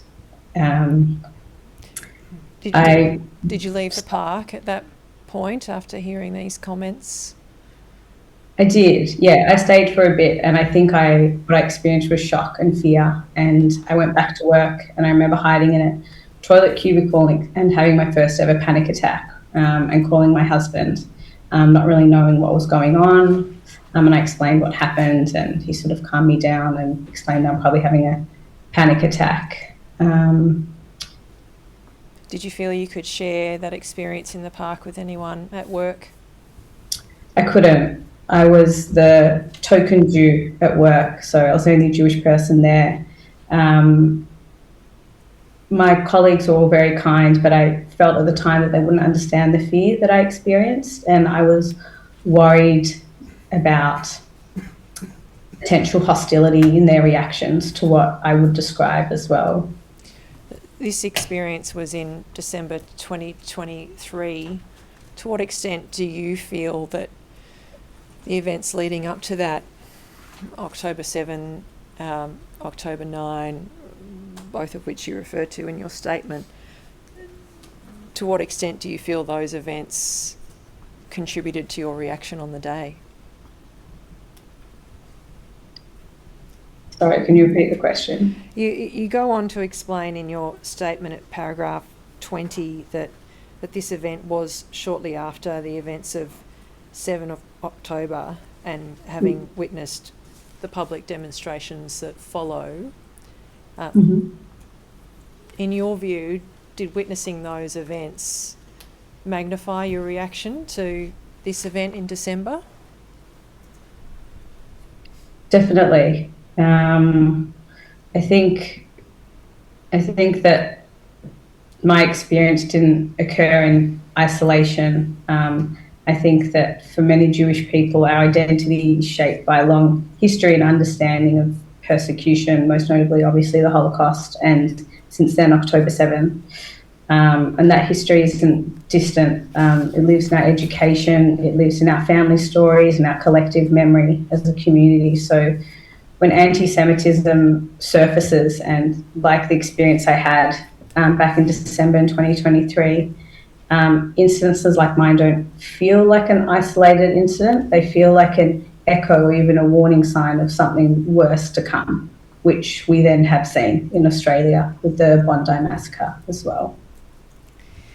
You also describe in your statement how this experience has impacted how you choose to raise your children. How has it had that impact? I think since October 7 and also since the incident that I experienced at the park, I feel that my Jewish identity is far more visible. And it's definitely affected the way I think about my safety, my children's safety. I no longer wear my Star of David necklace in public. I refrain from speaking Hebrew to my children in public spaces for fear of being recognised as Israeli or Jewish. My husband and I have had multiple conversations around whether our 2-year-old daughter's Jewish daycare may ever become a target, like so many other noticeably Jewish institutions have, and whether we should remove her from there or not. We've also reconsidered our child's future schooling, including moving her to a Jewish school due to safety concerns as a visible minority in a non-Jewish setting, even though this would cause quite a financial strain for the both of us. And while it's quite unsettling that Jewish schools need guards and security, it also offers reassurance that our child would be better protected. You say towards the end of your statement that these experiences are particularly distressing because they echo patterns seen historically. What do you mean by that? I think that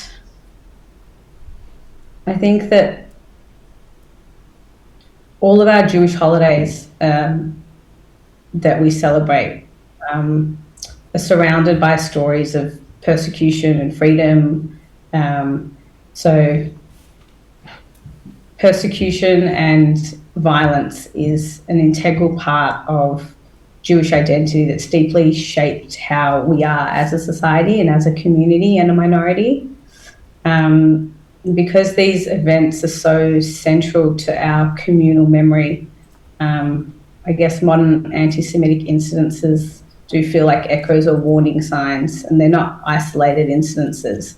We've seen time and time again how words and hostility can turn so quickly into violence. Thank you for giving your evidence today. I have no further questions of you. Yes, thank you, madam. You are excused. Thank you. Ms Phillips will call the next witness. Yes. Commissioner, the next witness is present in the hearing room. It's Gayle Smith. Yes.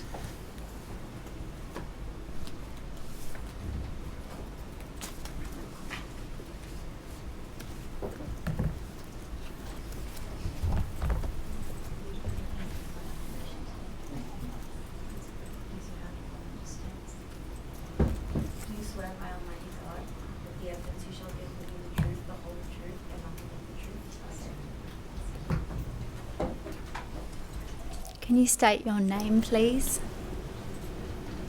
Can you state your name, please? Gayle Smith.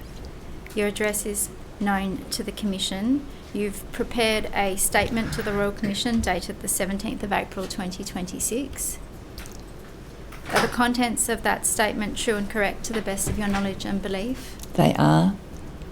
Commissioner, I tender the statement stat.899.0051.0019_R. Yes. I tender for the moment only the statement, and I'll defer the tender of the annexures to the statement until a later Very point. well. Well, the statement will be Exhibit 1.49. You are the Chief Executive of Jewish Care Victoria, and you've been in that role since 2024, is that right? That's right. And prior to assuming that role, you were a Director of Clinical Governance, Risk and Experience at Jewish Care Victoria, is that right? That's right. And you held that previous role from around February 2023? That's right.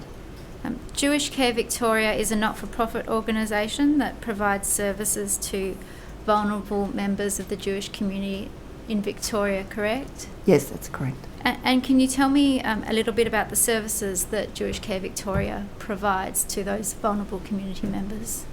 So we provide a broad range of services right across the lifespan, we say from -9 months through to death. We provide obviously aged care services, both residential and community aged care services. We provide disability services for people of all ages, and we provide a range of social services including mental health, housing, financial counselling, youth mentoring, family violence and social work services. And within the aged care space, Jewish Care Victoria operates 3 aged care residential homes, is that yes, right? That's right. With around 400 beds. Yes. It has a large and diverse client base. Very diverse, really reflective of the broad Jewish community, yes. And the cohort of elderly and aged care clients of Jewish Care Victoria, that includes a large community of Holocaust survivors? Yes, we have Melbourne has the second largest population of Holocaust survivors, and at the moment we have about 370 active Holocaust survivor clients that we're providing services to. That's in the community. There are also other Holocaust survivors in our residential aged care facilities. And your responsibilities as Chief Executive, they include leadership, strategic direction of the organisation and oversight of its various services, is that right? That's right. And you engage closely with segments of the Jewish community, other partner organisations and service providers, and that gives you insight into the needs of the clients of the organisation. Yes. Jewish Care Victoria maintains an incident register, and it has done historically as part of its governance and incident management framework. Yes, that's right. And in the past, has the sort of incidents that might be reported on a register of that kind included things like slips and falls in aged care facilities and the like? Yes, that's right. Before the 7th of October 2023, anti-Semitic incidents to which Jewish Care Victoria was subject, they were not separately captured as their own category of incidents, were they? No, because they were very low volume. They would have been really classified as behaviours of concern or property damage, but they were certainly very low volume. And what has Jewish Care Victoria noticed since the 7th of October 2023 in terms of the volume of anti-Semitic incidents directed to its premises and service facilities? So we immediately noticed a marked increase in the number and frequency of incidents and the severity of them.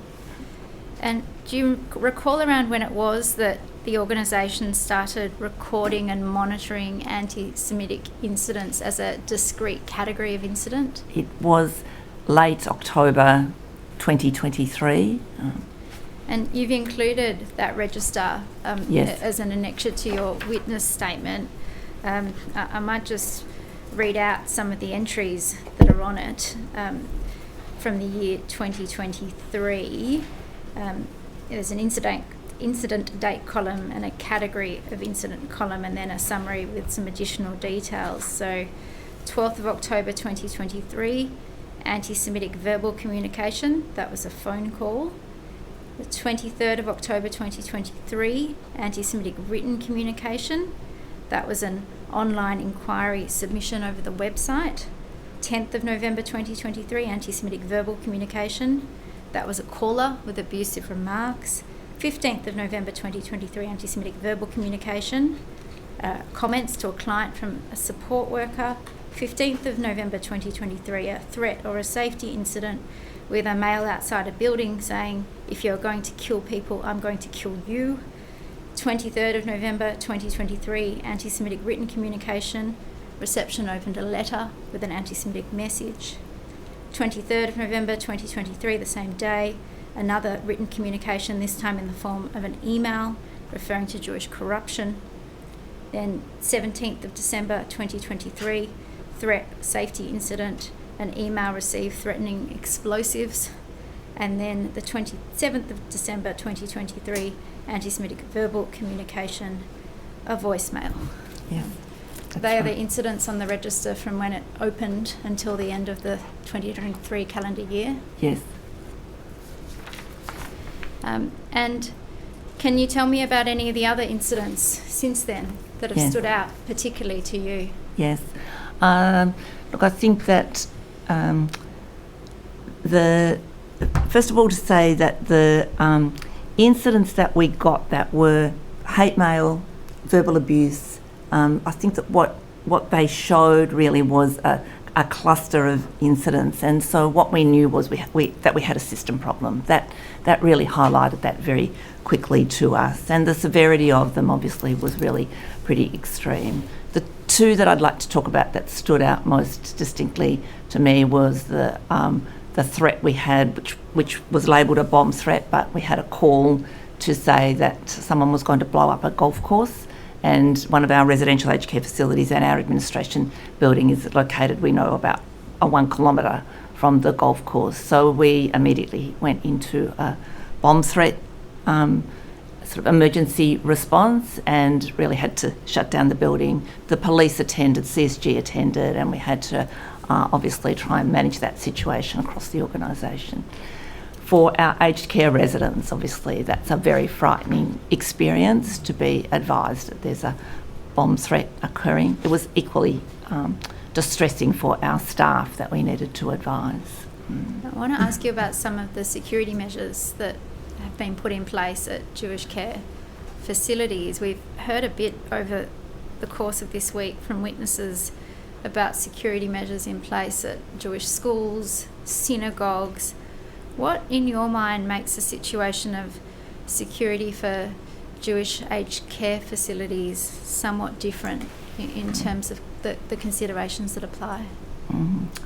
So, we in Australia have gone through a significant program of reform for the aged care sector as a result of another Royal Commission, and many of those changes, those of us that have worked in that sector for such a long time have really welcomed and embraced. And clearly the change that came through the aged care reform was a change to a rights-based act, and therefore a respect for the individual and respect for their dignity and their rights.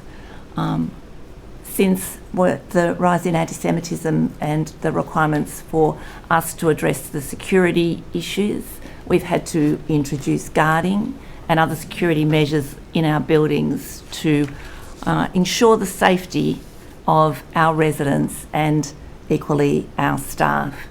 We would be the only aged care facility in Australia that has guards, and it's made even worse because obviously we have a number of direct Holocaust survivors and then second and third generation Holocaust survivors who are using our facilities, who are now walking past a guarded building for their aged loved ones, and no other aged care provider in Australia will be needing to do the same thing.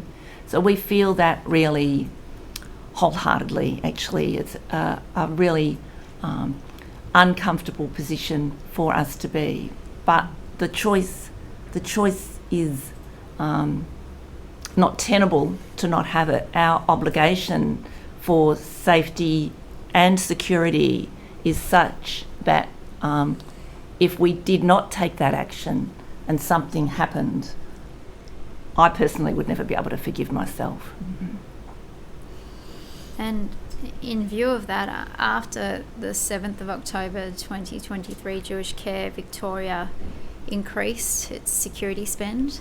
Yes. And that included capital expenditure items at its facilities, Yes. and also operational expenditure related to guarding costs. Yes. Yes. And can you tell me approximately what that operational security spend has looked like on an annual basis of late? So it's $1.8 million a year. That's a significant financial burden. It's a significant impost for an organisation, a not-for-profit organisation that would otherwise be using that money for service delivery purposes. And I think the other thing is that under the aged care regulations, we have no capacity to be able to charge for that. We heard from other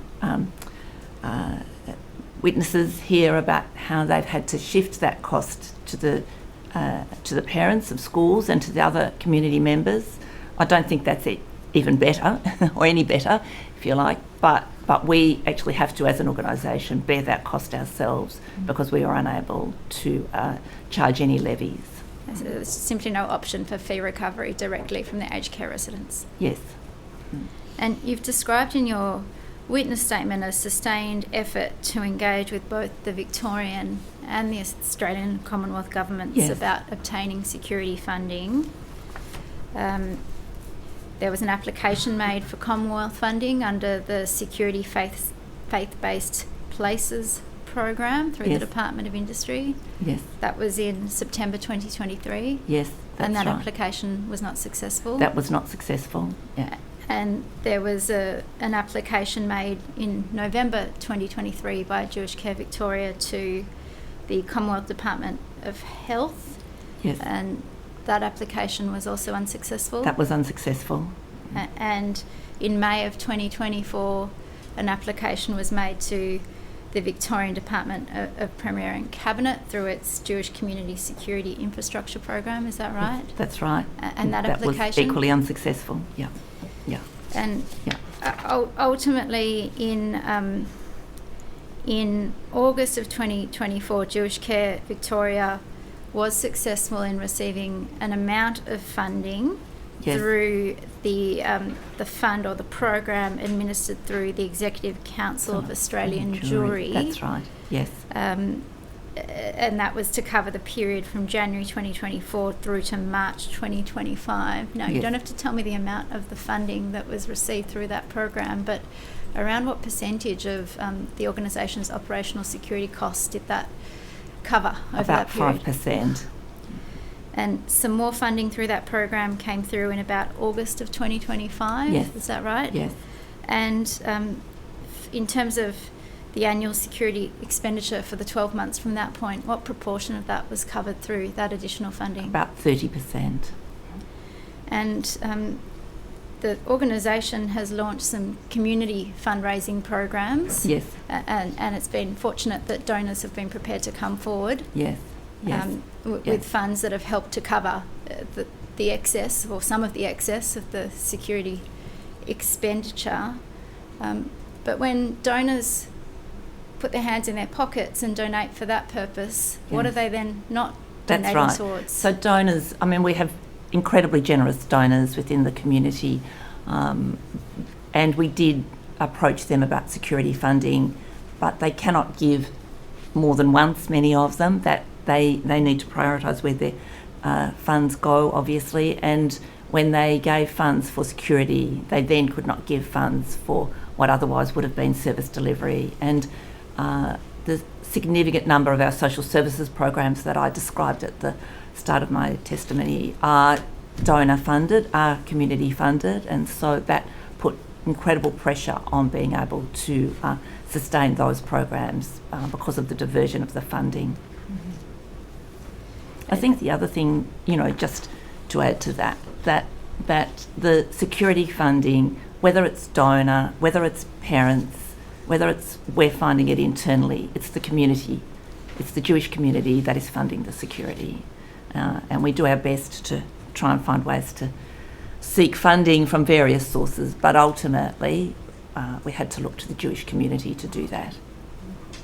And of course, given the impacts that you've referenced for having armed guards at vulnerable people's place of residence, it's not in Jewish Care's interest to over-secure. You want to do a measure that you see as being proportionate to the prevailing security risk. Is that right? Absolutely. So we, with the board and the executive team, have always taken a really considered approach. We use a risk management approach to it, and in determining the level of threat to the organisation. We take that on advice, and we regularly review it.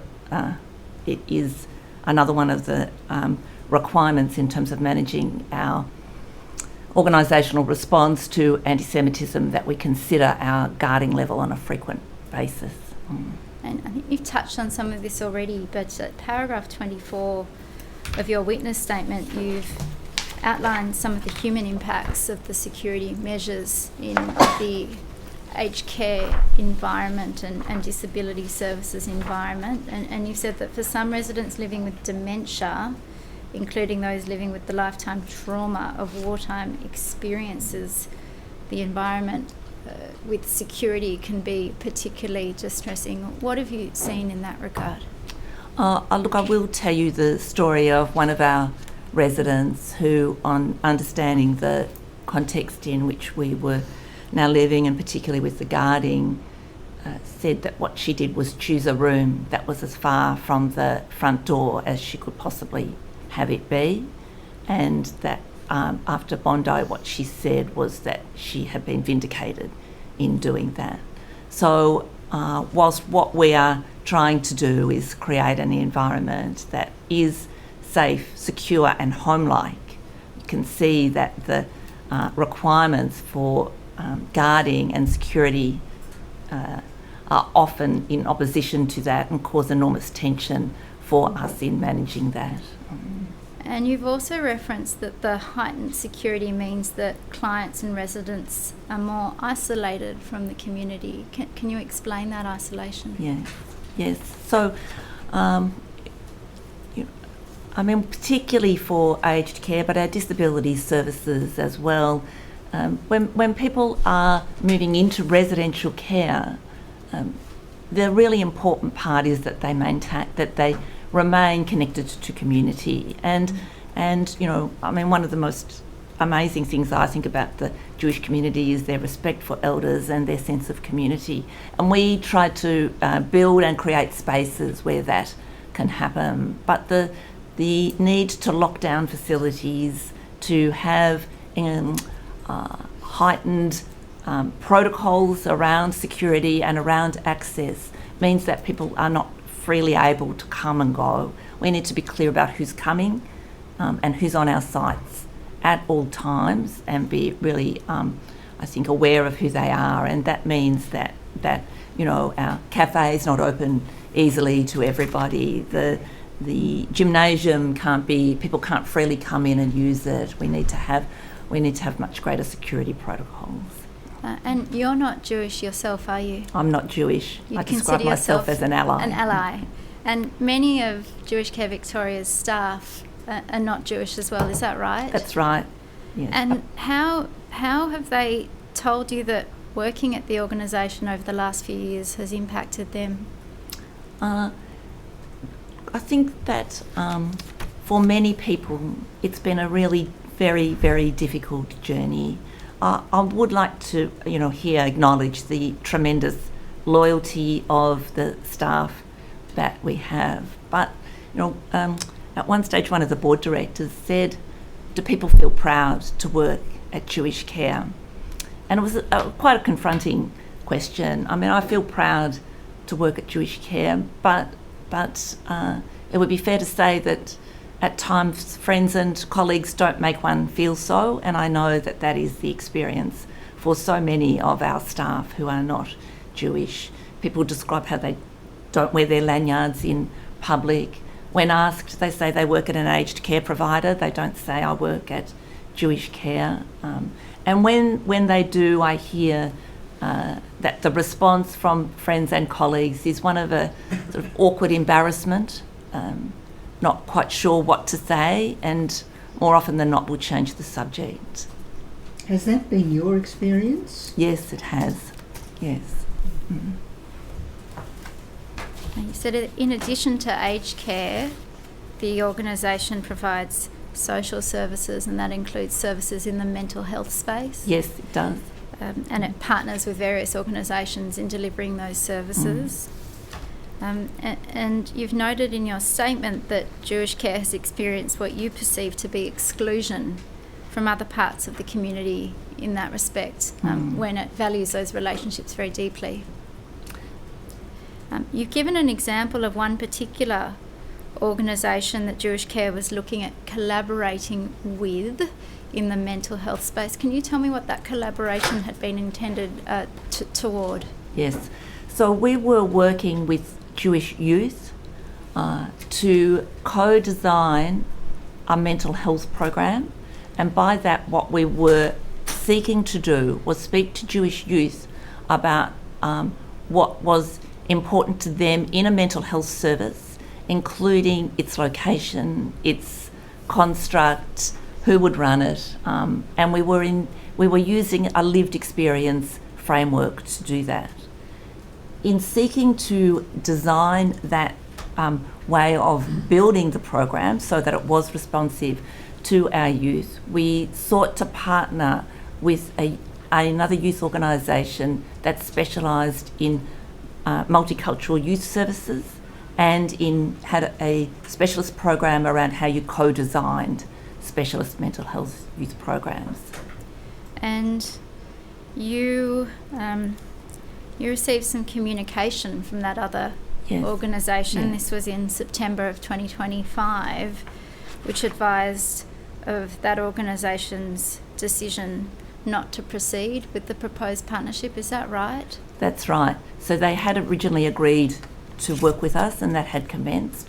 We then received that communication that they would no longer work with us, and we were advised that the decision had been made due to a misalignment of values. And I'm going to read out the email that was sent by that organisation to Jewish Care on the 10th of September 2025, and you've included this in your witness statement. It said, "As an organisation that works with multicultural young people from diverse backgrounds, We must ensure that any partnership reflects our shared values. While we appreciate the value of the projects you've proposed to collaborate with us in reviewing our organisational priorities and values, it appears there may be a misalignment between our two organisations.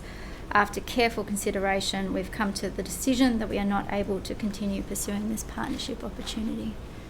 That's and right. You managed to convince them to meet with you on about I think it was the 10th of December of 2025. 9th of December. 9th of December to discuss that communication. Yes. What transpired at that meeting? So we first sought to understand what was the values that were misaligned, but they were not able to describe what that was. They then suggested that it was an unfortunate circumstance, but we both had a part to play in that. We asked them what part Jewish Care had played in that, and when they were not able to answer that, we agreed that that was not in effect true. They then advised that, and I'm paraphrasing, advised that they were unable to work with us because their constituents and stakeholders would not approve of them working with a Jewish organisation. When I asked them, was that a directive from their funders, they said no, it was the other youth they were working with that would not approve of them or like them working with a Jewish organisation. They also added that Jewish youth didn't need their services because they weren't poor. And Jewish Care was concerned to receive that feedback from this organisation. Yeah, we were very, very concerned to receive that feedback. It was difficult in that meeting to reach a satisfactory outcome, and we agreed at that stage to end that meeting and each consider our next steps. And then, of course, December the 14th occurred, and the landscape really changed in terms of what we were dealing with and how we were responding. And on the 23rd of December of last year, Jewish Care wrote to the Victorian Premier and the Minister for Mental Health, yes, outlining its concerns that this yes. body had declined to partner with Jewish Care on the basis of what was communicated, namely that the constituents of that organisation, yes. There was a concern yes. that they not be associated with a Jewish organisation. Is yes. that right? Yes, we did. We wrote to both the Minister and the Premier. And they referred you on to the Minister for Multicultural Affairs, is yes. that correct? Yes. And, yes. and what's happened since? So they have responded to us. In fact, both the Premier's office and then the Minister for Multicultural Affairs responded separately and advised us that we should refer our matter to the Human Rights and Equal Opportunity Commission And if we wanted to follow it up. And the organisation that had declined to proceed with this partnership, that's an organisation that, to your knowledge, is primarily, if not wholly, government funded? I understand so, yes. So is the effect of what's happened that primarily, if not wholly, government-funded organisation has refused to work with a Jewish social services organisation because they're concerned about the optics of that association? That is absolutely my interpretation, yes. And the reference to various ministers has resounded in a suggestion that a complaint be made to the Human Rights Commission in Victoria. Yes. And that's yes. where things currently sit. That's exactly right, yes, yes. And that experience is our experience on several occasions, and it defers action, actually. It looks like people are acting. We get a lot of acknowledgement and sympathy, but we get very little action. And when I get discordance between words and action, I believe that action, and I think we came to the conclusion that we had to deal with it again on our own. Thank you. I have no further questions. Thank you very much for your evidence. Thank you. You are excused.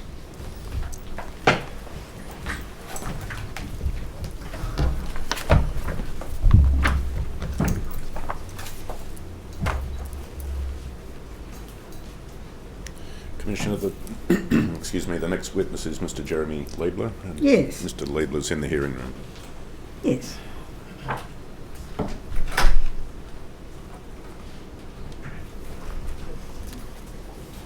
Be making an oath or affirmation. Do you solemnly and sincerely declare and affirm that the evidence you shall give will be the truth, the whole truth, and nothing but the truth? Please say it. I do. Mr. Leibler, your name is Jeremy Leibler? Yes.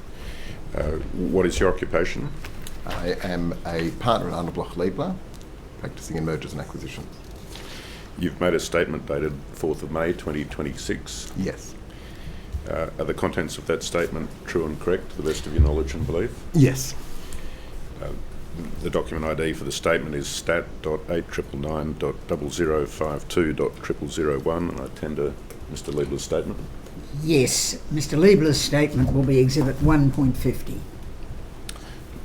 Mr. Leibler, you're a Jewish Australian living with your family in Melbourne? Yes.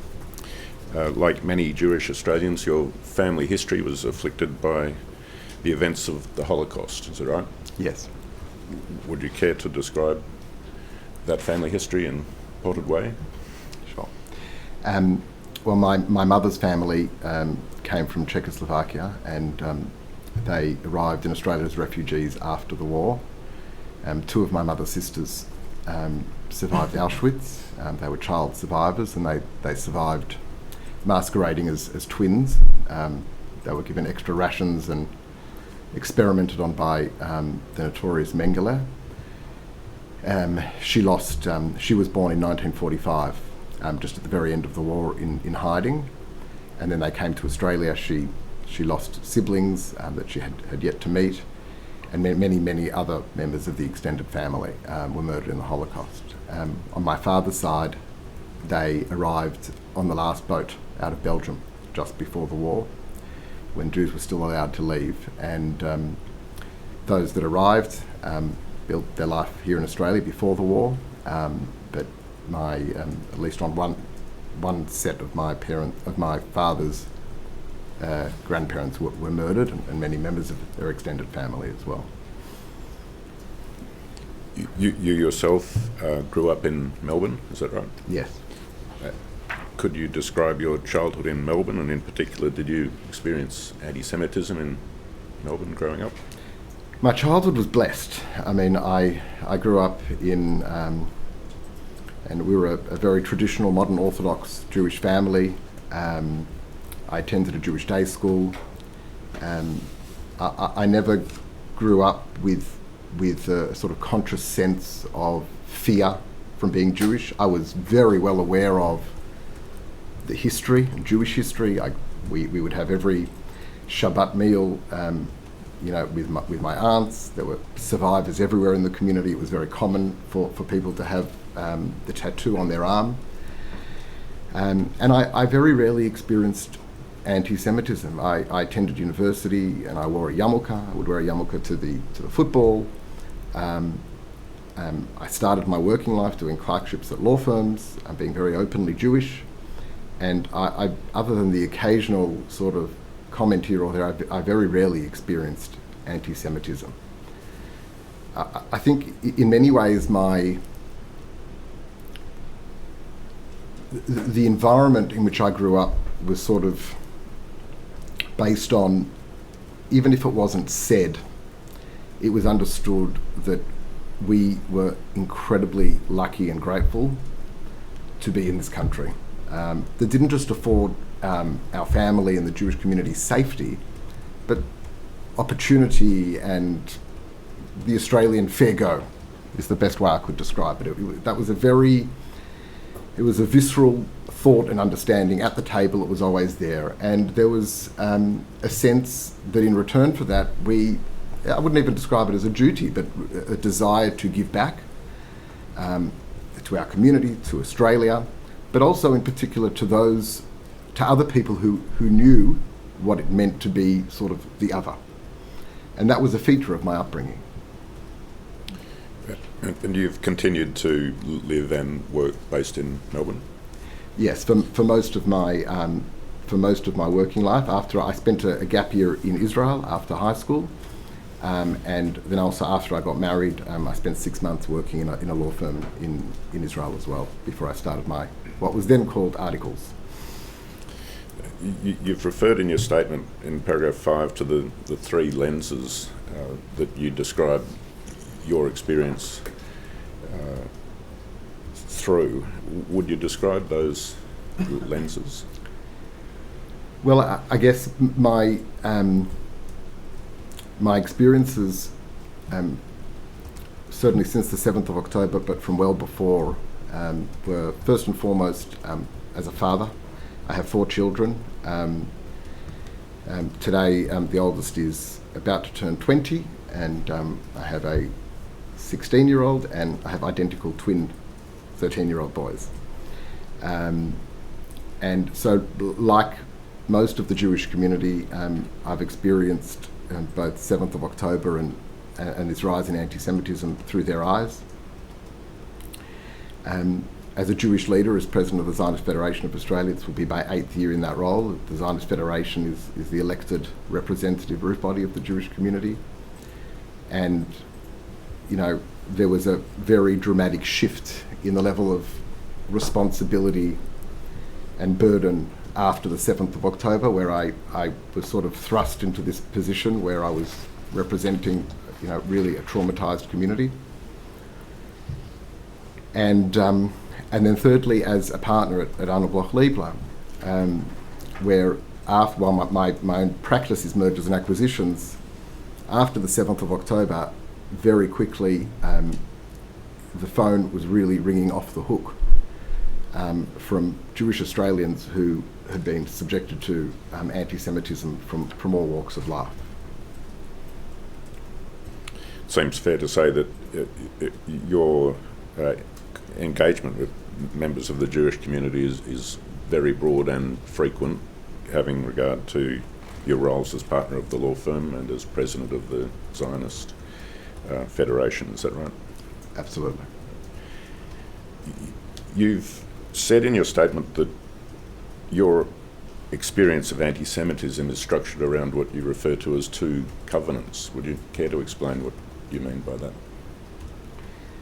Well, the first covenant I referred to a little bit earlier is this basic belief that Australia has given my family and my community enormous opportunity and love with open arms. And in return, and as part of that covenant, it's our responsibility to give back. And I feel that really defined much of our family life. My father dedicated and continues to dedicate decades of his life to Indigenous causes. Arnold Bloch Leibler, which he founded together with Arnold Bloch, has for many years since its inception, has a very significant public interest law practice that certainly over the 20 years prior to the 7th of October was primarily focused on Indigenous communities, Sudanese communities, human rights, dealing with racism in all its forms. The second covenant is Israel. And it is, in a sense, notwithstanding how our sense of gratitude and belonging here in Australia, the shadow of the Holocaust and our personal and family experiences in the Holocaust, and frankly an understanding of Jewish history, created this understanding and sense that the Jewish people, it was not sustainable for Jewish people to live as a minority and as defenceless people. And so the second covenant really is the critical role that Israel plays in our Jewish identity. And that role is not just as a a security backstop. That is a part of it, particularly post-Holocaust. But Israel, really, the modern state of Israel today reflected a return of the Jewish people after 2,000 years of exile, of a history being exiled from country to country, after experiencing pogroms, which culminated in the Holocaust. That finally there would be a place to go, but not just in the negative, that Israel, the modern state of Israel, represented, and indeed is, the vehicle through which Jewish people can fulfill their destiny. And that vehicle is there even if you're not living there. And that is, I think, the complex nature of the Jewish identity of someone living outside of Israel. You make the powerful point, if I can put it that way, Mr. Leibler, in paragraph 14, to this effect, that this second covenant that you refer to was never about endorsing any particular Israeli government or policy. It was about something more fundamental, the recognition that Jewish collective survival required sovereignty.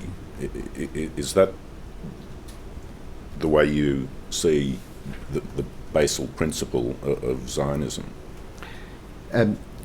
Absolutely. I mean, for many people, a core part of that covenant is disagreeing with the Israeli government of the day. That is the nature often of Jewish debate around the dinner table.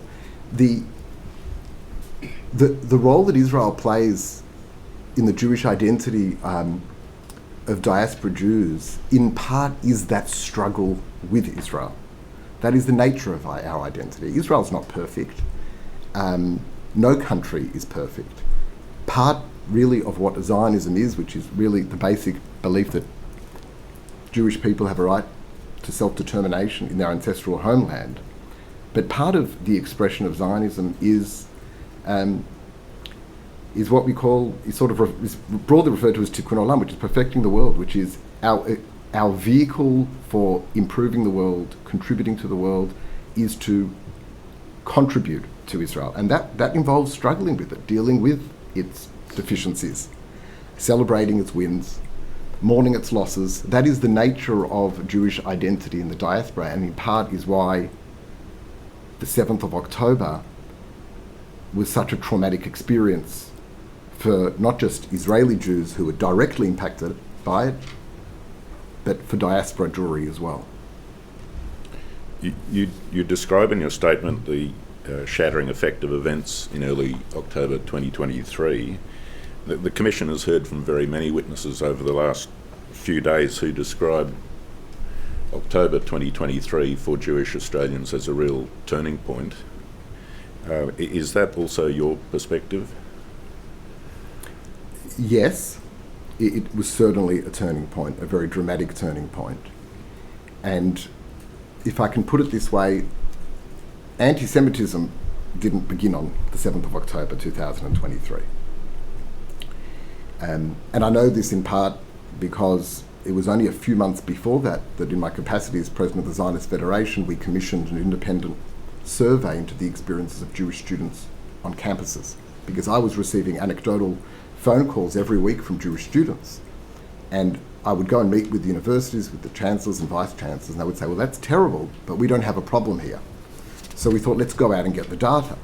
And the data showed a very, very significant cases of anti-Semitism. I don't recall the statistics specifically, but I think one of the headlines were over 80% of Jewish students felt the need to hide their Jewish identity on campus, and that was before the 7th of October. But what I would say fundamentally shifted on the 7th of October was the normalisation of anti-Semitism within mainstream society, whereby suddenly rhetoric, commentary, positions taken that would have been completely unacceptable before the 7th of October had become normalised and acceptable. And I think that is what also, in addition to the actual rise in anti-Semitism, the failure of leaders in all parts of society to call that out after the 7th of October together while we were experiencing the trauma of what had happened on the 7th of October, that really created this absence of psychological safety. Even before the physical acts of violence had started, very soon after the 7th of October, we had this psychological absence of safety that even when there was anti-Semitism when I was growing up, we never felt it in that way because we felt that we had the support of our leaders and of mainstream society. You refer in particular to the protests in the forecourt of the Sydney Opera House on about the 9th of October. And I understand you were in Melbourne at the time, but what do you remember seeing and hearing from that occasion? Well, I remember very clearly before these protests occurred and seeing the decision and images of Australian, these sites like the Opera House being lit up in blue and white in solidarity, and that was incredibly meaningful, and I think provided a lot of comfort for the Jewish community that Australia and our leaders understood how this, not just in a bilateral relationship sense, Australia giving a support to Israel, but as a sign also to the Jewish community that Australia understood the impact that this had on us. And when those images hit our phones and TV screens, I think it took some time to process that this was actually really happening. And I recall, I think it was a day or so later, I really from the 7th of October, I was in a very unprepared way thrust into the spotlight in the media every day. The media couldn't get a hold of anyone in Israel for days. It was chaos, and so they would turn to the community to find out what was happening. And so I had done a lot of media, and I recall receiving a phone call from my aunt, Eva, who is still alive today. She's in her early 90s, and she had survived Auschwitz. She was one of the two aunts that I have.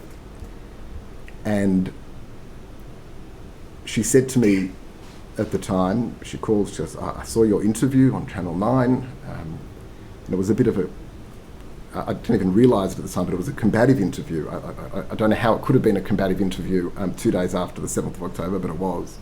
She said, I want to just thank you for speaking out. But I have to tell you, I never thought that the day would come that I would see Australians chanting, and at the time, we understood the words to have been used were "gas the Jews," and since I understand it was "where are the Jews" or "F the Jews," but I'm not sure that really makes too much of a difference. She said, I just never thought that I would see this in Australia that gave us everything. And I think for her, I think she said something to the effect of, she saw this as almost like the beginning of a call for a pogrom. That is what her reference point was from her childhood. This is how she saw it begin.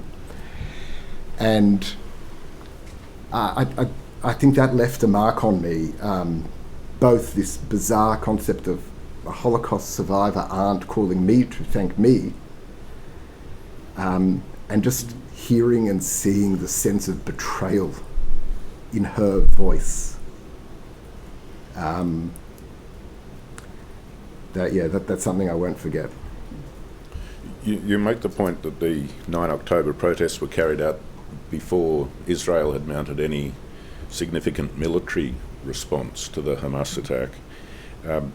And that reflects, does it, an understanding on your part about the political as opposed to that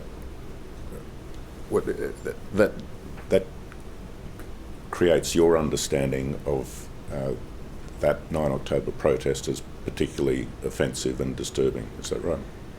Yeah, I think that protest on the 9th of October in many ways, it sort of represented what was to come. We didn't appreciate it at the time, but it was the first shattering of those two covenants all at once, because it was the shattering of our physical and psychological sense of safety in this country. How on earth could it be that Australians were chanting "F the Jews" or "Where are the Jews"? They were still recovering bodies in the kibbutzim in southern Israel. I have a nephew of mine who was called up, my brother lives in Israel, who was called to reserves, that spent 10 days after the 7th of October recovering the bodies from the various kibbutzim. They couldn't differentiate half the time between the civilians, the terrorists, or identify many of the victims because of the barbarity of what took place on that day. And so, and this is not unique to me. This is, you know, almost every member of the Jewish community would have friends or family in Israel. And as we were experiencing this personal and collective trauma, we see fellow Australians chanting calls for our demise. And we also see, before Israel had responded, before Israel had done anything, and it was a sign of what was to come, and what was the response that we at least saw? The police instructed the Jewish community not to attend the Opera House. It wouldn't be safe. And we saw that failure in leadership, not always intentional, and I don't believe in that case intentional, but misguided. We saw this pattern. We saw it when Jewish students were fearful to attend campus and sit their exams. They were told, it's okay, you can sit your exams at home. When there were intimidating encampments on campuses and Jewish students did not feel safe going to lectures, they were told, it's okay, we'll create a safe room for you.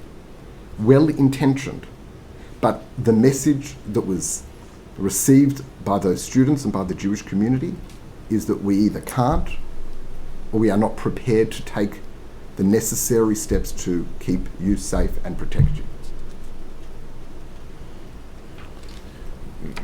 Mr. Leibler, you've also, in your statement, attached a lengthy annexure that reproduces page after page of anti-Semitic abuse directed at you by email and by social media, which you say in your statement was additional to threatening and obscene voicemail messages that you've received.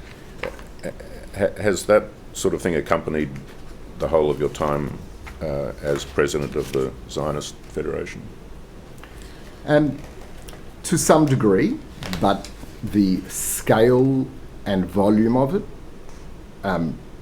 dramatically shifted after the 7th of October. And I would say also, before the 7th of October, it was almost always anonymous accounts, people under fake names or bots.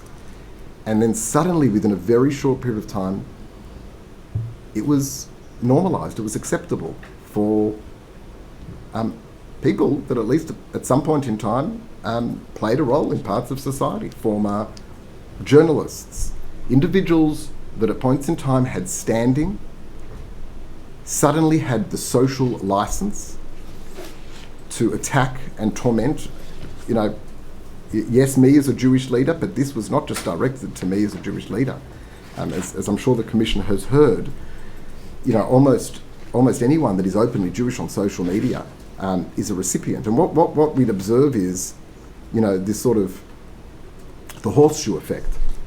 You know, it would be the extreme left and the extreme right, and the only issue they could agree upon was how they felt about Jews, or as they would often use as a proxy, Zionists. The online abuse has included the use of photographs of your family and of your children. Yeah, yes, and that was the subject of one of the police complaints. You know, sometimes these things happen quickly but slowly, and it takes you a minute to realise, because the abuse is so constant and has no correlation to what you would put out. I could post a picture of a beautiful sunset and I'd be called a genocide supporter, child killer. And I think when I saw that this individual, and it was obsessively posting pictures of my family and my children, I mean, my first reaction was to think, oh, how stupid am I? Because of course those pictures were sourced from an article that appeared in the Australian Jewish News after I'd assumed my role as president of the Zionist Federation in 2018 to, who is Jeremy, and here's his family and these are their interests, get to know the community. And I remember at the time, at that moment, I thought back that the journalist at the time said, "Are you happy for these photos to be on the website?" And I didn't even understand the context in which he was asking the question. It never occurred to me that someone would seek to use pictures of my children, my young children, particularly then, they were very young, as a means to target me because of my role as a Jewish leader, or frankly because I am Jewish. And no doubt, and as you say in your statement, your children became aware of this abuse of you and use of their images against them at some level. What was the effect on your family? Well, I think it would have been impossible not to, but my children, they really saw everything. I mean, firstly, I went from being a very present father that knew what their homework was and what books they were reading and what the topic of their assignment was, to being both physically and certainly mentally not very present.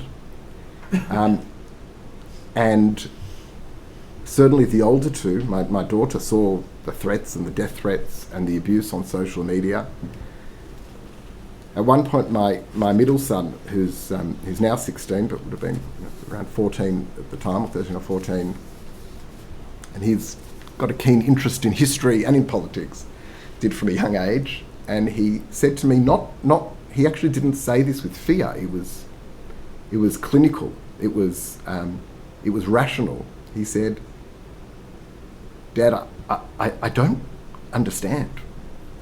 Why aren't we leaving?" Like to him, and I said, "What do you mean?" And he said, I don't understand. Like, just we're learning the lead up to World War II at school at the moment. Like, this is, it is so clear. It was so plainly obvious to him that this was the beginning of something that, well, to him it felt irreversible. That wasn't my view, and it's not my view. But it was incredibly confronting to have 13 or 14-year-olds make that observation.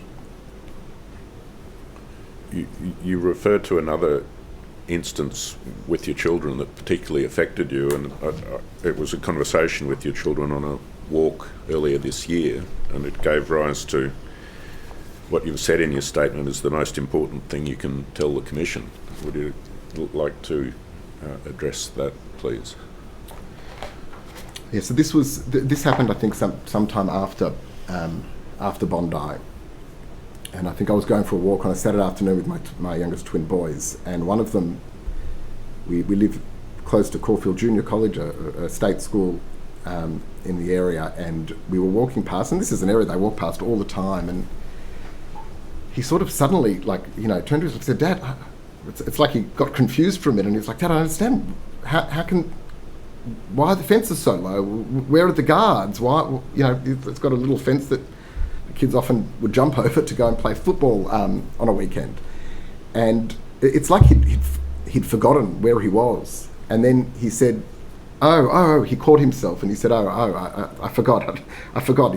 It's not a Jewish school, so they don't need the fences and the guard. And I think in many ways, I think hearing him make that observation, it sort of at its core, I think, reflects the impact on most members of the Jewish community. And that is, what has changed is not that there was no anti-Semitism and suddenly that there is, but for my 13-year-old son to have now normalised this situation that Jewish schools, Jewish children need high fences and guards and security and to be protected, but other children don't, and other schools don't, and that is normal. That isn't something he learned from me. He didn't learn that at home. It's not how I grew up. And ultimately, it's painful not just as a father, it's painful as an Australian. because this impacts the very nature of this country. It's not how I grew up. It's not how I want anyone's children to grow up, Jewish or not Jewish. And it feels like it happened very quickly. It doesn't feel irreversible to me, but I also don't know. I don't see an immediate pathway to addressing it. One section of your statement details the work that you've undertaken and that Arnold Bloch Leibler has undertaken as a firm for numerous pro bono clients, focusing on the time since October 2023. Would you provide a brief description of that work? So we saw, my phone was ringing off the hook after the 7th of October, and it was almost always from traumatised members of the community asking for help because of experience of anti-Semitism, isolation, exclusion, discrimination. And what became very clear and bizarre at the same time very quickly was, this was not limited to one part of society. This was across, it was particularly bad within the arts, within progressive spaces, within academia, but it was everywhere. It wasn't only there. And the range of clients were from Jewish artists who were being cancelled, who were having venues cancelled, often, by the way, not because the venue ideologically wanted to. Often the cancellation would be accompanied by, I'm so sorry, but I've been told that there's going to be a BDS boycott campaign if we allow you to perform, and we're a small business and we just can't afford to be attacked online. But from artists who, their livelihood, their income was being impacted. Some were way too terrified to speak out. Some were incredibly brave and did so, and I understand will speak to the Commission. But also to others, to families who were second generation Holocaust survivor families whose parents came here with absolutely nothing and built incredibly successful businesses. And they, together with their children, were heavily involved in philanthropy. These are families who built, particularly in Victoria, who effectively built the arts sector in Victoria off the back of their generosity. And I observed that, one would think that, those who are successful and have resources, they can withstand this sort of pressure and exclusion. But in many ways, I think they were even more traumatised. And that's because their covenant, not dissimilar, that was shattered, was that their success, their contribution to this country bought them a seat at the table, not with special treatment, but as an equal. And they discovered after the 7th of October very quickly that that seat was conditional, and it was conditional on them rejecting a core part of their Jewish identity. That being their Zionism, their belief in the right of Jewish people to have their own homeland. There were artists whose entire careers were built off the back of their generosity, who distanced themselves, forget picking up the phone to see how they are, that were forced or chose to come out publicly accusing them of being genocide supporters. And again, this was in the weeks after the 7th of October. This was very early that it started, and it continued and got worse. And ultimately, I think we just saw this play out very slowly, in part as a product of intimidation from activists and groups. But I think it clearly revealed something that sat under the surface, that may have stayed under the surface for a very long time, were it not for this normalisation of anti-Semitism at the dinner table. And your statement refers to in excess of 100 pro bono clients across numerous professions and walks of life. Is the character of the anti-Semitism that those clients have experienced, has that changed to your perception after October 2023 or in the last few years? Well, yes, it has, because in effect, the war that followed Hamas's attack on Israel on the 7th of October and the obsessive demonization of Israel, as distinct from criticisms of the Israeli government of the day, has effectively given this social license. And what has played out, both that I have experienced personally, that I observed many of these clients and many of the members of the Jewish community experience, is the word Zionist being used as a proxy for Jew. It's still not entirely, although we've seen instances of it, acceptable to call someone a dirty Jew, certainly in main polite society, but it is today a dirty Zionist or a baby killer. And that accusation is thrown by virtue of that person being a Zionist, which the overwhelming majority of the Jewish community in Australia is. And that is the manifestation of anti-Semitism that I have predominantly seen play out. Yes, we have anti-Semitism on the far right, but I think many people in the community feel, well, at least when it comes in the far right in the form of a swastika and a Heil Hitler, it's very clear of what they're saying and where they're coming from. But certainly at the beginning, it was done under this veneer of anti-Zionism.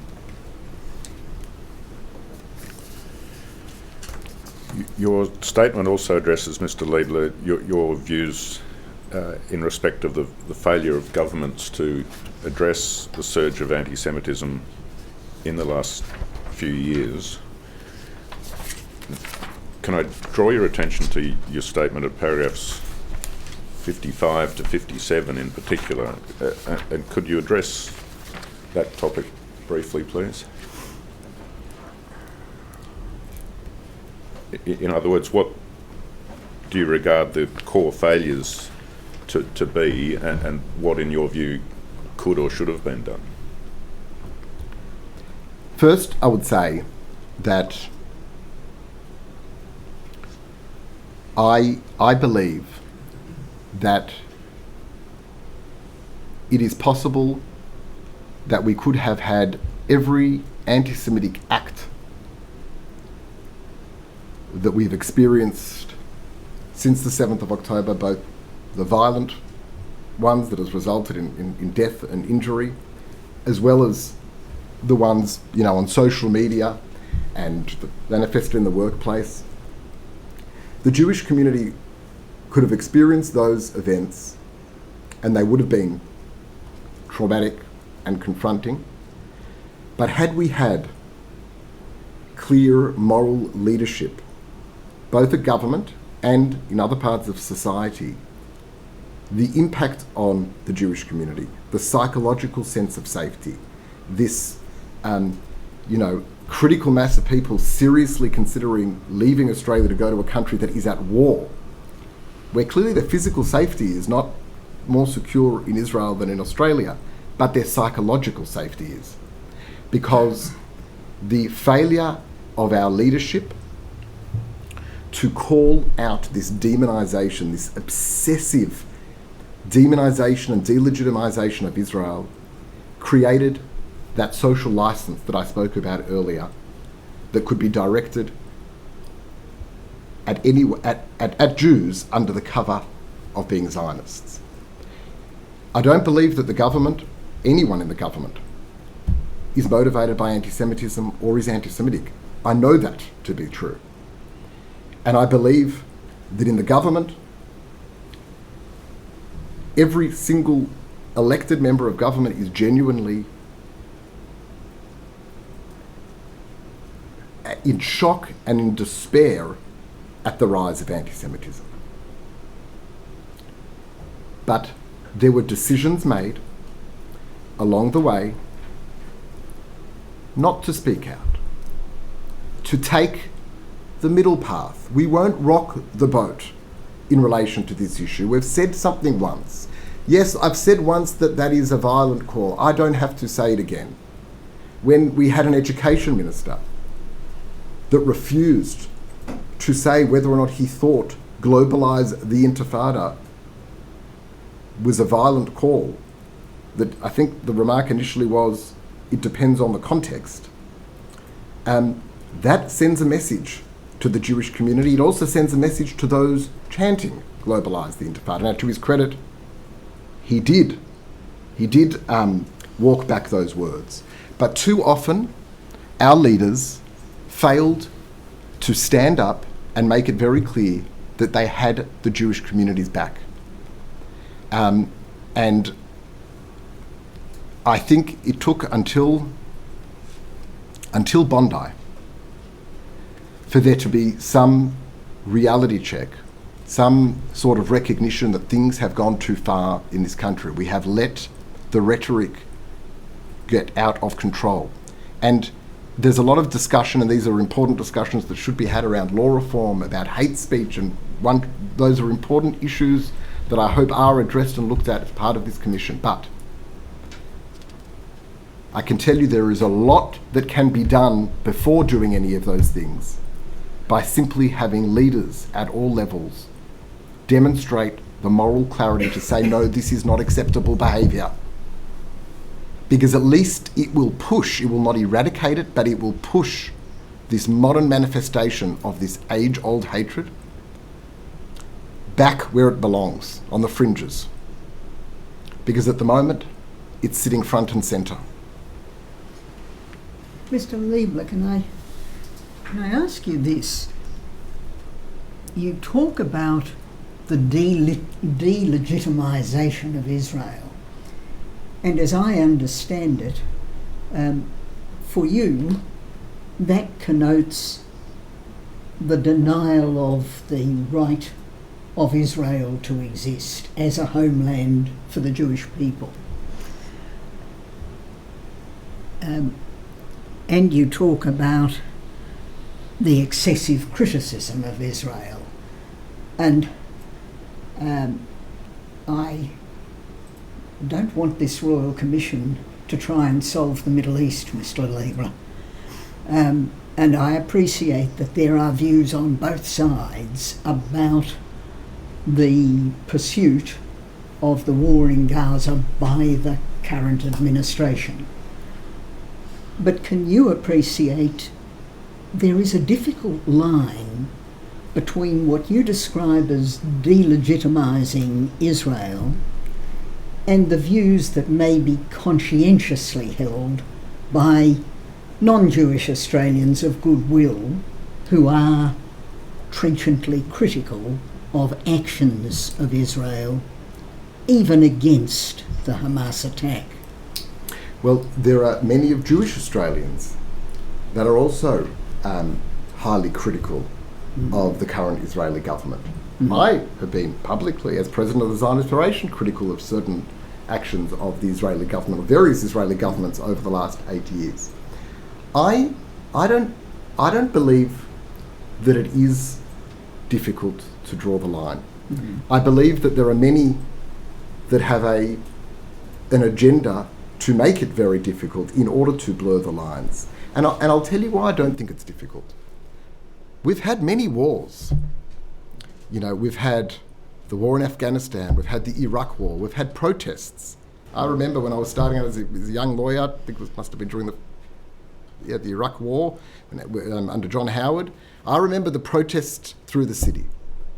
I don't ever recall chants saying death, death to the American armed forces, or the Australian armed forces for that matter. I don't recall anyone suggesting we should boycott American businesses. I don't recall ever, you know, there are many people today that are not massive admirers of Donald Trump. I have not heard anyone suggest that America should be dismantled and cease to exist, or that has no legitimacy. And so I look at this rather in simple terms. It is perfectly acceptable to criticise policies of the Israeli government. It is perfectly acceptable to criticise Israel's conduct of the war. It is not legitimate, it is not acceptable, and it does cross the line, to describe the Jewish right to self-determination as something that is inherently evil or immoral. That our identity, the core of who we are, that defines us, is evil, because the logical extension of that is that we are evil. And this idea that Zionism, the state of Israel, it's a evil and racist endeavour. We're colonizers. We are white settler colonialists. Or it is a conscious choice to choose the terms that today are the worst possible insult you can throw at anyone. And we know where this is very familiar to us, because when it was the worst insult was to be a communist, the Jews were communists. When it was the worst insult for Jews to be capitalists, we were capitalists, sometimes simultaneously, right? When we were racially inferior, the Nazis, would accuse us of racial inferiority. There is nothing new to this. And so I don't accept.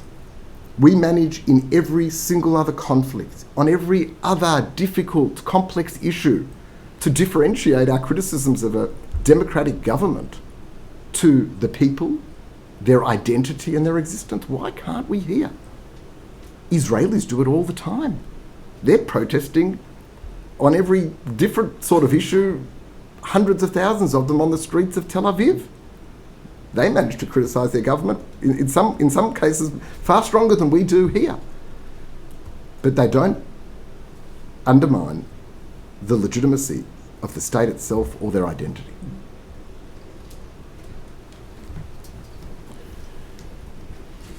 Mr. Leibler, towards the end of your statement, you identify, I think, a much more recent shift, which you see as, I think, something of a positive development this year. And could you explain that part of your statement? It's about paragraph 60 and 61. Well, after Bondi, the Prime Minister recommended to the Governor-General to extend an invitation to President Herzog. The President of Israel, President Herzog, he's not a partisan politician. He is a sort of a figurehead akin to the Governor-General here, to visit Australia, to bring comfort to Australia after the horrors of Bondi, and to the Jewish community, of course. And that visit for the Jewish community was incredibly important. And it wasn't just important because it was a unique event to have the President of the State of Israel be here and to bring comfort to the victims and survivors of Bondi, but implicit in making that invitation and in the way in which the government hosted the President while he was here, they actually modelled precisely what I described. It is no secret that the Australian government has many disagreements on policy and foreign policy with the current government of Israel. What it modelled was that it could recognise that Israel is a democratic ally. Yes, there are some real disagreements on certain issues with the government, but by extending the invitation, it recognised the role that the State of Israel plays in the identity of Jewish Australians and the connection to Bondi, and it did so without making any changes to its foreign policy. It did so without shifting anything politically. And you know what? As everyone will know, there were lots of protests on the streets. But the reaction of the Jewish community to those protests, and I was in Sydney at the event at the ICC with 8,000 people, when at the end of the event the police came in and said, look everyone, everything's okay, but we're just locking you down for about 45 minutes because there are very, very serious protests and we need to do this to provide for your safety. It was a very different reaction from the Jewish community because it was very clear that our leaders had our back. The Prime Minister did not shy away from this visit. He proceeded with it in the face of these protests. The protests occurred. Protests should be able to occur. We're in a free country.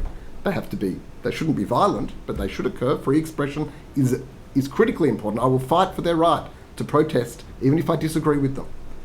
But the fact that our leaders stood by that visit and the symbolism of it, that shifted the psychological safety and well-being of the Jewish community. And I believe is a model for how others can do so on similar subjects, even if they're not state visits. Mr. Leibler, I don't have any further questions. Thank you very much for your attendance today. Thank you. Yes, thank you, Mr. Leibler. You are excused. And I think it might be time to adjourn for the day.